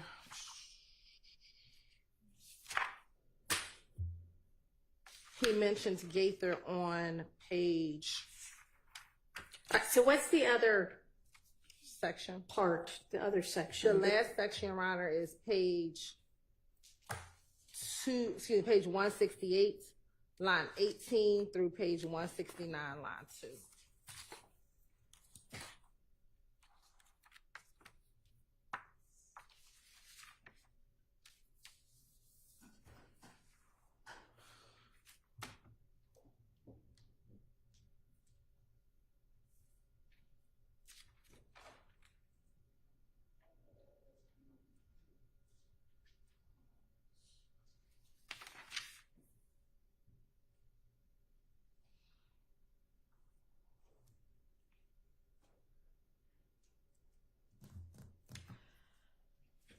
All right, and so is your position that he's essentially like protesting in this interview? Look, I told y'all what I knew, which was the God's honest truth the last time, and y'all didn't do anything to help me.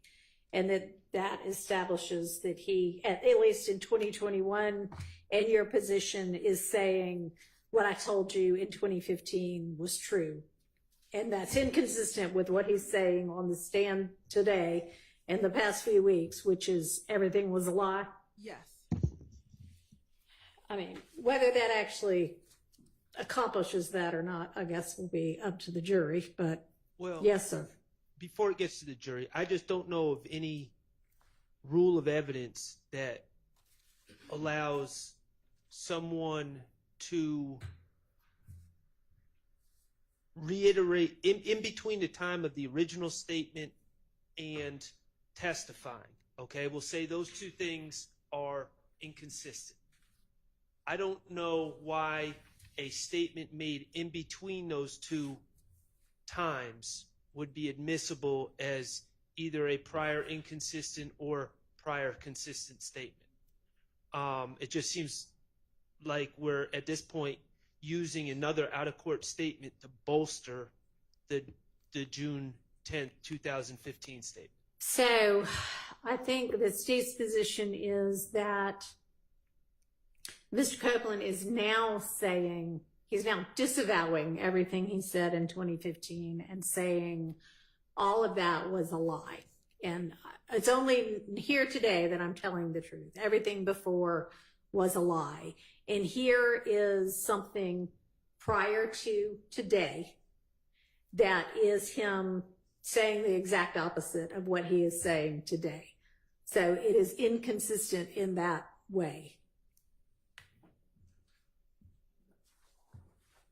So his disavowing prior statements certainly has happened, and he's disavowed it.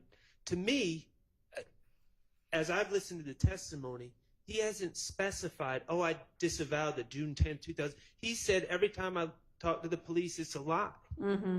And I don't know what playing another statement, which he's already saying is a lie, what that is accomplishing. I just don't see this. To me, the state needs to outline a path, an exception to admit a out-of-court statement. And I'm not seeing the exception to the general rule that out-of-court statements would not be admitted into trial. Do you want to speak to that, Ms. Hilton? I believe the court said in its analysis that you just gave, what he's saying in court now in June of 2024 is inconsistent with what he has said in any of his interviews to police. And in 2021, 6 years after he gave his initial statement, he is still telling the police in 2021, what I told you in 2015 was true. You all didn't help me in 2021. What I told you all then is what I knew. I gave you the information. That is inconsistent with what he is saying now in court, that he's just finessing the police, that he's just telling them whatever, and the jury can determine if they believe what he's saying now in court or if they believe what he told the police back in 2015 and in 2021. They can make that decision. But this is an inconsistent statement with what his court testimony is. But isn't someone in 2021 saying what I told you in 2015 is the truth, was the truth? Isn't that exactly what we don't allow in the trials, is someone self-bolstering their own statements? Like, I mean, if I make a statement and then I just go around town and tell everyone, hey, that statement I made is the truth, that statement I made is the truth, are we going to have a trial where we call in 100 people to say I said it was the truth? Yeah. So, I mean, Ms. Hilton, is your position that even though he is saying on the stand, everything I said before was a lie and what I'm saying today is the truth, that it's in fact the opposite of that? Yes. What we believe that what he told the police back in 2015 and in 2021 was true. Like that's the state's position. And that he is now you believe, lying on the stand.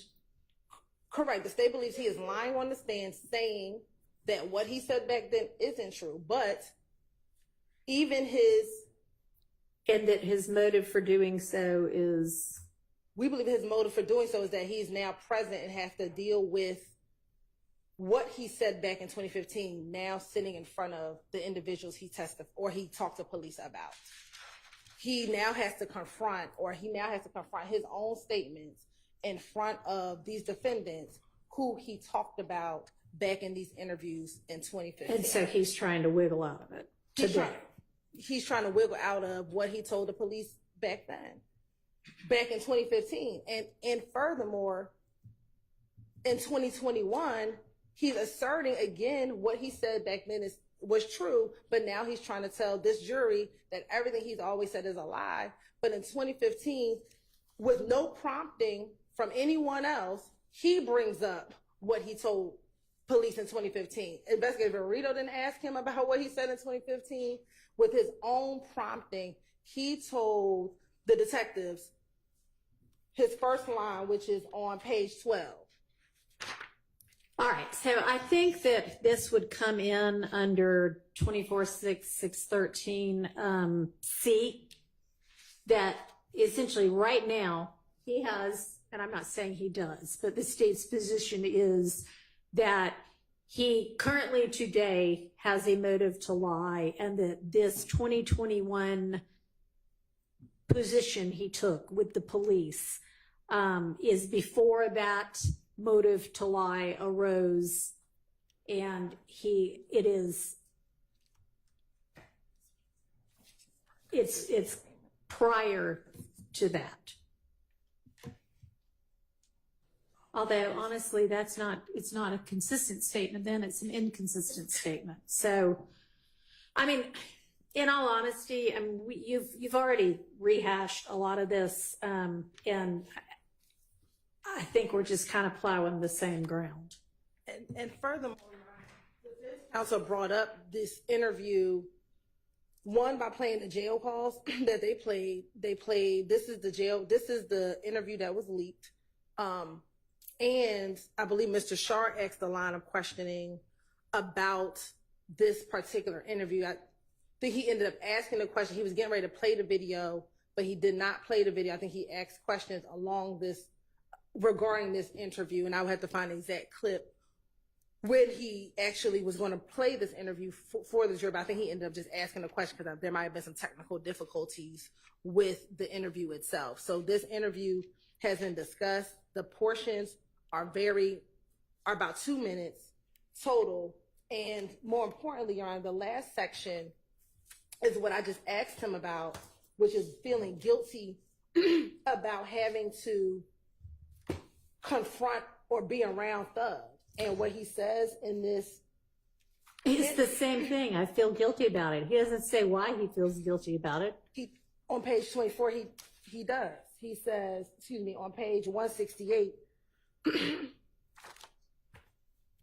he does say why he feels guilty. He says, you don't understand how it makes me feel when I go around. You want to know, I think he says, know the truth. When I go around, dude, I know what I done. So I don't want to be around him because of guilt. That's why I don't want to be around, because I'm afraid. And you fill in the blank about what the reason for that guilt is. He says it here. He says, I know the information that I gave. Y'all sit here and play like this ish ain't valuable. Which could be, I ratted him out, or could be, I totally made up something on him, and he doesn't specify which. But we believe when you look at the totality of it all, our argument is that he is talking about the fact that he gave up information. Okay, but this doesn't establish that this is inconsistent with what he's saying on the stand. You need to move on to another topic. I'm not going to allow this. I'm going to give you this back. Okay, thank you.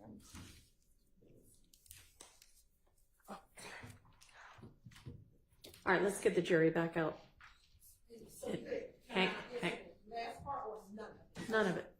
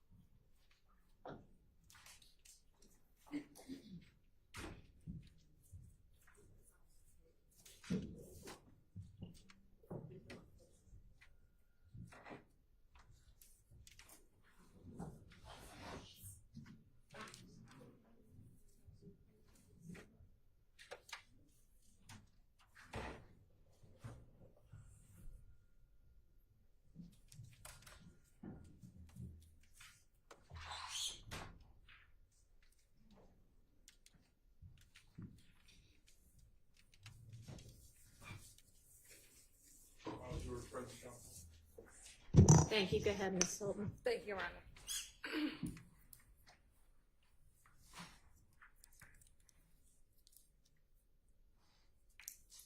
Now, Mr. Copeland,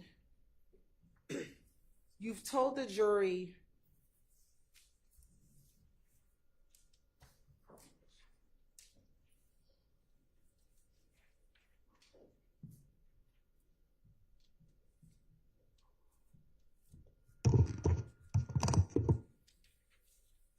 now, Deshaun, you would agree with me, Deshaun is not the police, correct?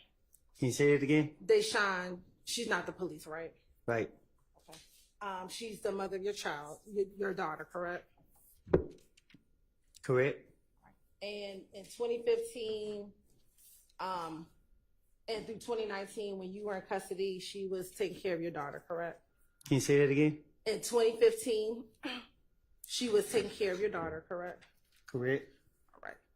And you would agree that, at least back then in 2015, you loved her?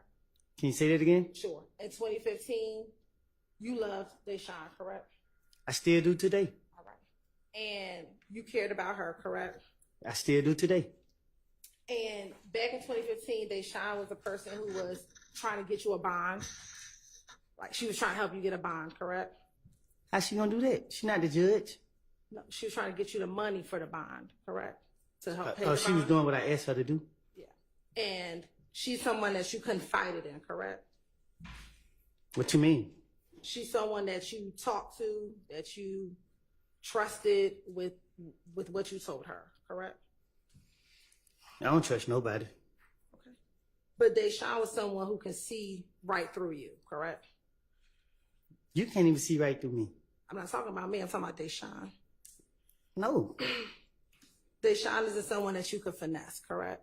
Say that again? Deshaun is not someone that you could finesse, correct? She not somebody I can confess. Finesse. And what make you figure that? And in 2015, you talked to her repeatedly on these jail calls, correct? Yes. And you talked to her about what you felt. I talked to her about what I felt. Yes. Your feelings. All right. You talked to her about your interviews with the police. I'm listening. You talked to her about what you told the police, correct? I talked to her about what I wanted to tell her. And you told her everything that you were feeling back in 2015, correct? No. All right. Cause I didn't. No. I want to play for you what's already been admitted as Stacey's Exhibit 394Y. And I'm only going to play from 7:50 to 11:24. Right now? Yes.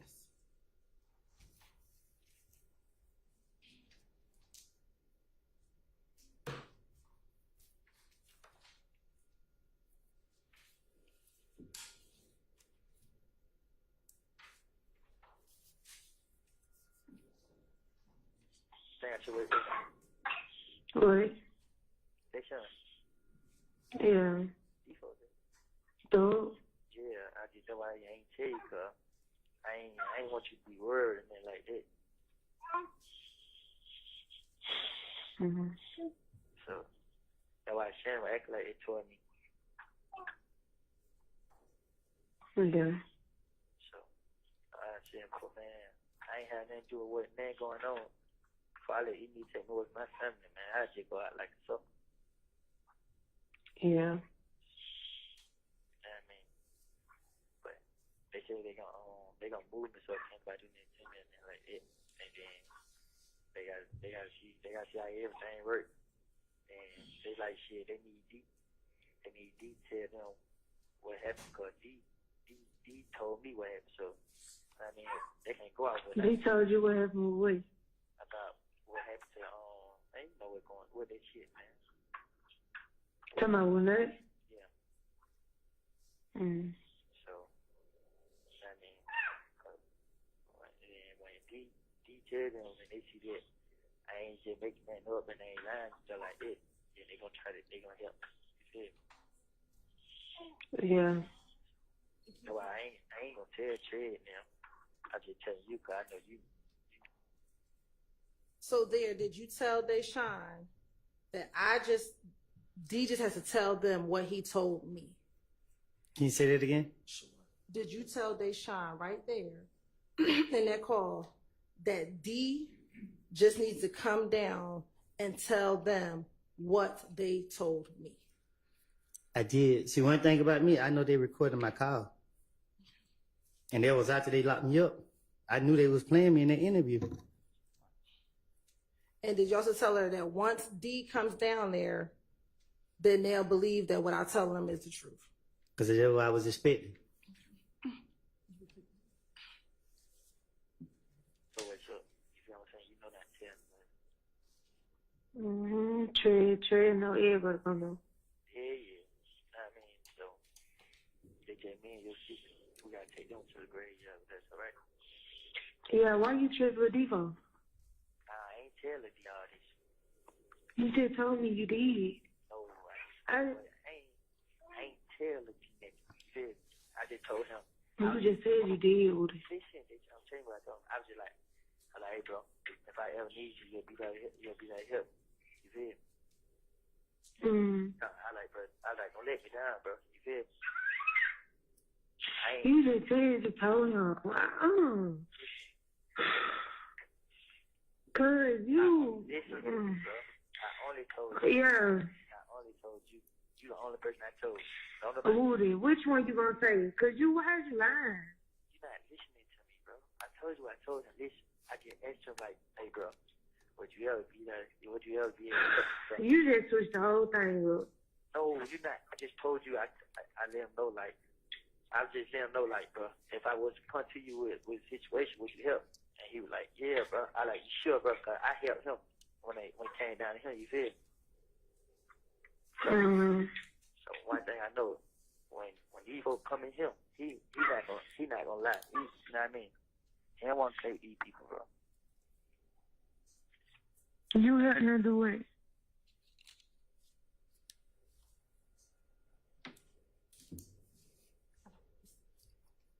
Okay. You still playing it? No, we stopped it. Now I want to play for you what's been tendered and will be admitted as State's Exhibit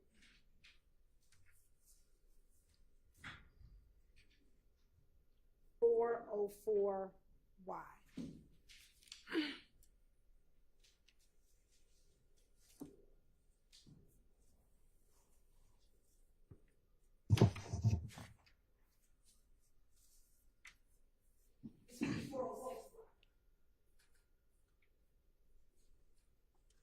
Y'all need to listen to it?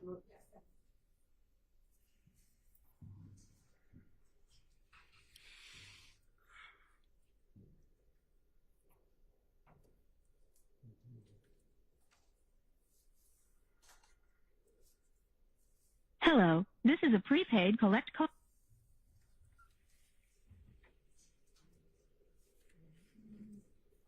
Hang on a second, we'll try our backup system.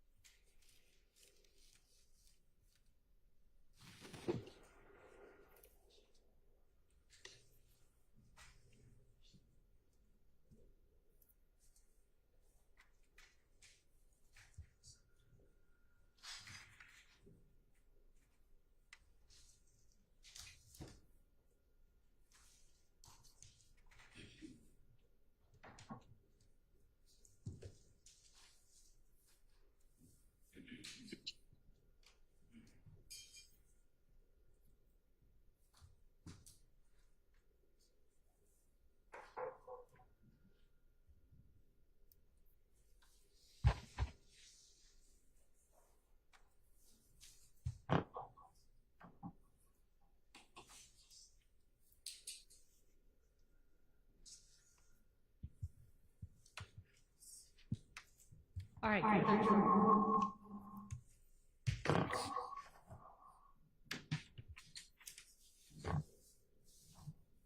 Let's try it.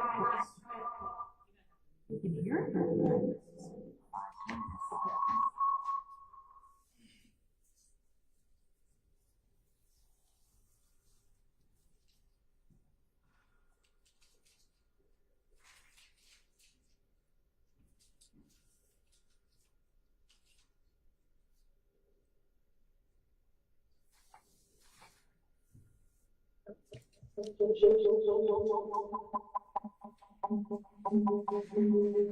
Yeah, try that setting on my phone.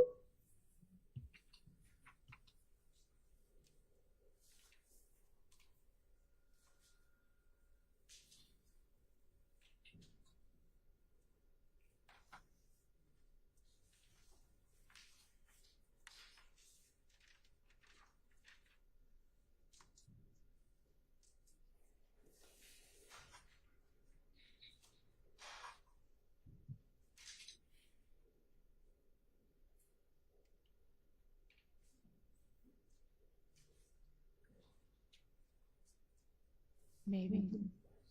Okay. All right, nope.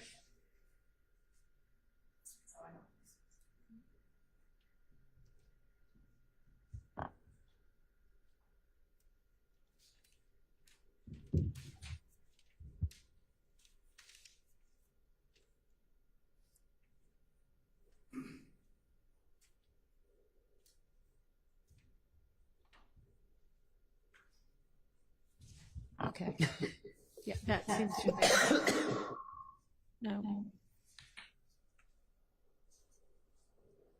Nope. Maybe. Maybe. Okay. See if you can play the audio. I don't know if this is going to work or not.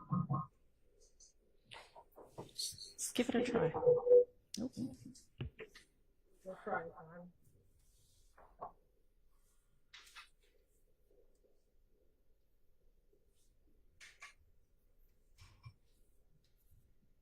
This is a prepaid collect call from.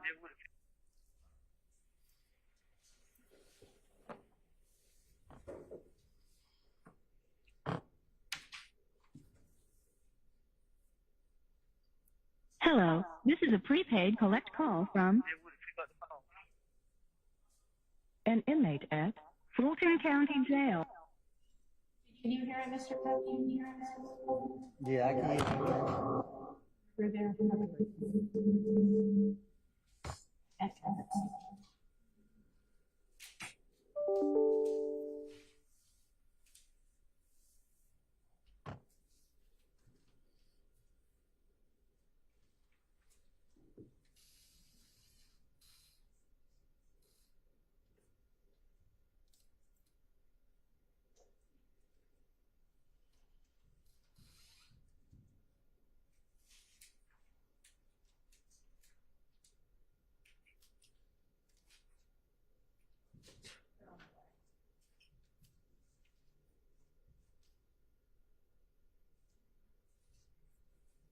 Maybe if everybody turned the lights off and we just played it instead of from myself, like go back at the end.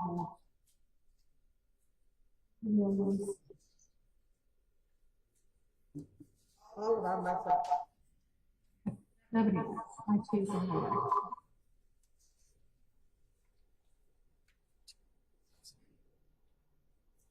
There's a thing.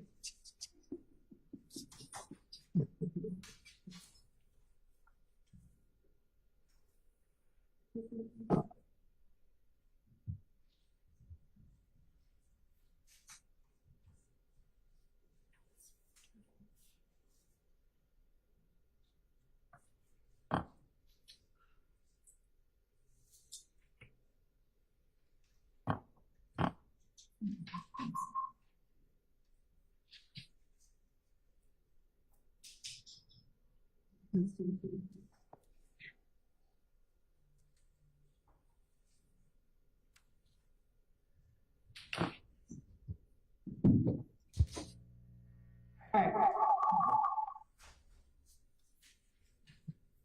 going to try to be sporadic.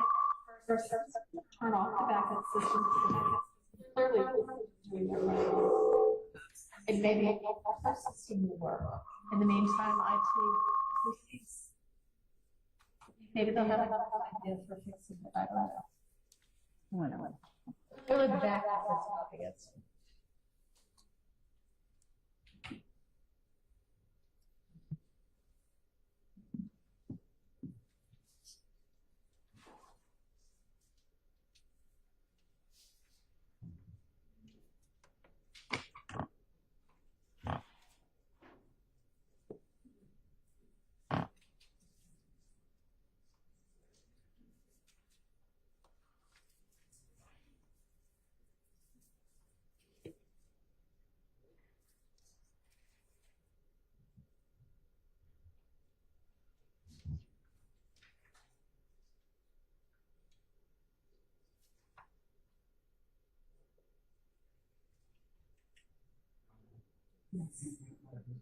Yeah,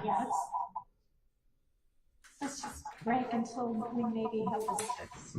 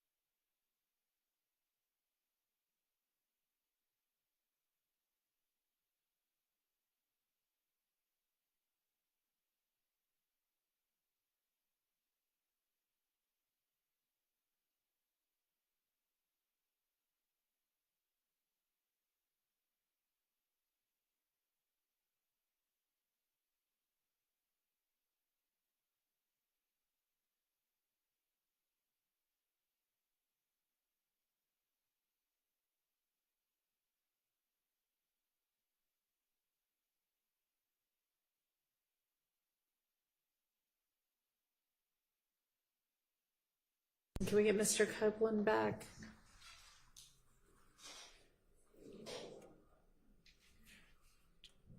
Do we have either Mr. Steele or Mr. Adams on the others? Well, is anybody let them know to come back? There's Mr. Kokomo. All right. All right. There he is. You have everybody else.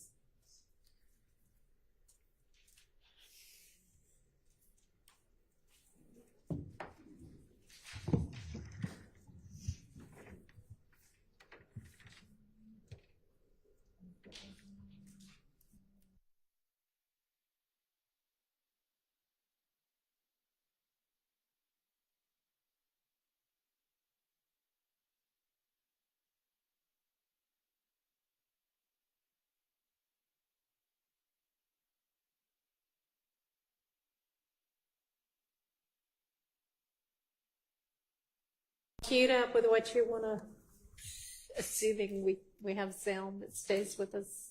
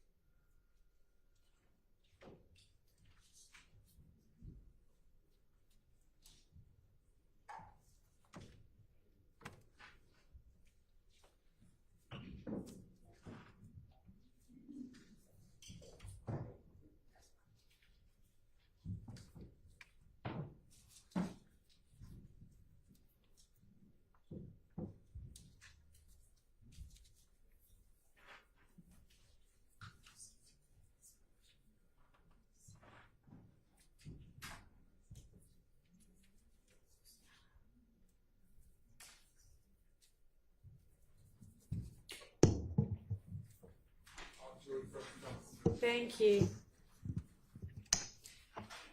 All right, ladies and gentlemen,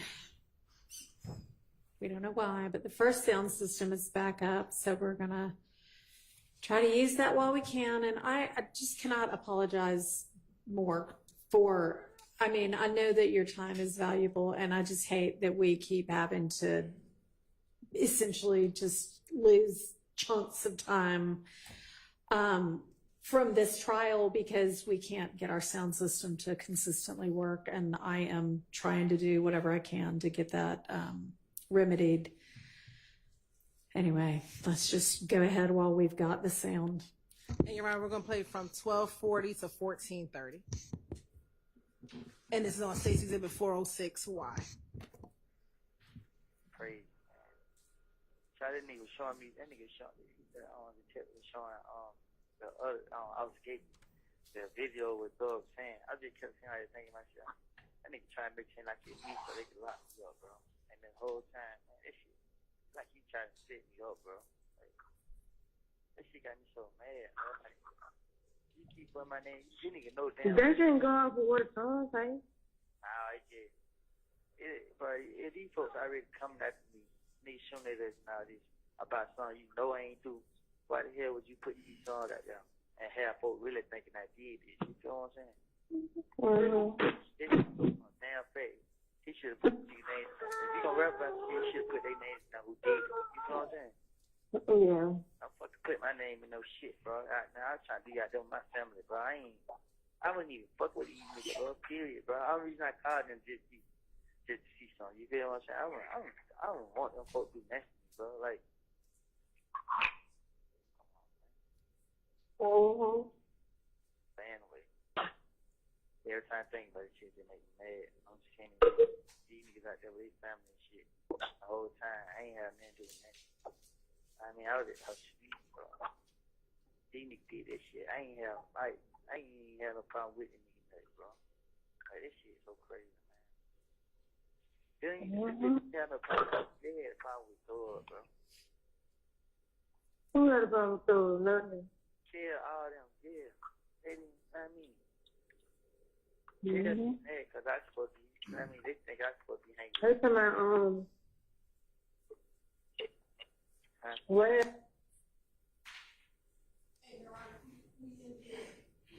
1428. Now, Mr.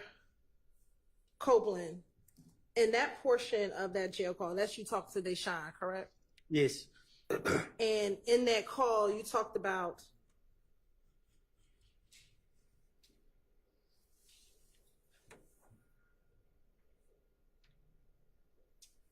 the fact that Thug put you inside of a song, correct? Yes. And you didn't like the fact that that song had been released at this point because people are thinking that you did something, correct? Yes. And that's what got you upset, correct? That's what it say. And were you upset about that? That he put your name in a song? You sure right about it. Okay. And when you said these N-words are shooting at us and all of this is about something you know I ain't do, what are you talking about?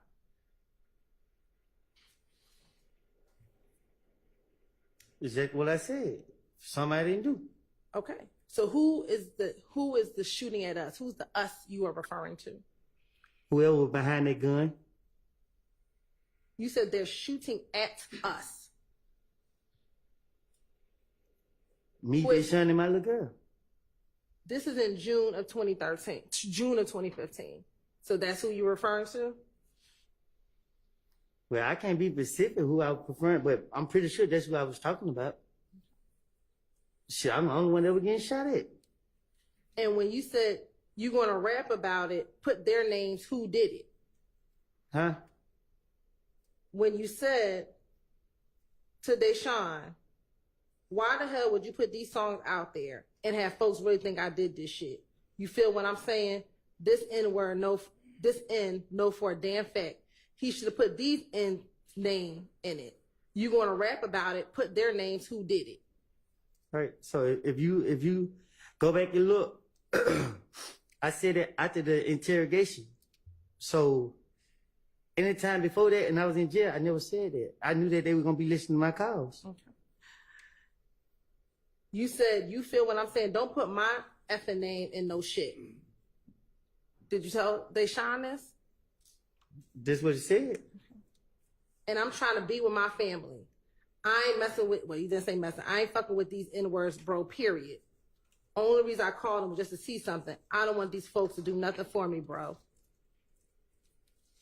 That's what I said. And who didn't you want them doing anything for you? You talking about 10 years ago. Okay. Then you further said to her, I had nothing to do with nothing. I was at the house sleep. These N-words did this shit. I had no problem with this N-word nut, bro. This shit's so crazy, man. They had a problem with Thug, bro. Who had a problem with Thug? Nut and them? And your response was Kel and them, correct? That's what I said. And this is what you're telling Deshaun, correct? That's what we just heard. The person that you trust and the person that you confide in. And you heard her keep telling me, why am I lying? She said she see right through me, right? She didn't say that on this call, though, did she? Did she say that on this call? Did you hear her say that on this call? Oh, I heard her say it, so, Did you hear her say it in the call I just the played? clip you just played. All right. So next I want to play for you State's Exhibit 407Y. And we're going to start at 3:28.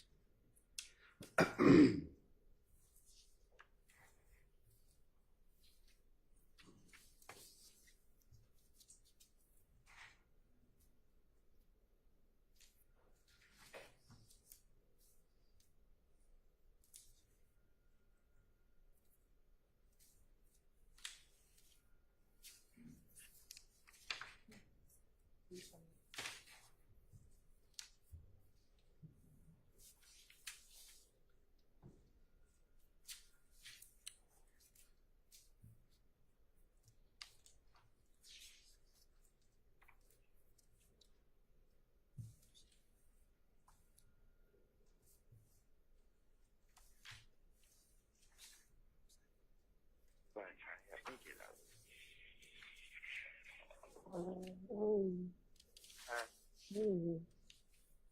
don't know what to do.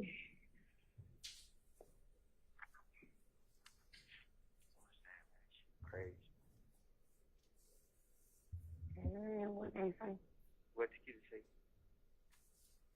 I don't know. I ain't called back. I'm talking about what I forget them things. I ain't talked to him. Mm-hmm. I know she's all right. Mm-hmm. You hear me? Oh, yeah. And then they thinking I'm doing everything for stuff.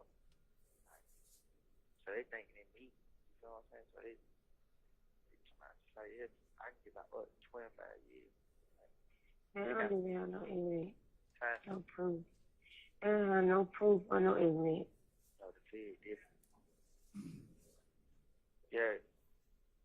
Yeah, I hear you, but they don't have no proof, no evidence, and you know you ain't doing it, then why you stressing yourself out about it?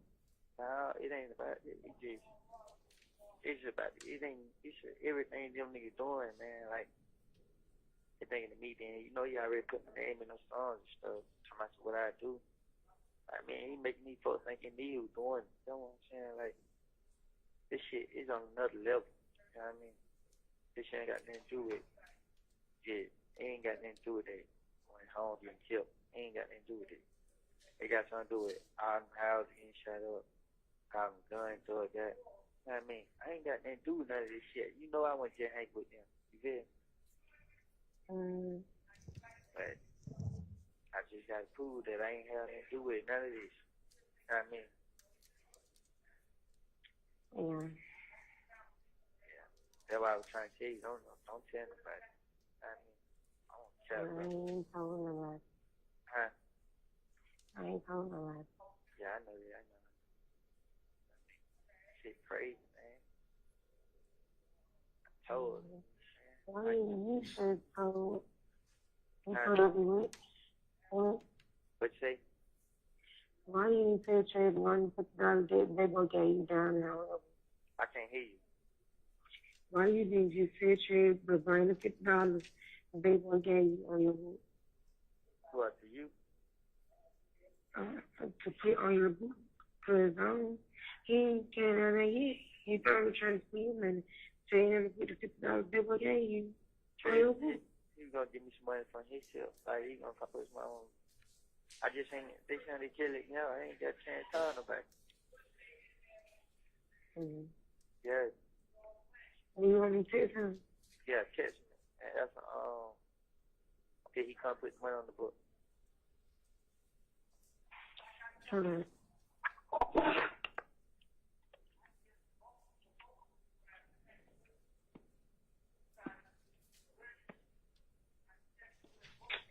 I don't know what I'm finna do. I might have to cancel for him. Hey, you sound like you in me with that right now, bro. Because It's my fault, I know. It's always my fault, I ain't seen your phone. She won't nobody give me that. Shit, what time is it? 11:24. You know what I'm saying, man? I need to get into a gate. Who? To a gate. Who? Gate, Jimmy. Oh, you know how to get in touch with him. You want to try to call him two-way?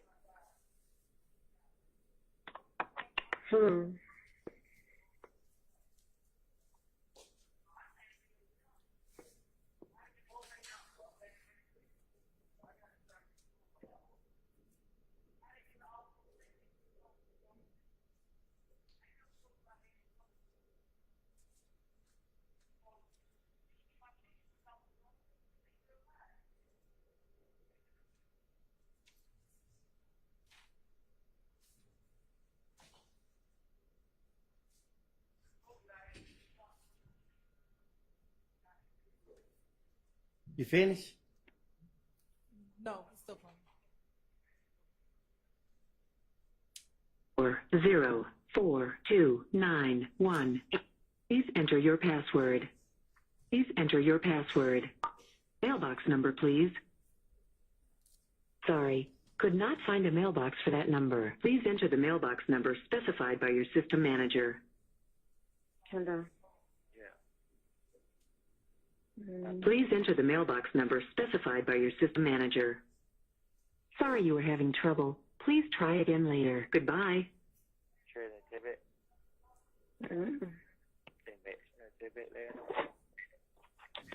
What?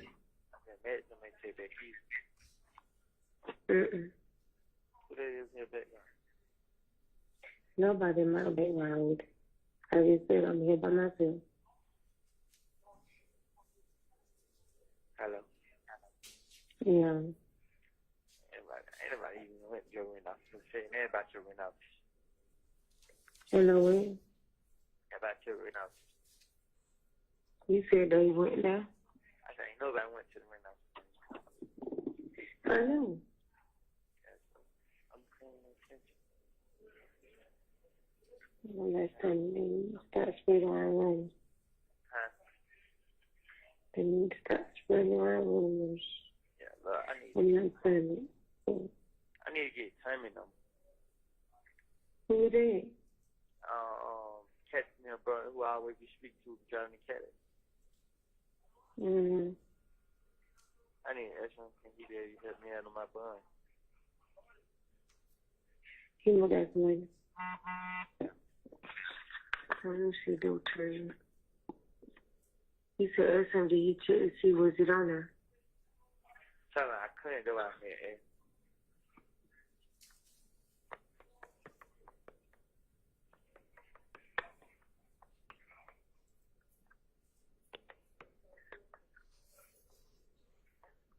Let's see, no.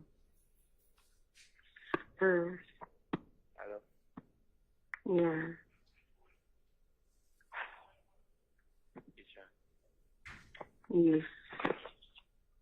Me sure. Miss you too. I just let you get me out of trouble, bro. About something I ain't do, man. You have 1 minute remaining on your call. You can play them, but you won't play them on the issue while you're What, Jay? When you said it was on there, can't you call me from your book? I can't hear you. Can't you call me from your book now? So, Jay. He said, he said like it was on there, so can't you call me from your book? I'm finna try to check and see if it's on there. Yo, Yeah. I love you, okay? I love you too. I need you to be there for me. Hold on, I'm here. I'm finna try to, it's my book and call you, right? All right.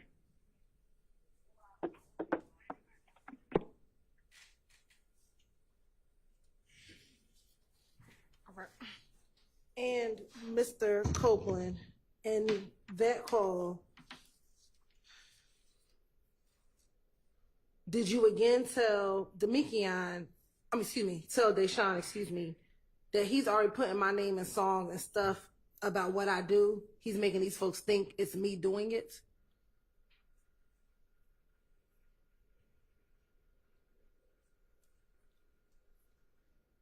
You're staring. Do you have a response? Yeah. Okay. Did you tell Deshaun that? We just heard it. Okay. So that a yes? I said yeah.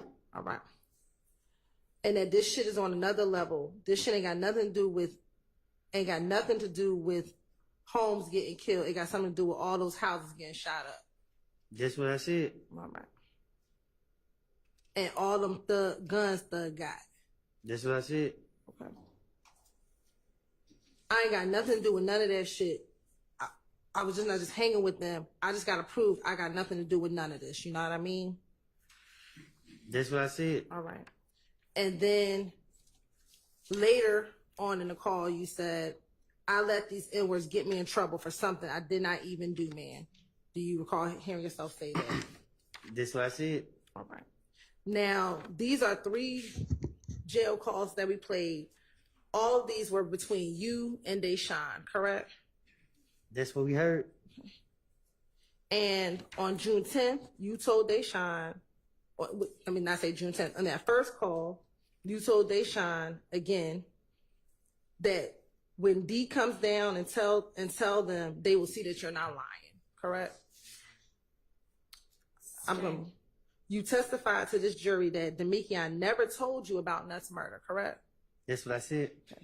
So which one is it? Is it what you told Deshaun on this jail call, the woman that you love, or what you telling this jury here today?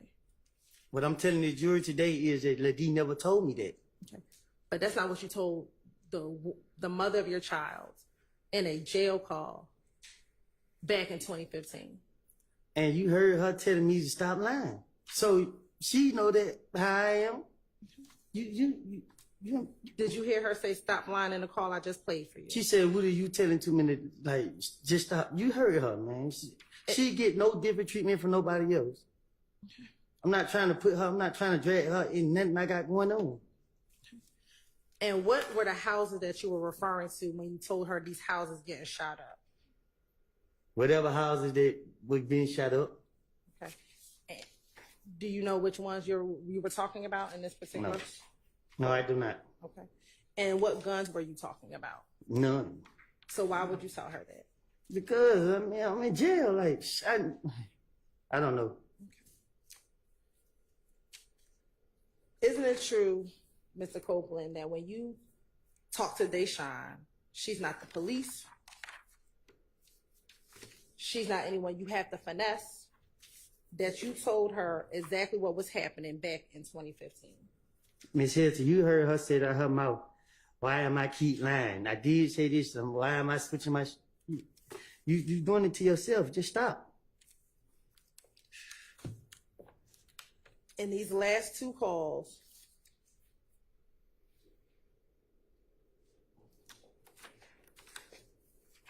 she never said anything about lying, did she?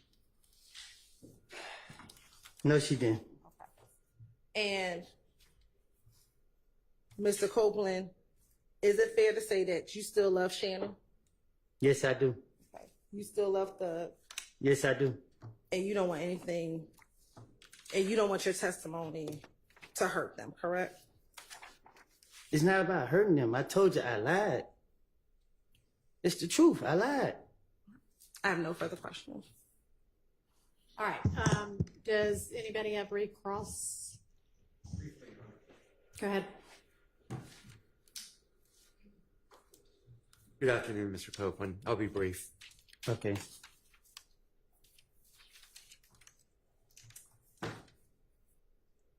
You recall this morning, Ms. Hilton spent a lot of time going over the fact that you're a liar, correct? Yes. And you told Ms. Hilton that before you ever testified to this court, correct? Correct. I did not call you here as a witness, right? You didn't receive a subpoena from me. I haven't spoken to none of y'all. Okay. You received a subpoena from the state to be here. State? Yeah, from Ms. Hilton. Thank you. Anybody else?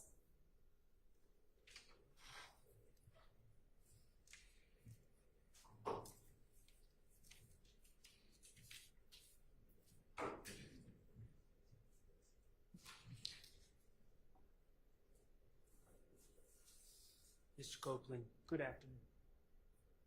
Good afternoon.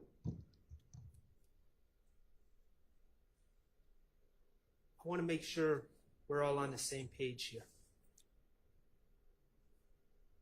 Your testimony is that what you told... Gotcha. Can you hear me now? Yes. Okay, thank you. Remember we went through your statements to the police in 2015, correct? Correct. All right, and you remember we pointed out the first time that you said that you had heard, first time you had claimed that you had heard that my client Shannon and Mr. Kendrick and others were responsible for Donovan Thomas. The first time you claimed that was June 10th of 2015, correct? Yes. Okay. And you claimed that your source of information was Demekion Garlington. That's what I told the police. That's what you told the police. And you have made it very clear, I think, that your testimony is that was a lie. It is. Right. Now, what I want to make clear is your intention at the time, June 10, 2015, you were being arrested.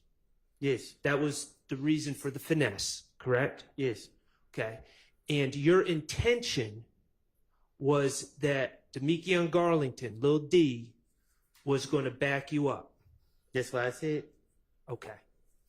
And want to be clear, the statement Shannon, Yak, Duop, and Nard, you were asked by Miss Hilton if you told that lie that you made up on June 10th, you were asked if you had shared those names with anyone else. And I believe you said with Little D, correct? Yes. Okay. You said I shared the names with him? Yes. Yes. Characterization of the question. Okay. You want to rephrase? Those 4 names that you made up, you shared those names with Lil D, correct? That's what I said. Okay, and I'm asking, I'm not worried about what you said right now. I'm asking for the truth. So you shared those names with Lil D. Y'all confusing me at this point, man. I'm not trying to confuse you. You needed, in your mind, you felt you needed Demekion Garlington to back you up, correct? That's what I thought he was going to do. Okay, and you needed to share the lie you made up with him, correct? I told the investigator that Lydia will come clear me. Right. And so you shared the information that you gave to the investigator, the lie. You shared that with Lil D, correct? I shared it with Moontoon too. Okay, and you, I believe your testimony was Lil D, after you shared it with him, said, "Damn boy, you hell." Is that? He said he got my back. Do you know,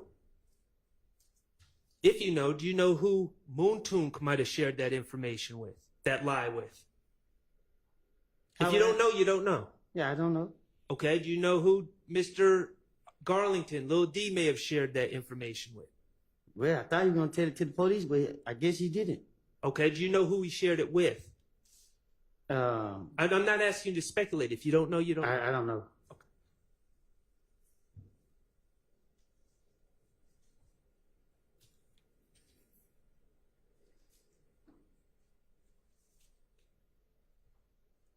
Okay. We just played some jail calls from 2015. Correct? They just did. Yeah. I guess. All right. And that was 394 Yankee, I believe, was the exhibit number. Every time you speak on those jail calls from jail, every jail you've ever been to, they play a recording in the beginning. A lady's voice comes on in the beginning, right? Your call is being recorded. Right. You know your calls are being recorded, correct? Right. You knew in 2015 your calls are being recorded, correct? I knew before I even went to jail. Right. That's common knowledge, correct? Right. Okay. And obviously, if you're being recorded, you can control what you say on the recorded line, right? Right. So you can say things like, Lil D told me this or that, right? I can say whatever I want to say. Right. What you can't control is what the person you're talking to says. Like when Deshaun said, "You're a liar, you're lying, you switched it up." That's the part you can't control on the jail recorded calls, right? Well, you know that. Talk about recordings. Let's move to meetings with the district attorney. You talked about several times the district attorneys, members from the district attorney's office coming to meet you in jail and in prison too, right? Federal? Not federal. Okay. But state. State jail and state prison? County jail. County jail. Okay. Rice Street. Fayetteville. In Fayetteville. Okay. And Verito came to Rice Street. Okay. Viverito had a, when we say Viverito, we're talking about Investigator Viverito. Yes. She had a cell phone, you said. She did. Okay.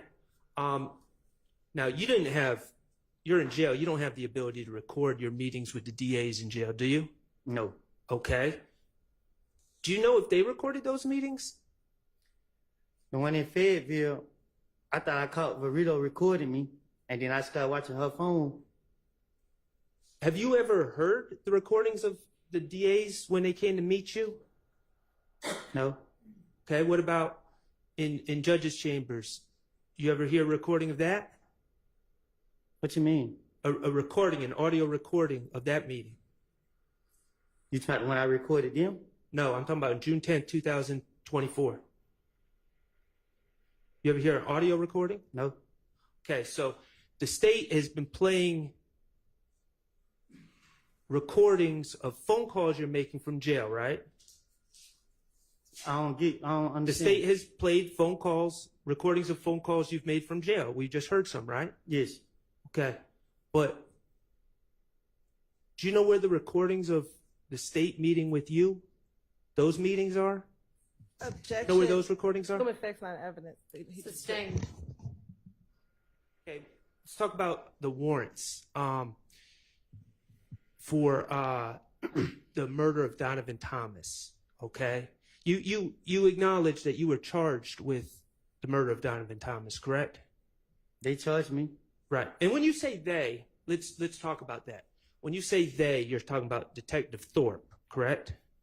So I'm talking about the police, the DA. I don't know who did it, but they told me I was being charged with murder. Okay. Do you remember in 2015, and we talked about it, you gave statements about where you were that day, right? That you felt cleared you from the murder. I did. Okay. And you also lied to the police about Demekion telling you certain information. Well, I don't say that for like a billion times. Right. And you would agree that if someone were to believe that lie, it would have cleared you from the murder, right? I don't get what you said. Speculation. Sustained. Okay, well, let me ask you this. Detective Thorpe, he took those warrants out on you in October of 2015, correct? He took them out on me while I was in jail. Right. After you gave that statement on June 10th, 2015, right? Some months after, yeah. Right. So he heard what you said on June 10th, 2015, and then months after that, he took out warrants for your arrest. You say that again? He heard what you said on June 10th, 2015, and then months later, warrants were taken out for your arrest for that murder, correct? Yes. Okay. And finally, may I approach the evidence, Your Honor? Yes.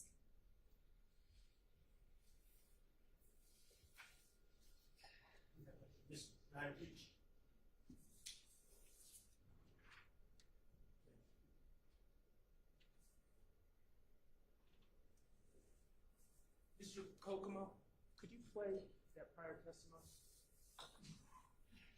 Do you remember testifying about do you remember when I stood up there and talked to you about your pending charges that were dismissed? Yes. Okay.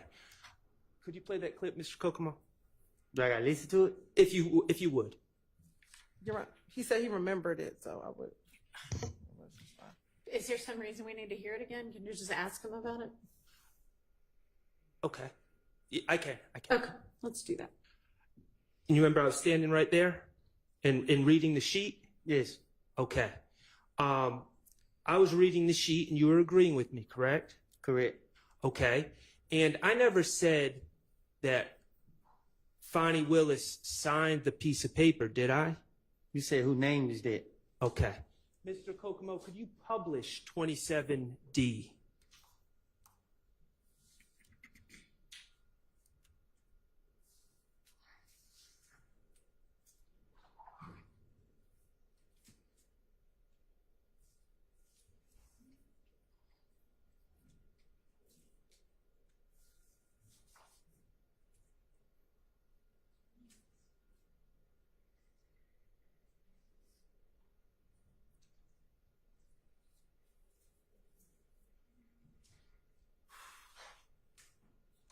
Okay, and Mr. Copeland, I asked you if Fonnie Willis's name was on the decision of district attorney declined to prosecute defendant.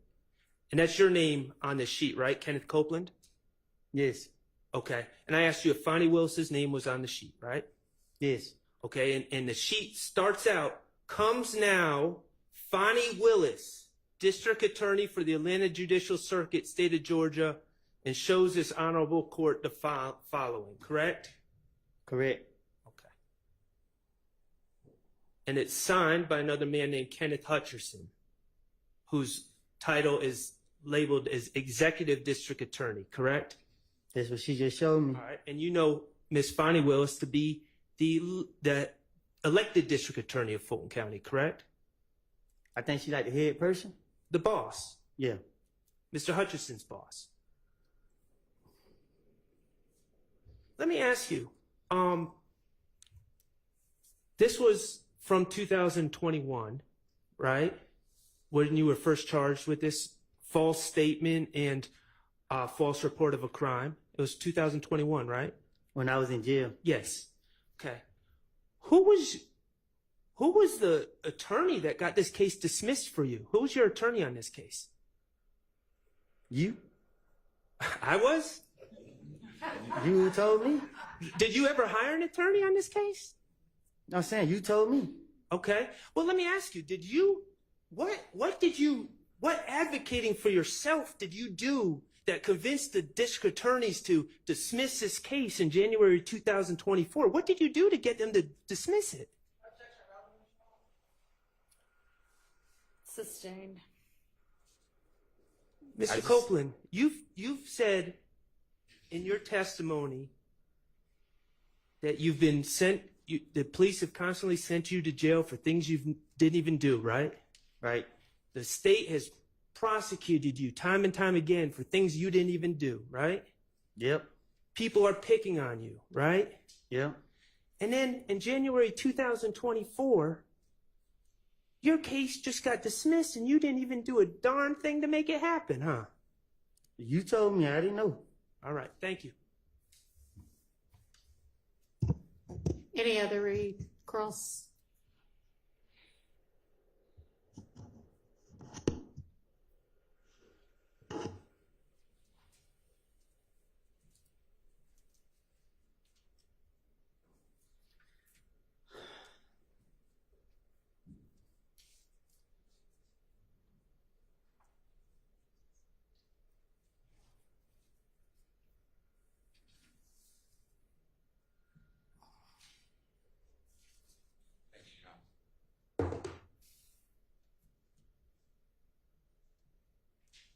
With the court's permission, I'd like to publish 378YD. It's in evidence already. Shannon Stillwell 24F as in Fox. It's 62259 through 62401, about a minute and 2 seconds. Mr. Copeland, can you listen to this? And this is February 21, 2015.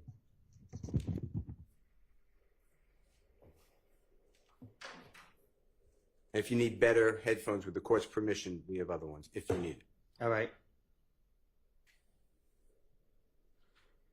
I got somebody, I don't know his name. He was there. He everything. He called the night. Well, I forgot what day they got killed, but it was a Friday night. They had, no, it was Thursday night. Mm-hmm. They had a barbecue. But the barbecue just about, it was blood and everything blood. Mm-hmm. Then the whole meeting was based upon me. I can't understand what I'm saying. John, can you stop it, please? Is that okay? Thank you. Would this possibly help? Is that what you're saying? I'm saying I can't understand what I'm saying. We can give it a try. I don't know. You want me to approach? Yeah, you can give it a try.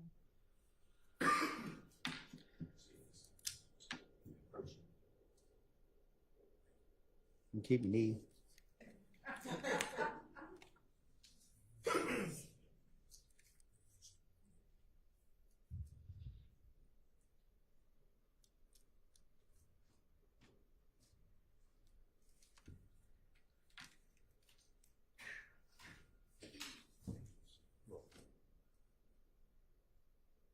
what I want you to listen for, can you hear me?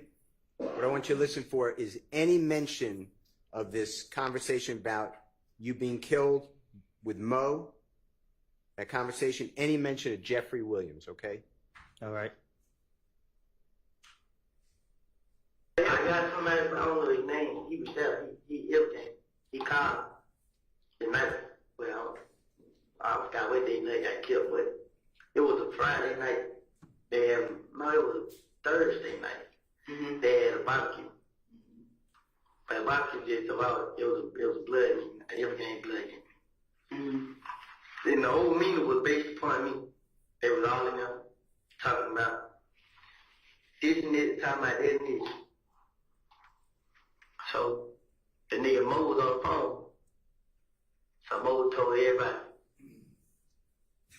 I need every last one of y'all, whoever 90s scraps is, whoever that other nickname, supposed to kill me. They gave all them guns.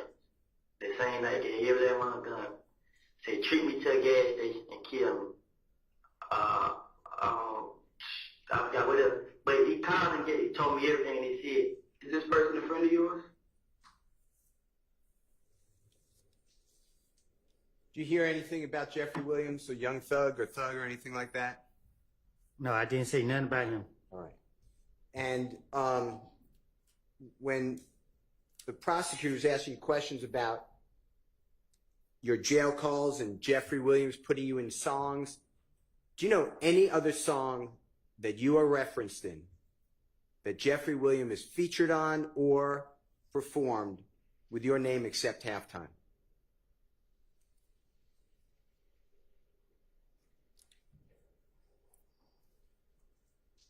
You said, do he got any other songs with my name in it? Yes, sir.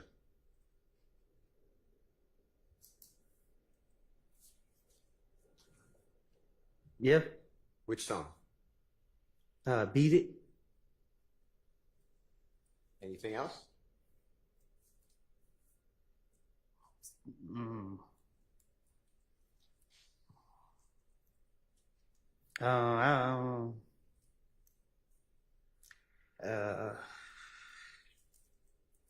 I don't know. Okay. All right. And then when you were questioned by the prosecutor about Monday, June 10th, 2024, coming from DeKalb County Jail to the chambers of Judge Glanville, you remember those questions? Yes. With all of your time, Judge Glanville was there at that meeting, right? Yes. All of your experience and horrors with the criminal justice system, all the arrests and prosecutions, all your convictions that are in evidence, tell the jurors another time that you found yourself speaking about the case with the prosecutor and the judge and your lawyer. Never.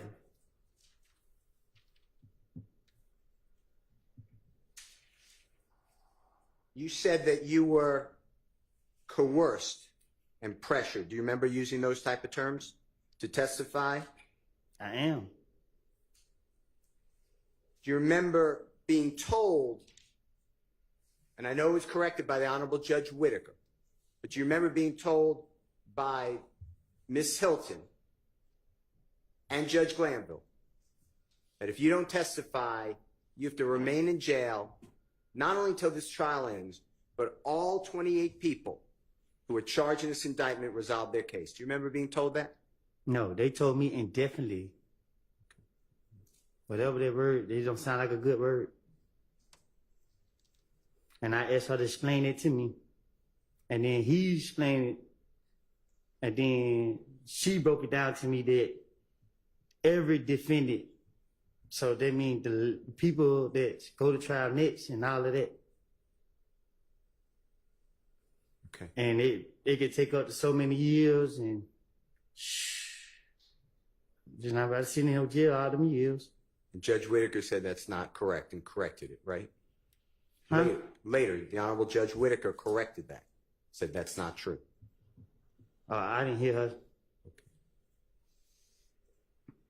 Okay. want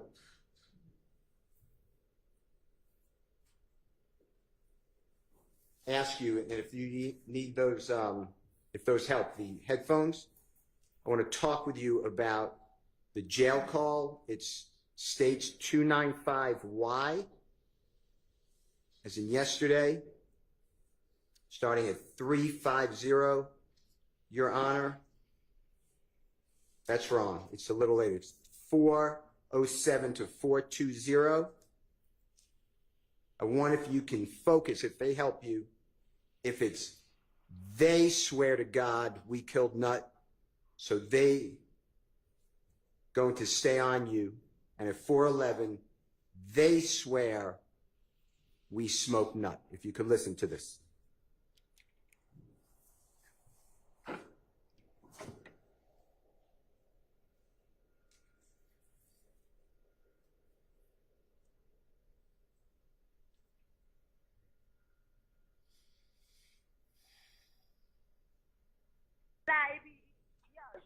Swear to God, we killed Nut, so they gonna stay on you. They swear he smoked nut. Hello? Stay away from shit, bro. You just don't know it be your hood, bro. Your hood scared you, bro. Don't. Were you able to hear that better? Yeah, real good. What was said? Tell the jurors, and they could listen to it their own at their leisure too. Which part? Both parts. When Max was speaking, who you call Max, Jeffrey's sister. She said, tell the jurors. They gonna swear to God we killed Mac. She said, Nut. She said, can I hear it again? Of course. With the court's permission, Your Honor, we're going to replay. And that again is the same exhibit 295Y, and it's from 407 to 420. Swear to God, we killed Nut, so they gonna stay on you. Swear to God we killed Nut, so they gonna stay on you. Say it one more time. Swear to God we killed Nut, so they gonna stay on you. Okay. Did it say they swear to God, or did you hear it? What did you? I apologize. Did you hear they swear to God we killed Nut? Objection, Anthony. So that's how Dolly talk. Sustained. Okay. Explain it. Explain what you were going to say. She talk fast, so when we was on the phone, she like, they swear to God we killed Nut, so they gonna stay on you. Okay. And then Mr. Kokomo, with the court's permission, is going to continue. For that other person speaking, it's a man's voice. If you know who it is, tell the jurors and what that person said, if you can tell. And that's at 411. Nut, so they gonna stay on you. They swear he smoked nut. They swear he smoked Nut. They swear he smoked Nut. He smoked Nut. Okay. All right, Mr. Copeland. Now, you said, you can take off the headphones if you want to. You said multiple times that you were raised in a situation where law enforcement, you believe you had to lie to them. Do you remember saying things like that? Yeah, I'll have to. Yeah. And some people don't have that experience. Law enforcement assists them. Was that your experience growing up in your area? Yeah, when I grew up, the police used to run in my grandma's house and beat my uncles up and kicking our door. So my whole life, up until my mama died. So yeah, we didn't like the police. And when you get in that interrogation room, you said earlier, it's not about the truth. You remember saying that? I'm listening. Is it about just getting out of there? Yeah, that's the purpose of going in the interrogation room, to finesse your way out. And do you know people, other people, do you personally know, who lied to the police in the interrogation room? Shit. Sustained.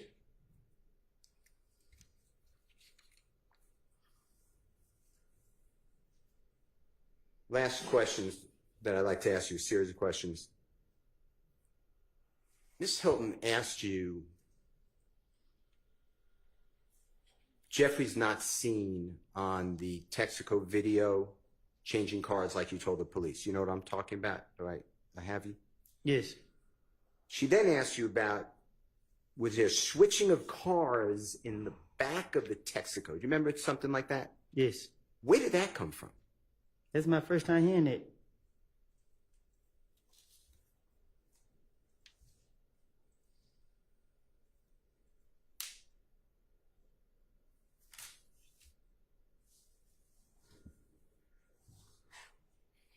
To verify or support your statement, Ms. Hilton asked you the following items. Did the police show you found shell casings? Remember that question? Yes. How does that support whatever you told the police? Oh, you lost me. I lost you? Okay. Yeah, you start over? Yes, sir. That question was withdrawn. Okay, if it was withdrawn, it was withdrawn. Did the police show you rental car records from Hertz? Do you remember that question? Yes. How does Jeffrey renting a car for you put Jeffrey into a murder? They did it. We talked about the surveillance video of the Texaco and about the back, in the back of it, so I'm skipping that one. How about Duke? You know who Duke is? Which one? Martinez Arnold? Yes. Javaris Bradford or Tuda, do you know who that person is? No. Ms. Hilton asked you about, did the police show you a jail call from Martinez Arnold and conversation with Tuda or Mr. Bradford? How does that implicate Jeffrey in a murder? Your Honor, objection, Mr. Still invading the province of the jury. Well, speculation, so sustained. Okay, the way Ms. Hilton asked you, don't speculate. How does that support anything you told the police? Sustained. I mean, that's not something he can answer. Telephone calls on the jail phone recorded from Shannon Stillwell. Did the police share it with you? That was her question. Yes. Let me ask you a different verification or corroboration. Corroboration is a bad word. It just means it verify. You know what verify means? Yes. Okay. It verifies your story to the police. How about Detective Gaither speaking with Miss Quarterman, Deshaun Quarterman, and you told the police Deshaun Quarterman knows all about this, right? I did. Well, I don't. in one of your statements. You said I told the police that she knows. Yeah. Okay.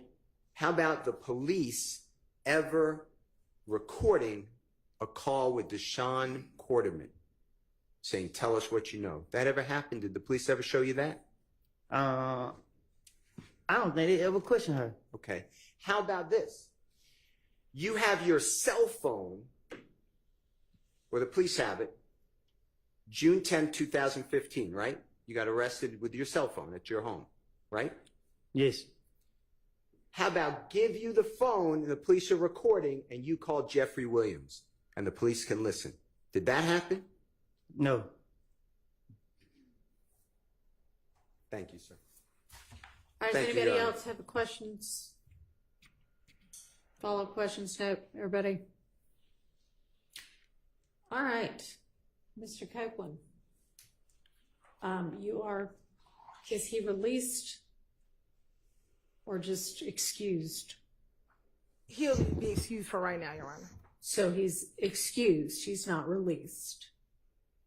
Court's indulgence. Okay. Mr. Copeland, you are excused. It is, what do I you mean? guess, possible that you might be called back, but until you hear otherwise, you don't have to come back here again. It's not over with?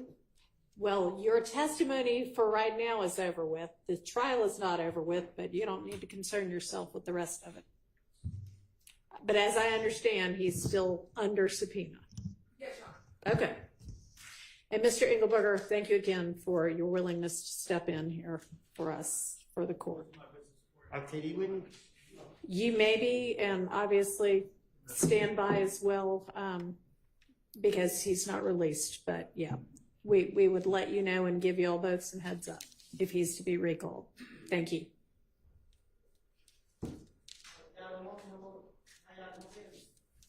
What? Okay, thank you. All right. Do you have a short, like hour-long witness? He's not an hour long. We do have one out there, but he's not an hour long. Okay. I know we have a couple of matters to deal with. They're not going to, I don't think, take very long. We can start with the next witness, or we can just start fresh in the morning. Jurors, y'all have a preference? The morning. Okay. All right, I'm gonna release y'all for the evening. If you could stick with us for just a second, and with the reminder to not discuss the case with anybody. Don't allow anybody to discuss it with you. Don't observe in any way, and try to avoid in every way any kind of accounts from anybody or any place about the trial, and we'll see y'all in the morning, okay?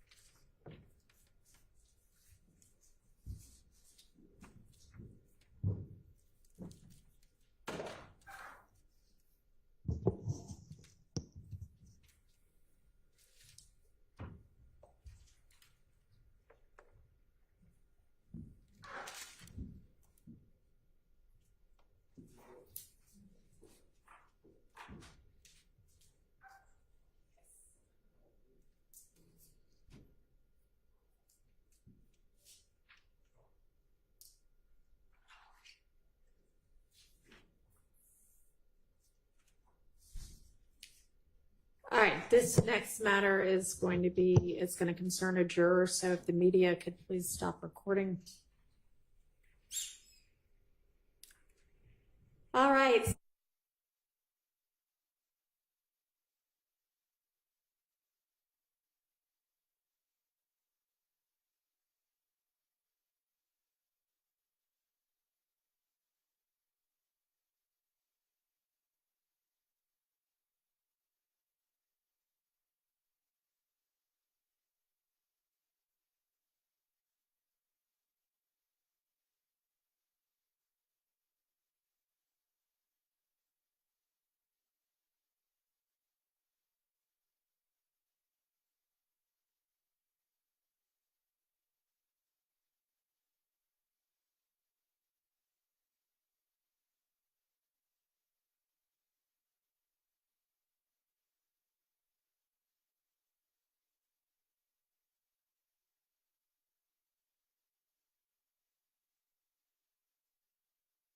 He can be here tomorrow. He did tell me that he was letting the court know his schedule, but he did apprise the court, I believe, in Dublin. Wherever else he needs to be, that he's going to, and once he's here, he's going to need to stay here until we're finished with that witness. He understands that, right? I believe he does. We spoke outside at Okay. lunch. Is he here now? He should be. Do you want to just have him come in, and I'll just let him know if I need to reach out to any of the other courts and let them know what's going on? I'm happy to do that. Yes. How long do you anticipate with, and I know you can't know for certain, but 3 hours. okay. And then, so I don't know how much cross there will be, but probably, I mean, lawyers are notorious for underestimating how long everything takes. So I'm going to say we might be with him for most of the day. And then if you throw in a couple of sound issues, which seem to be pretty regular as well, we're probably talking about all day with him. Although have your next witness lined up just in case. Yes, Your Honor. Okay.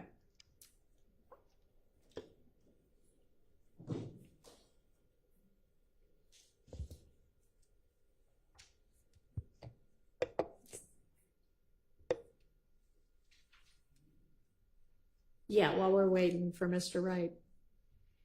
Your Honor, I may have missed it. The state earlier, I thought, announced that there was 2 interviews of Mr. Sledge, and I think that was in an email. Isn't that what we were talking about this morning? Yes, and we said we were going to verify. We just haven't had the opportunity, but we were going to verify. We'll email everyone this evening. Okay, well, y'all were, I thought, going to talk about that at lunch, but I'm fairly certain that the defense only has 1 interview in the discovery. can somebody kind of go ahead and sort that out before we leave here? Good afternoon. So I think that we're going to see you and your witness tomorrow. And I appreciate you being here. You know how it is. You never know exactly when the next person is going to get called, but your witness will be first thing in the morning, 9 a.m. The estimate is somewhere between 3 hours, and I'm thinking more like the whole day, but who knows? Hopefully it'll just be tomorrow in terms of your scheduling, but obviously if I need to reach out to any other judge who expects you, just let me know that, and obviously our chambers will coordinate. Yes, sure. Okay. I'll direct them to your All right. chambers. Okay. And if there's anybody that you think needs to be apprised in advance, just let us know that, and we'll go ahead and do that as well. Okay. Yes, sure. All right. So we'll see y'all in the morning, 9 a.m. Yes, sure. Sharp. Thank you.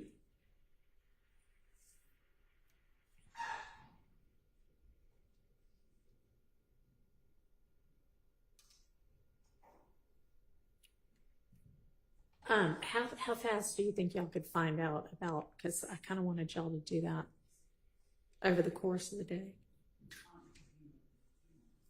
A few moments. Okay. Okay.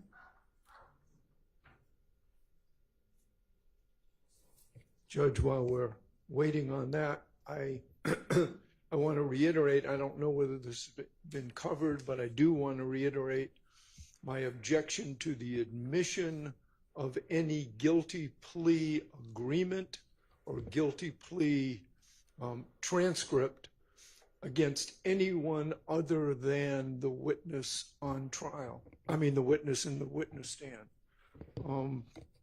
So I do want to reiterate that and ask for a cautionary 105 instruction with regard to the admission of the guilty plea and any alleged guilty plea colloquy. Okay. And I know we've talked about various different witnesses, potential guilty plea colloquies. Remind me what might come up with this particular next witness, Mr. Sledge. There were 2 issues. One was the entry whole hog of his prior guilty plea. And the state, I think, made very clear. So there's a video of him taking the plea, and then there is the actual plea agreement paperwork that has been admitted for other witnesses. What I said and what I maintain is that we will not be tendering a guilty plea just to tender the guilty plea. We would tender the certified conviction, but as far as that guilty plea paperwork, unless he says something that is not consistent with it, then we won't have a need to tender it as any prior inconsistent statement. Or if there is some challenge to something that he said as a recent fabrication, I mean, unless there is an exception to it, there won't be a need to have it read into the record. I mean, we may tender it as evidence for the record, but not for presentation or anything to the jury unless something happens during his testifying. All right. That was the first. You're not intending to introduce anybody else's guilty plea with this witness, are you? No. Well, Mr. Harvey, can you give me a little bit of more info on what it is you might be referencing? The guilty plea agreement. Of anybody else? No, of the witness. Oh, you said you were objecting to the admission of the guilty plea agreement as to anybody other than that it represents and can be used as substantive evidence against any of the other defendants on trial. It can be used traditionally, and there are 100 cases on that point. I understand what you mean now. I thought you meant somebody else's guilty plea agreement. No. You mean its use against somebody else? Yes. That's correct. Okay. And do you have a proposed instruction on that? What did he plead to? Your Honor, he pled to the indictment. So two things. One, I'm not certain why Mr. Harvey is saying that a 105 instruction is necessary.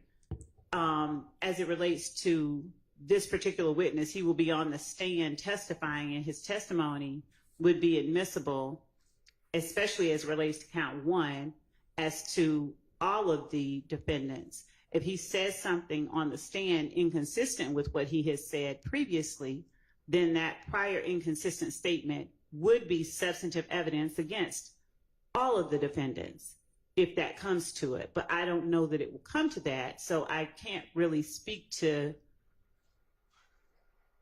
All right, yeah. Okay. So, I mean, just have something ready, and it may just depend upon what the circumstances are. Well, the rule is as follows. One person's guilty plea or conviction may not be used as substantive evidence of the guilt of another. The evidence, however, a co-defendant's guilty plea is admissible at trial, provided that, quote, the evidence serves a legitimate purpose and the jury is properly instructed about the limited use they may make of it, close quote. That's United States versus Deloach at 34 Fed 3rd, 1001 at pinpoint 1003, as discussed in United States versus Clay. In United States versus Clay is, I don't know whether you want a Westlaw or Lexus site, but 2021 U.S. Appeals Lexus 36080 or 2021 Westlaw 5795330. That's the general rule. Judge, I think that's the general. That's the general rule. That's not when we're talking about something like a RICO count. It's the general rule as to anything. He can testify, but the plea agreement cannot be used against everybody else. That provision of the statute and the gang statute has been held unconstitutional. We've argued about this before. But his guilty plea can't be used against anybody else. I disagree with what Mr. Harvey is saying. I think as it relates to this witness's guilty plea and anything, if it's a prior inconsistent statement, federally it may not be allowed, but under the Georgia rules of evidence, a prior inconsistent statement is substantive evidence. So given that it would be substantive evidence against each of these defendants as to count one, a limiting instruction would not be warranted. A 105 limiting instruction, as Mr. Harvey has requested, would not be warranted. So I'm not certain what he's proposing to the court, so I can't really object specifically to what he's proposing. It's not. But I argue that. Sorry. Please don't interrupt. I'm sorry. I thought she was done, and I apologize. Okay. But I would, at this point, my position is that a 105 limiting instruction isn't necessary. We're not talking about someone that they cannot cross-examine. We're not talking about somebody who's unavailable. We're talking about a person who is on the stand as a witness that will be asking questions. Okay, so I don't think Mr. Harvey is talking about a prior inconsistent statement being used as substantive evidence. He's talking about the guilty plea itself being used as evidence against any of the people here on trial, right? That's correct. That is correct. The guilty plea agreement can be used against Mr. Sledge, but not against the other defendants. Show the court a case. I want to see a case where it says that a 105 instruction and a guilty plea of even a testifying co-defendant doesn't require a 105 instruction.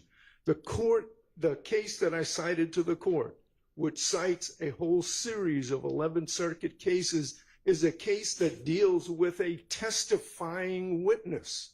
It is not just unavailability.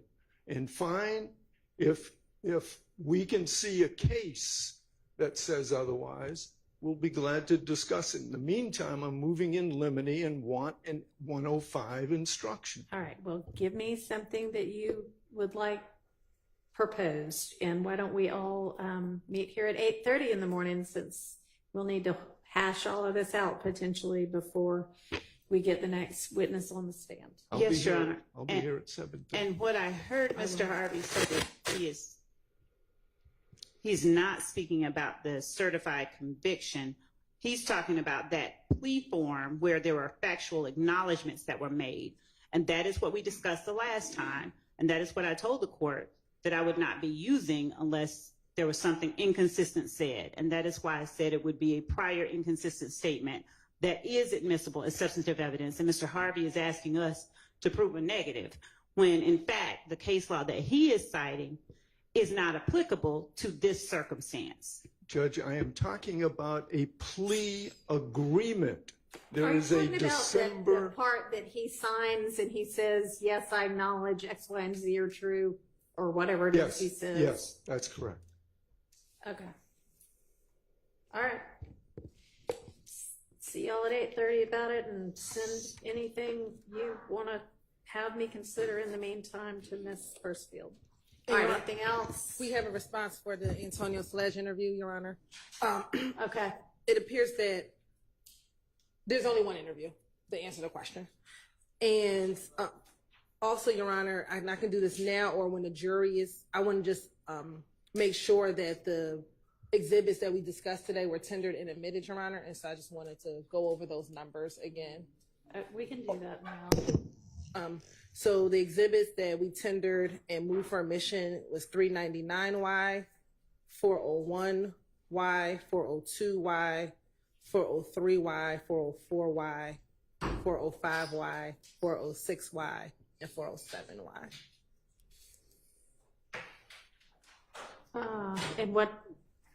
And you think those were all admitted? Yeah. Or you're just If they trying to weren't, make I want to sure? make sure that they are. I know. So remind me what 399Y was? 399Y was the law and crime clip where I asked Mr. Copeland about reading the Hertz record. Okay, yeah. I don't know if you tendered, or, well, I mean, you must have because you played it. So yeah, that was admitted. And then I know 401 and 402Y were, and then obviously anything that you played was. Yeah. Is that what everything else was? So 401 and 402 were the Guilty plea forms. Yes. Yeah. And then Those are in. And then 403, just to confirm, was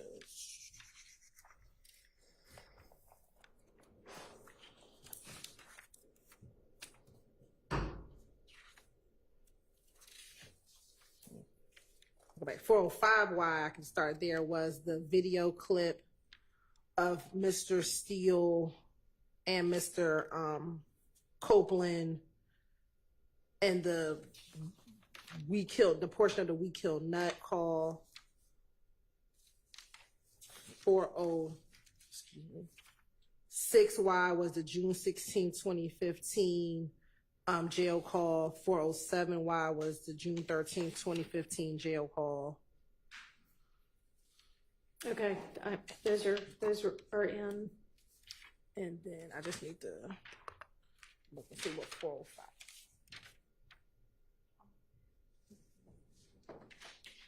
I mean, a lot of this is like it was already in, and now they're just excerpts. And so they already are in. They're just labeled as smaller pieces of the larger piece that's already in. No, right? no, these were like the law and crime. The law Not the law and crime things. Those are in.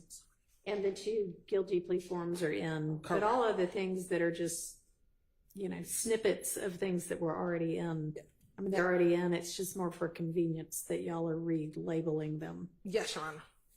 Okay, so was there anything else other than those groupings of things? Okay, no, that was it, Your Honor. Okay, all right. Anything else before we break for the day? Okay. 8:30. See y'all at 8:30. All right, we are adjourned for the day. We can stop.